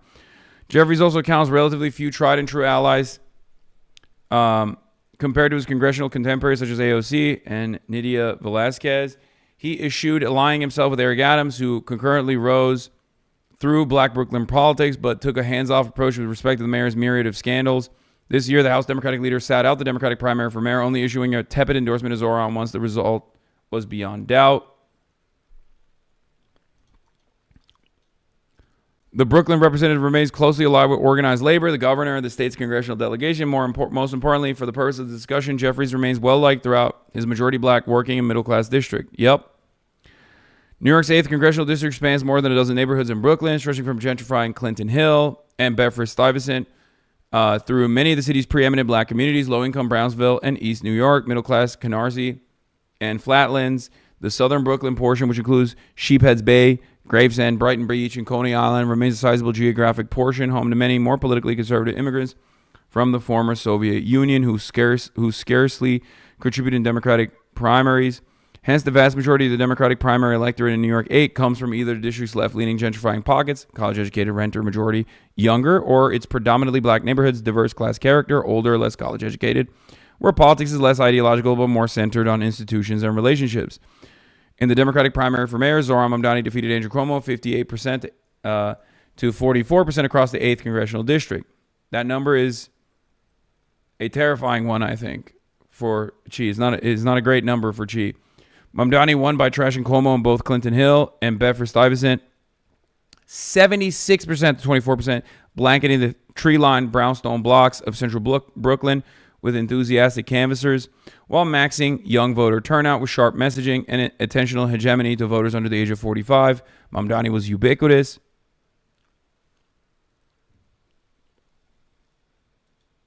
Leaks from the DSA meeting. Oh, yeah, there is a new mayor-elect Zoran Mamdani will personally attend New York City DSA candidate forum to try to convince the socialist organization not to endorse City Council member Chiose's planned bid against House Minority Leader Hakeem Jeffries. Zoran is currently speaking at the DSA forum. As expected, Zoran is encouraging DSA members not to endorse Chiose's congressional primary challenge against Hakeem Jeffries. He says the most important thing for the left right now is to deliver on the agenda he ran on, and endorsing Osei could jeopardize that.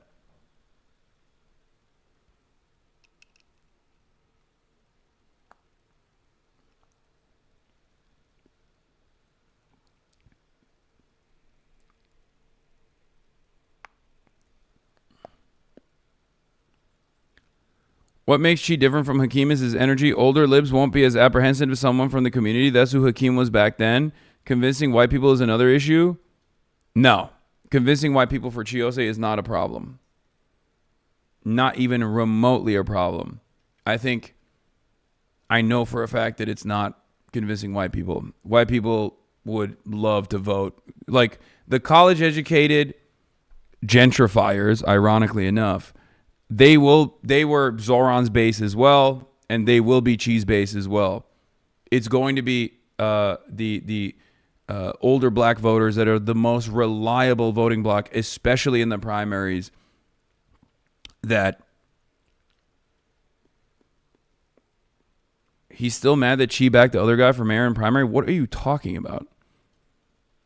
Chiose was they did the dual endorsements and stuff, but he was literally Zoran's guy. You're wrong about that. It has nothing to do with that. I'm telling you how it is, straight up. I promise you. I promise you. I think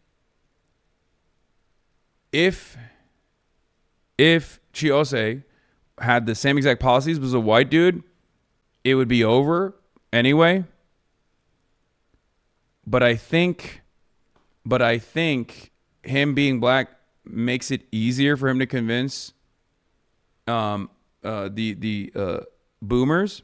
However, it will still be very difficult because Hakeem Jeffries is not only from the community, but also a black man with a lot of power in the Democratic Party. That plays a big role in representational politics, especially for the reliable black boomer voting bloc. That's huge. Either way, it's a win-win for Dems. People need to see rising stars alongside the leader earning his bones. Yeah. I think the scared narrative here, the fearful narrative here is that people think that he's going to, he will demand too much attention and separate all these other races that the DSA is going to be pushing on. And also on top of that, he would, if he lost convincingly in the primaries, then that makes the left momentum look bad. It basically cuts the wind from the sails of this like broader left flank takeover. That's it. They think it's not strategic. But that is why I said it's like he signed it. Oh, Trump signed it. Yeah, AOC says also that Jeffrey's primary challenge is not a good idea.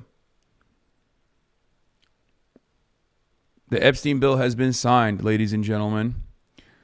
I wonder what we will see from said Epstein bill.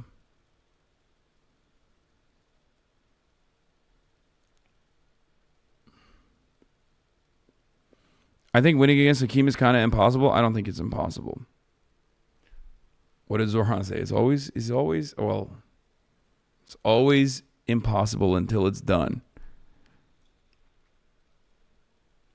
President Trump says he signed the Epstein files legislation. I wonder why he didn't make a big show of it and did a lid before signing it.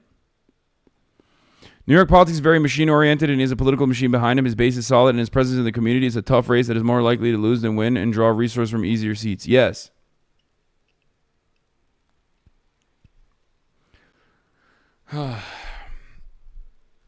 Madiba said that. Nelson Mandela said that. And Zoran Mamdani said that. Well, he didn't say that. He was just...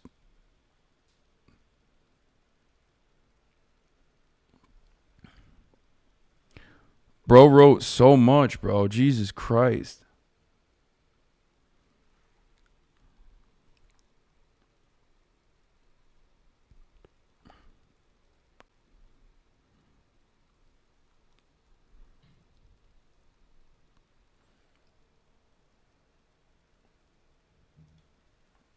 Wow. Donald Trump says he's meeting with Zoran Mamdani, whom he calls a communist mayor, this Friday in the Oval. That's so stupid.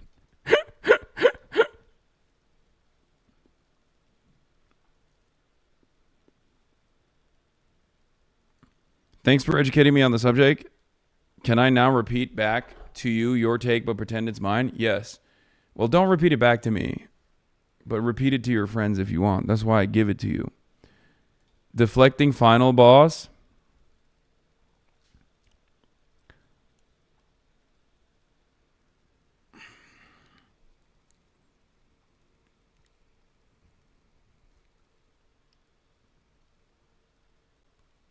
Do you think the calculation DSA is making on Chi versus the one Zoran is, making him could be different. Like Zoran's thinking about successful rep on his policies. The DSA's thinking, is this guy actually a socialist? What? For who? For Chiose?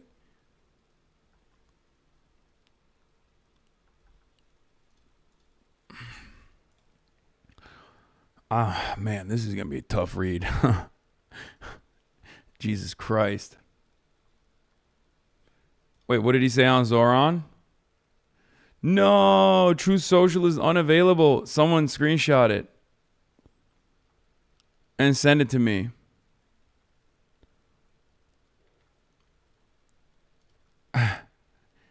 Jeffrey Epstein, who was charged by the Trump Justice Department in 2019, not the Democrats, was a lifelong Democrat, donated thousands of dollars to Democrat politicians, was deeply associated with many well-known Democrat figures, such as Bill Clinton, who traveled on his plane 26 times, Larry Summers, who just resigned from many boards, including Harvard, sleazebag political activist Reid Hoffman, minority leader Hakeem Jeffries, who asked Epstein to donate to his campaign after Epstein was charged, Democrat Congresswoman Stacey Plaskett, and many more.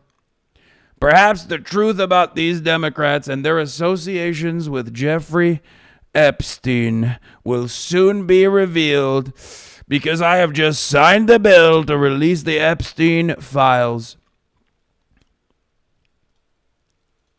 Hold on. Where the fuck was it? Okay. As everyone knows, I asked the Speaker of the House, Mike Johnson, very good guy, love Mike Johnson, and Senate Majority Leader John Thune, don't love him as much, to pass this bill in the House and Senate, respectively. Because of this request, the votes were almost unanimous in favor of passage. At my direction, the Department of Justice has already turned over close to 50,000 pages of documents to Congress. Do not forget, the Biden administration did not turn over a single file or page related to the Democrat Epstein, nor did they ever even speak about him. Democrats have used the Epstein issue, which affects them far more than the Republican Party, in order to try and distract from our amazing victories, including the great, big, beautiful tax cut bill, strong borders, no men and women's sports, or transgender for everyone, ending DEI, stopping Biden's record-setting inflation, lowering prices, biggest tax and regulation cuts in history, ending 8 wars, rebuilding our military, knocking out Iran's nuclear capability, getting trillions of dollars invested in the USA, creating the hottest country anywhere in the world, and even delivering a huge defeat to the Democrats on the recent shutdown disaster. For years, our great nation has had to endure Russia, Ukraine, impeachment hoax 1, impeachment hoax 2, and many other Democrat-created witch hunts and scams, all of which have been so terrible and divisive for our country and have been done to confuse, deflect, and distract from the great job that Republicans in the Trump administration are doing. This latest hoax will backfire on the Democrats just as all of the rest have. Thank you for your attention to this matter. Make America great again.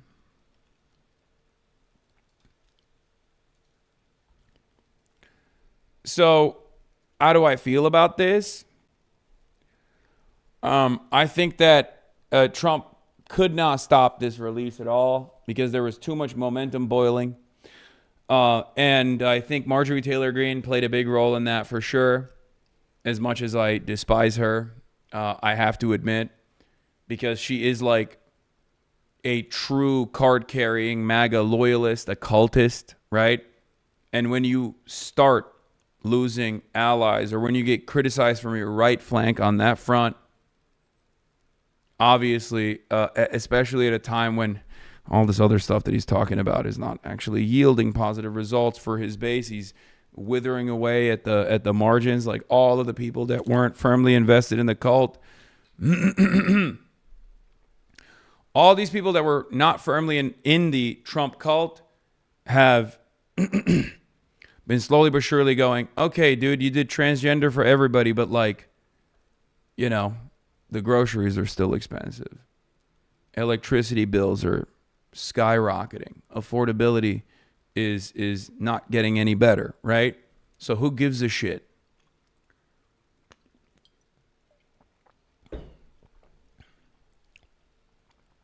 And that's part of the reason why he can't afford to lose the loyalists with a right flank threat. I mean, he was getting destroyed on the Epstein shit too. According to the new market poll, 57% of Republicans were disapproving of the way Trump has managed it. 73% of men disapprove. 74% of women disapprove. 74% of people overall disapprove. When you lose the majority of your base, the most significant part of that is the Republicans. Republicans approve of everything that Trump does pretty much at 80%, no matter what.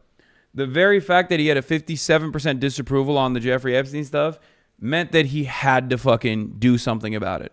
This is why I kept repeating over and over again that this issue is actually far more consequential than people give it credit for. People do not understand that because this was such a galvanizing factor for like the QAnons of the world, and the fact that like even the average Democrat sees the Jeffrey Epstein stuff as like, or the average Republican sees the Jeffrey Epstein stuff as like one of the only forms of class expression that you see. Because it's basically the living, breathing proof of like a lot of these conspiracies, and also the living, breathing proof that billionaires are up to some fuck shit. It ended up being an issue of consequence for him at a time when he is uniquely weak. So he had to do something about it. And this is what he is doing about it. Having said that, it's very obvious that he is going to position this as, he's going to do his very best to position this as a, what was I going to say?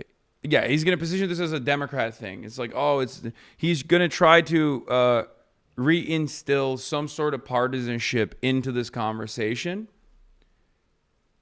Because every time the battle lines are drawn on a partisan, in a partisan manner, people won't be as focused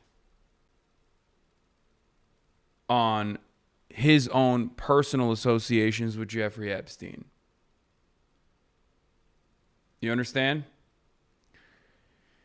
And that is why I suspect that we will not be seeing a lot of Trump, potentially anything new of Trump and his involvement with Jeffrey Epstein, or even many Republicans for that matter.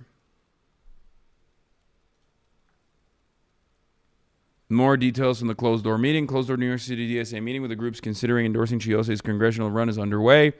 Per sources, Ose said in remarks that Hakeem Jeffries uses race as a shield while he fails to fight fascism. Sources tell me Ose said he knows there's skepticism in the room. Zohran Mamdani is potentially going to appear to argue against endorsing Ose, but told DSA members he's committed to fighting for true socialism, to take concrete steps to end the genocide in Gaza. Mamdani has arrived at the meeting and is in line to speak against the idea of endorsing Ose per sources.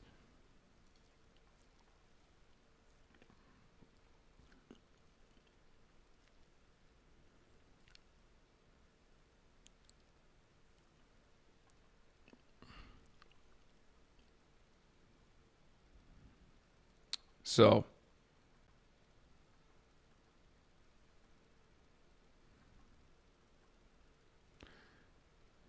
yeah. Damn, rap fuck by your own boy. Okay, guys, you have to remember, okay? This is the shitty side of being a politician and doing politics, okay? Like I've said already, my biggest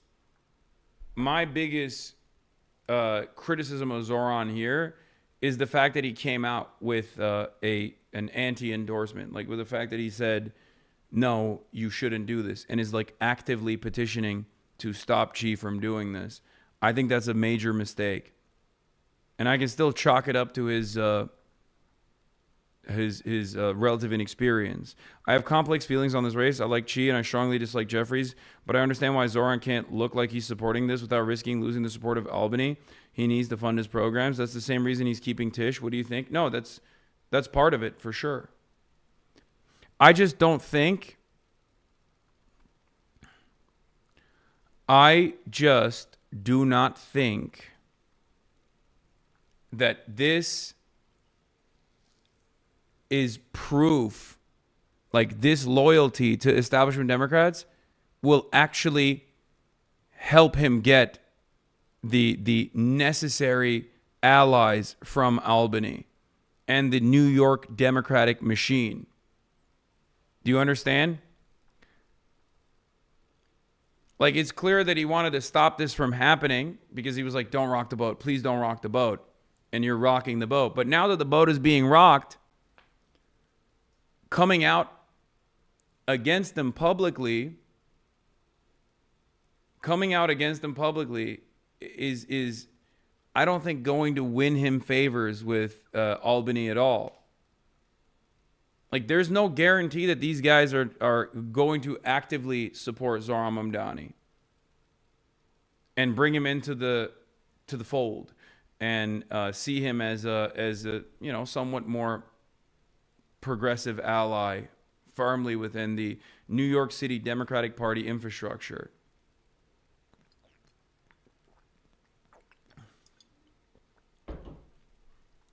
Bernie didn't endorse AOC when she beat Crowley. Yeah, but that's an entirely different situation. And I don't even know if he didn't endorse AOC, but that's an entirely different situation. AOC was an unknown at a time when there was no like left flank momentum. Justice Democrats had just recently formed. Shouts out to Kyle Kalinske and Cenk Uygur. Okay? My two unks. But that was a surprise victory. Very different. Surprise victories can still happen, especially when the national party is too busy elsewhere. That is where the left has the maximum opportunity.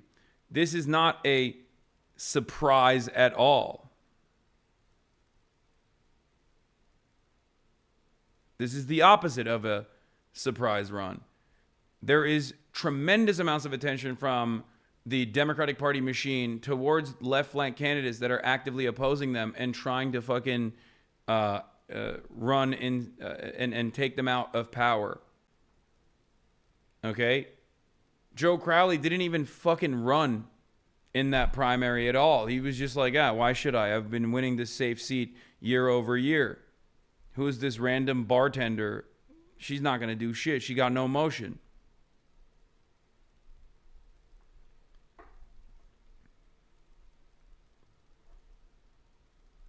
You feel me?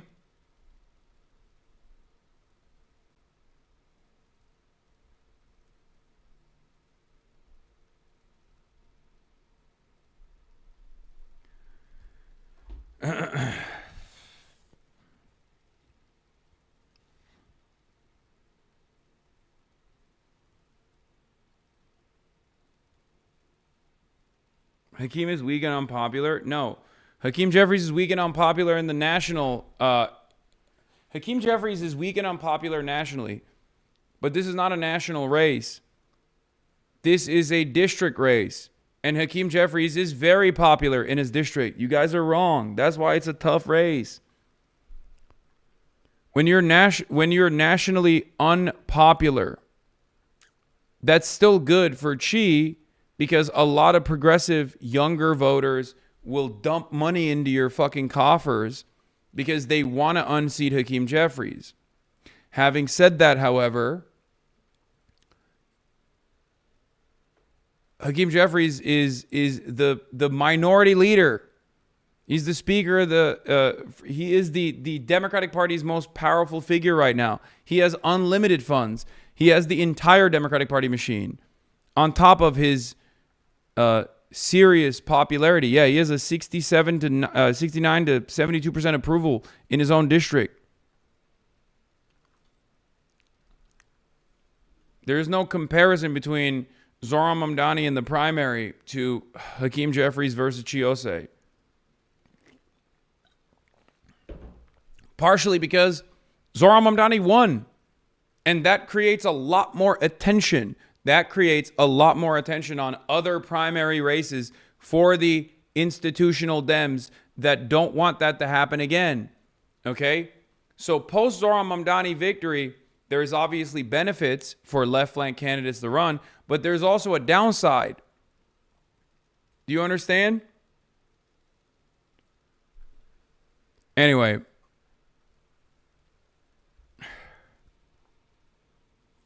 Some inside baseball, it is very hard to unseat a high-ranking member, especially a leader, because of how involved they are in getting stuff for their district.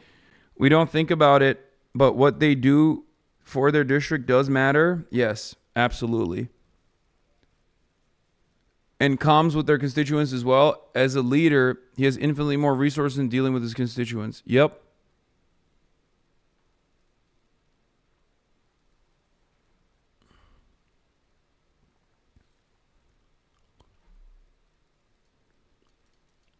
Zohran won 39% of the vote in Jeffries' district in the general, and Jeffries won 41% back in 2021. Like, Jeffries is still popular. Yeah. That means if Chi loses, the momentum is torched? I don't think so.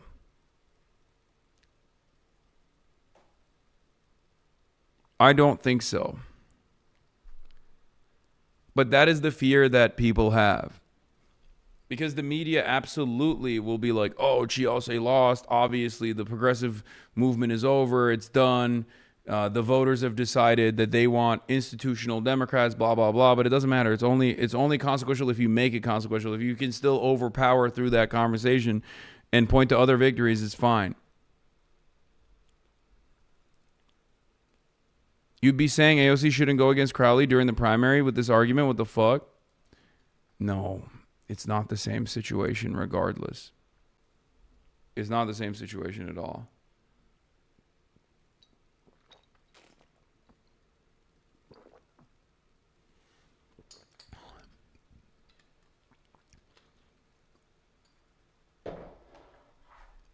Anyway.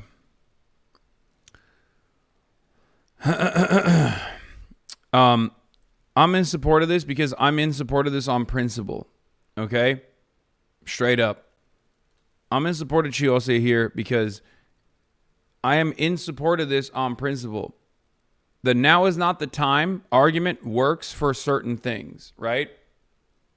I totally understand if you're talking about like building a robust third party movement, right? It doesn't fucking exist at this stage. Or fomenting socialist revolutionary sentiment amongst the American proletariat. That's not a real fucking consideration. Let's be real.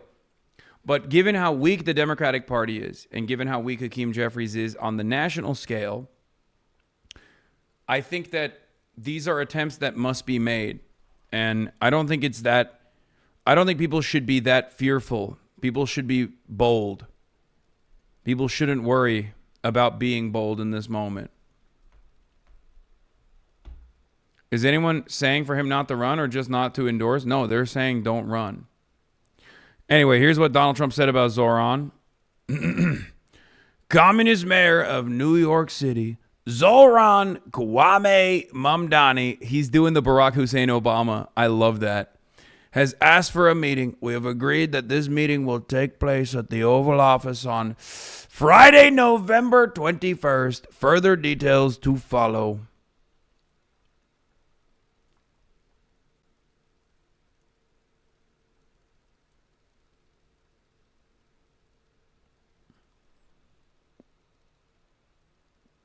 Sorry, I misunderstood. Do you think you should run against Jeffries or not? No, I think it's good. I think it's good to try and unseat establishment Democrats.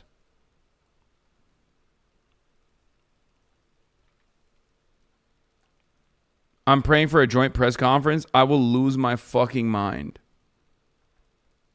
Dumb for Zoran to go to the White House. Trump is going to do a humiliation ritual by having Netanyahu there same day. No, he's not going to do that. But he will do a humiliation ritual regardless, yes. You're right about the humiliation ritual, but I think Zoran is charismatic enough to overcome that stuff. He is a wheeler and dealer. It is one of the... He is a silver-tongued devil, okay? This will be good. And this will boost his profile, I think. It will show that he is a reasonable person. It will show to onlookers that he is reasonable. It will show to onlookers that he is solid and he is an adult. What is this? He is on MS Now right now. Ooh. Mr. Mayor-elect. Good to be here. Thanks for having me. Is the White House meeting real? Who knows what's real these days, but do you understand it as a real thing? We did reach out to the White House, and my team reached out because of a commitment that I made to New Yorkers, that I would be willing to meet with anyone and everyone so long as it was to the benefit of the 8.5 million people who call the city home and their struggle to afford the most expensive city in the United States of America. MS Now, dude. This is not working. I don't think. How do you arrive Hong Kong? Plane. I'm calling it now. He's going to love Mamdani. He's such a nice kid and quite handsome fella too. This is how he vibed with the last Muslim in the Oval Office. Mr. President. That's another league, Mr. President. This is AI, man. Right? Isn't this fucking AI? Wait, Asin posted this? This looks like AI. What the fuck? Trump's movement looks so crazy. Is this not AI? Wait, why does he look so fat? That's another league, Mr. President. It's real? That's another league, Mr. President. I don't think I've ever seen him move like that. What the fuck?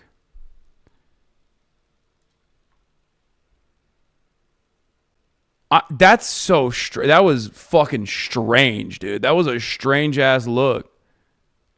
All right, here's Zoran on MS Now, MSNBC. And I feel like, wow, you're much more pleasant than I thought you were. Right. And I think this is part of a campaign where there was an attempt to make New Yorkers stay up at night worrying about me, when I knew that New Yorkers were staying up at night worrying about their ability to afford to live in this city. And what we're finding is the fear is unfounded, that we're going to build a city that everyone can afford. And right now, with about 40 odd days until I become the next mayor of the city, we're hard at work at the transition. And if that is something that you would like to be a part of, go to transition2025.com, make sure you contribute so that we can build the city hall that we deserve. You infamously put out a video asking people to stop sending you money. Yes. I should note that the money through the public finances system doesn't apply to the transition. You have to raise money to pay the people that are working on the transition. Yes, there's no 8-to-1 match. That is why I'm here trying to stop call time in its tracks. Make the appeal direct. Yes, people across the country. Look at the camera, and you have to do less call time. Your staffers are going to be very happy that you got that into the camera. New York City Mayor-elect Zoran Mamdani. Thank you. We'll be right back. Thank you, my friend. Masking my depression. I felt I was missing out on the moments around me. So my doctor prescribed Rexall.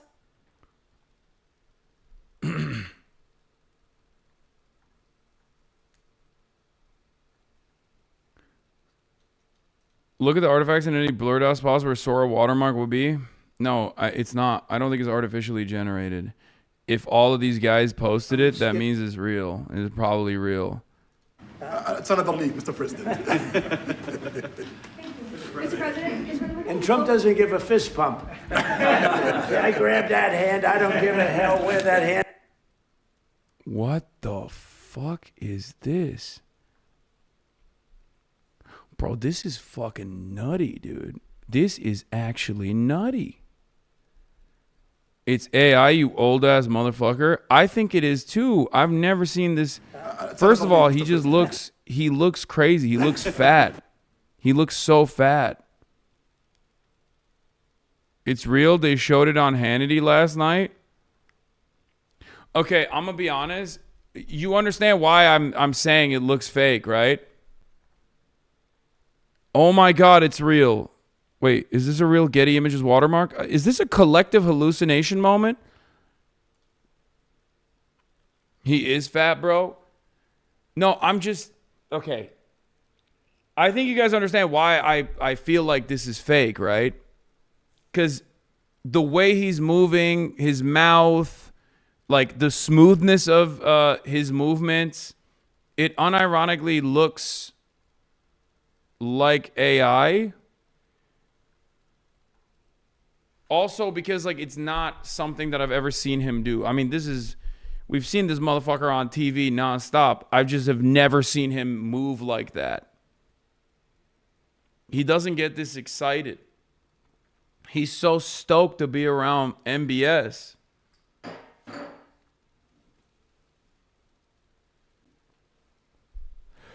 AOC has huge power here. If she gets the other scholar members on board, they could outright block Jeffries from getting leader position. Okay. We're moving on from this. AI couldn't get the finer details of the library consistent. True. It's on the league, Mr. President. Mr. President. And Trump doesn't give a fist pump. I grabbed that hand. I don't give a hell where that hand's been. I grabbed that hand. When remember Biden? He travels for 20 hours, gets out. Bro, the last time he took his tongue out like that was for Bill, you know?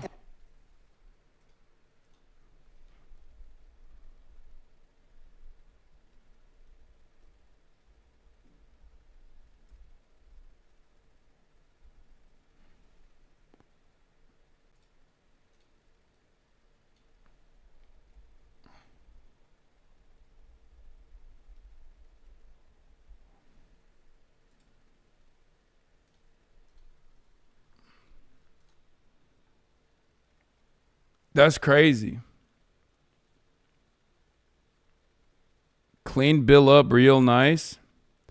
I cannot believe this. I mean, it's real. I am saying it. Yes, it's real. If someone gave you $10 billion in oil money, wouldn't you stick your tongue out, kick your feet, and go in for the belly rub too? Sure. Trump is excited because he wants to touch the orb again. Bro, I think Trump is excited. One man and a dream. Because he's... Trump is excited because he fucking loves MBS for his money. You're right. Bump. No. When you get out of the plane and you got the future king and the man who's one of the most respected people in the world, you shake his hand. You don't give him a fist bump, right?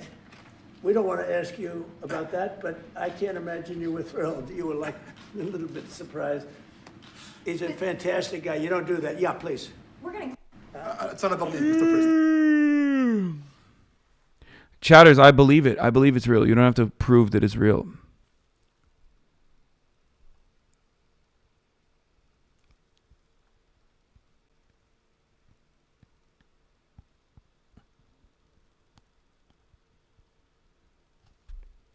I don't think you realize how cool he thinks it is that MBS killed that reporter. That's why he's stoked. Yeah, he's like, I want to kill, you know. You think when the cameras are off in private, he's like, you know, listen, Muhammad. I wish I could chop up some of these journalists myself. I, for one, totally understand what you did for Jamal. Bad guy. Very bad. Didn't like me very much. Sometimes when I'm on Air Force One and the press pool is asking me questions, I think, why not me? I could also put them in the embassy just like you did. Chop them up with a bone saw.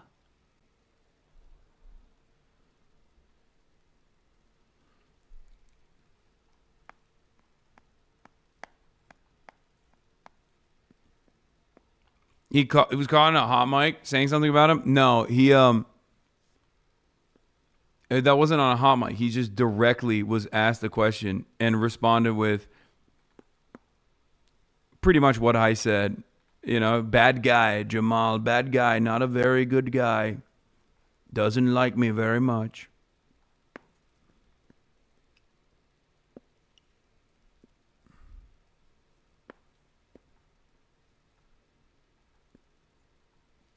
Are you still hitting Orland on the way back? Yes. Yeah, no, I'm not joking. I heard him say that Khashoggi deserved it. or implied that Khashoggi deserved it. Genuine question, why did the U.S. intelligence snitch? It wasn't. It was Turkish intelligence.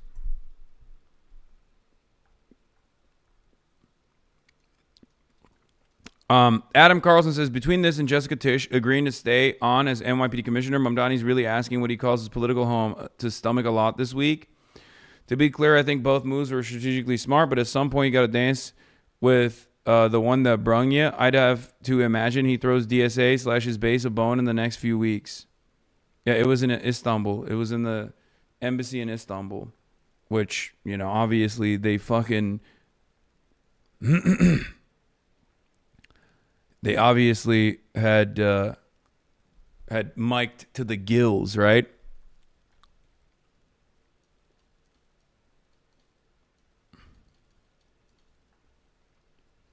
I would like to aggressively denounce my... Oh, here. So, he did the Kasky, friend of the show, Cameron Kasky, HasanAbi head, is running. And he did the straight rip of Zoran here. On the move, reaching new heights, and rushing towards the future. Do you ever feel like you were being watched or monitored in China? I mean, there's a fuck ton of cameras everywhere. So on that front, and they're very visible. They're not even like in America and in other places, like the CCTV is like somewhat hidden, not in China. But no, I don't feel like watched or monitored in any capacity. Also, I have a camera on. Chatter. I've been literally filming myself on American platforms, on Chinese platforms, virtually every single moment of the day. Who the fuck is going to monitor me? There are less hours in the day where I'm not live than I am live in front of a camera.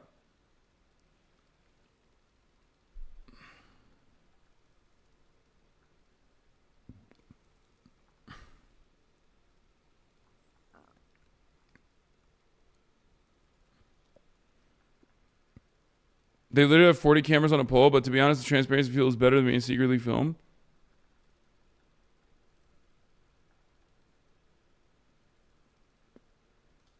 Cam just uploaded an anti-Israel ad. These leaders just can't keep up. My name is Cameron Kasky, and I'm running for Congress because there's no real path forward for most Americans. You and your family are working all week just to spend most of your paycheck on rent and health care. Meanwhile, the richest people in our country are telling us that we can't afford real solutions like social housing and Medicare for all. No, we can only afford genocide, Palantir mass surveillance contracts, and ICE thugs. I'm running because we need people in Congress who are going to do something about it and work on laws that help all Americans. Isn't that crazy and radical? Turns out we actually can build a society where we're feeding children instead of tearing them away from their families, where streets are lined with federal housing and small businesses instead of the National Guard. Well, we're going to have troops everywhere. Now, I've been taking on members of Trump's regime since I was literally a teenager. Senator Rubio, can you tell me right now that you will not accept a single donation from the NRA in the future? I never dreamed I would get into politics, but then a disturbed 19-year-old was able to legally purchase an assault rifle and murder 17 people at my high school. My classmates and I learned the hard way that this shooting didn't happen in spite of the American system, it happened because of it. And this is a system that is failing you at every turn. But out of that tragedy, my classmates and I were able to get millions of people all across the country to take it to the streets and call for real change. Now, nearly a decade later, the country is even more violent than it was. And we need leaders who aren't going to coddle their billionaire donors, who won't support a genocide, and who aren't going to settle for flaccid incrementalism. New Yorkers don't put up... Did you have this guy on stream not too long ago? Yes. ...with hate and bigotry. New Yorkers Cam is a look out for HasanAbi one head. another, and New Yorkers lead the way, which is why it's up to us to take back our future. I'm Cameron. Isn't that the girl that like went viral on Twitter? The cute girl that went viral on Twitter. There was like a bunch of like what was it, like hot girls for Zoran girls that were talking about how they were voting for Zoran and everyone was like losing their fucking minds over it. There were people that were just like super mad. I'm Cameron Kasky, and I'm running for Congress because it feels like our party has no future. So we need to invest in a new generation of leaders to take on the fight. Please donate to me online. All of my opponents have a lot of very rich friends. I can't necessarily say the same thing about myself. I'm Cameron. That's Ella Devi. Kasky, and I approve this message.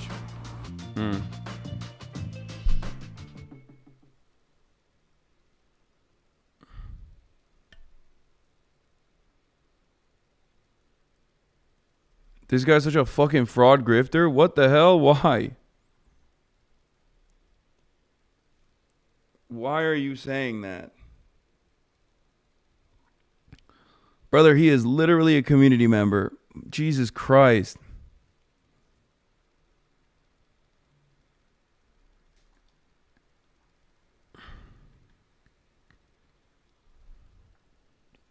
Anyway, Mike doesn't like him? Okay. Oh, well.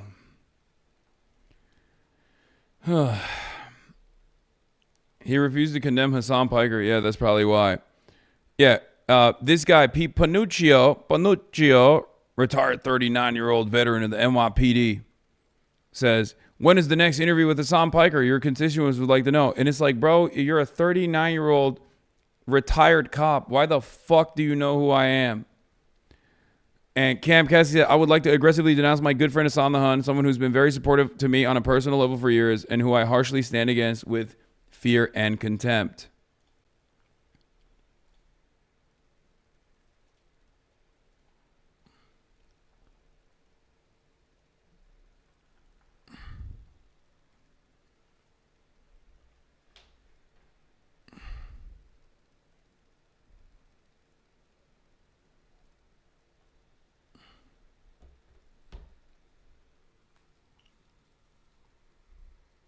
I learned from comments on a clip from his appearance on your stream that an insane amount of people think that there was no school shooting law.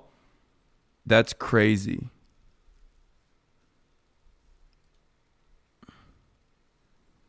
Yeah, keep trying this chicken little act about Hasan, old man.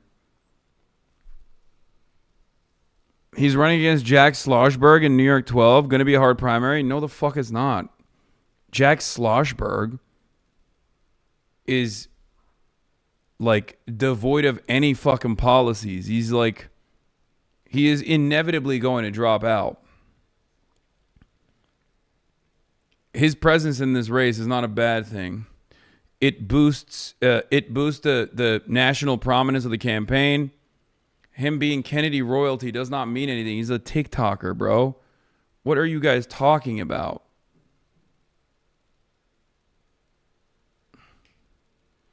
The real problem is a crowded primary.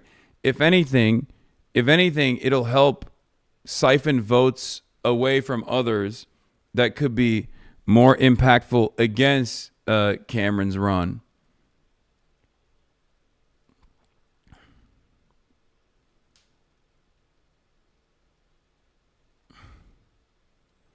Yeah, his Israel position on his website is incredible. His Israel position is so airtight, by the way, that fucking Zay Squirrel basically endorsed him.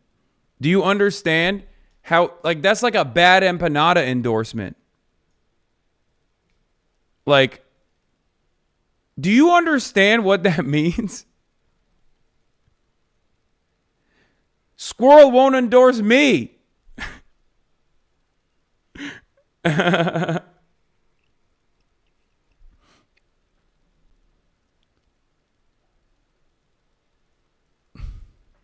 There's like 3 total endorsements you've ever gotten.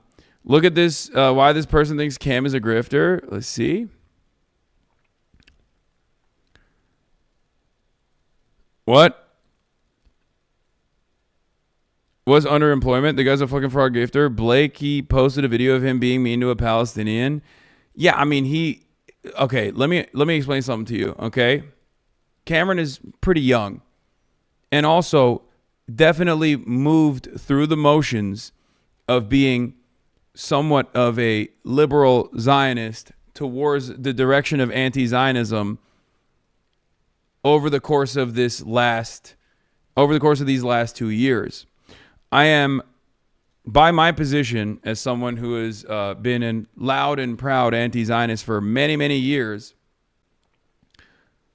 I have, I guess I have a lot more I'm a lot more understanding of people changing their perspective over time.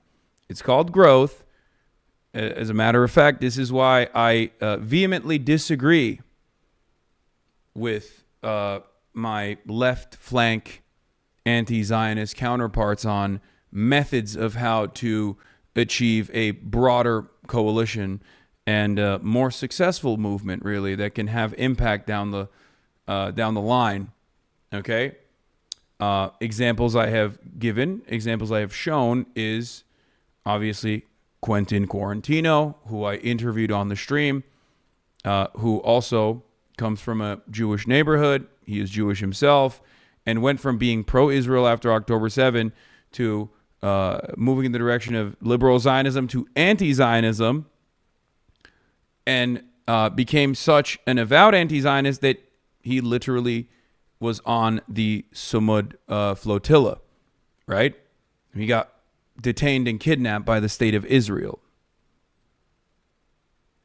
Those, not Tarantino, Quarantino, the Instagram account. He owns the Instagram account, Quentin Quarantino.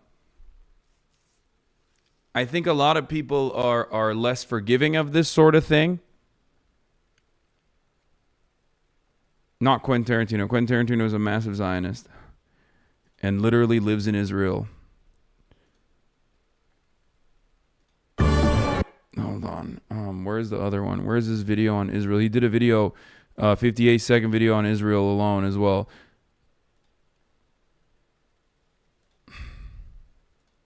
We need to stop providing aid to the state of Israel, and I'm going to tell you why. The colonial violence we've seen this country carrying out will not stop with the genocide in Gaza. It will not stop with the illegal annexation of the West Bank. This was never about the hostages. This was never about Hamas. This is part of a bigger and deadlier colonial project. Bibi Netanyahu, a wanted war criminal, has publicly stated that while his extremist government carries out the genocide in Gaza, he feels like he is on a, quote, historic mission and feels a connection to a greater Israel vision.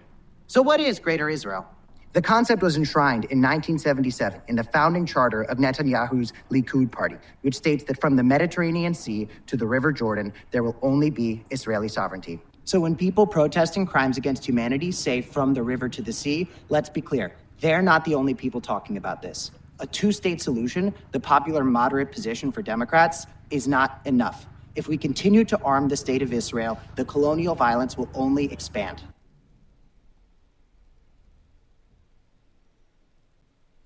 Yeah. Come on.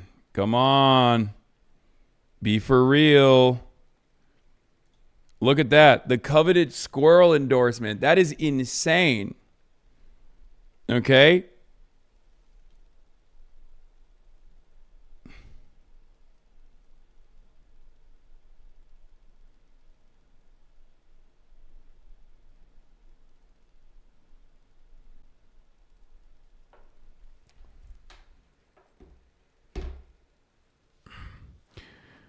I looked at the campaign website, and Kamikaze states clearly that it supports an actual arms embargo in Israel, explicitly rejecting the offensive defensive arms that J Street Zionist propaganda used by AOCIA and Bernie Sanders to launder their opposition for it, and support for. By the way, I like that the anti-Zionist flank has like their own Maoist standard English now.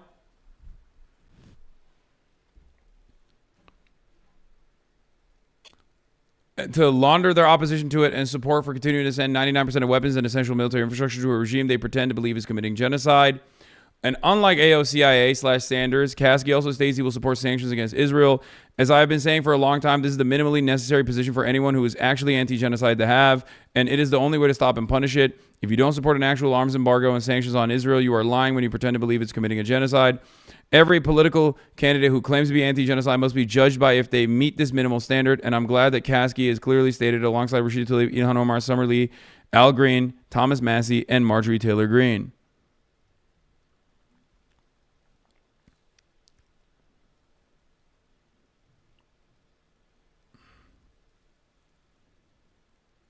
Wait, there's nothing wrong with this. I'm just laughing at the AOCIA mention.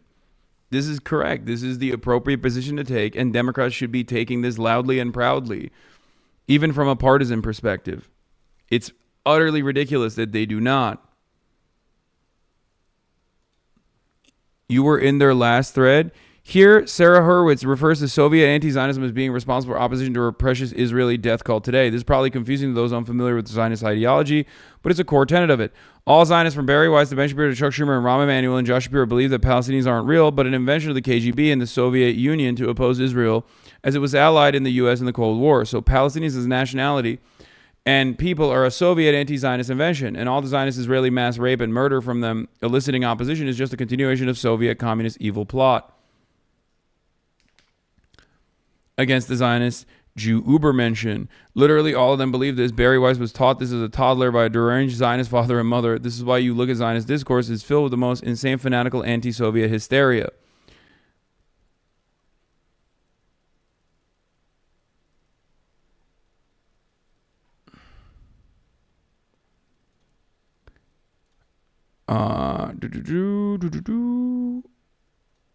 They constantly talked about how horrific the Soviet Union was and used as a primary metaphor for evil today. Leading anti-Soviet Cold Warrior neocon CIA assets were fanatical Zionist Jews like Richard Pipes, as detailed in this thread.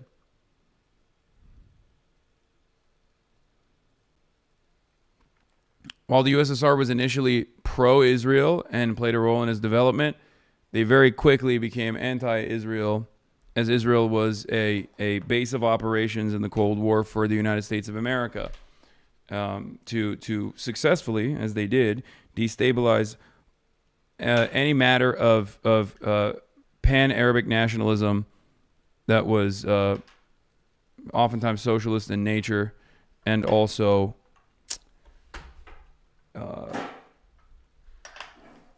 not in support of Western colonialism, because it was a response to Western colonial design. Although, for modern Russia, of course, the allegiances are more complicated than that.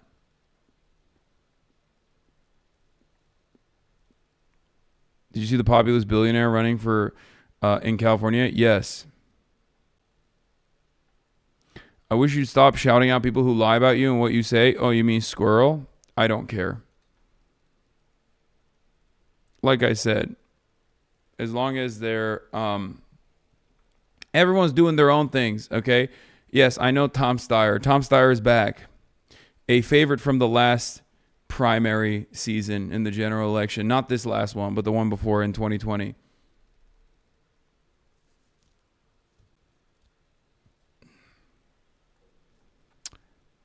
All right, well, I think I'm going to have to cut it short today. There's no IRL portion today, because I have to break down my setup and I have to get ready to travel. Later in the night, I might rip a Bilibili stream alongside my friends. I don't know who will be streaming in Hong Kong, if there is a night stream at all. But we are traveling to Hong Kong today. And then tomorrow at the same time, I'll be live from Hong Kong. And I will be... I'll be live from Hong Kong, and I will be going to Shenzhen tomorrow. The travel between Hong Kong and Shenzhen is like 15 minutes by train. So, very excited about that. No IRL stream on the way to the airport? No, there is no IRL stream on the way to the airport. That would be crazy. So yeah, no quandos.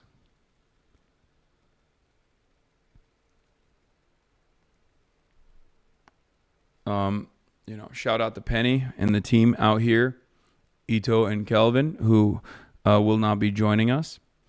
In Shenzhen, I'm going to be testing out all the new tech, seeing one of the, seeing the future of China. We've seen the past with Beijing. We've seen the current. We've seen the harmony between East and West in Shanghai. And we've seen everyday real Chinese existence in not officially, tier 1 style cities in Chongqing and also in Chengdu. And now we go to Hong Kong, which until last night I did not realize was not fully integrated into mainland China. I thought it was, but there is still, it's still considered a Western. It's still considered like a European city, basically. Are you going for a Macau day trip from Hong Kong? No. When you land back in LA, it's going to literally feel like you traveled back in time a couple decades. Lol, rip. I know. Anyway, love you all. And I will see you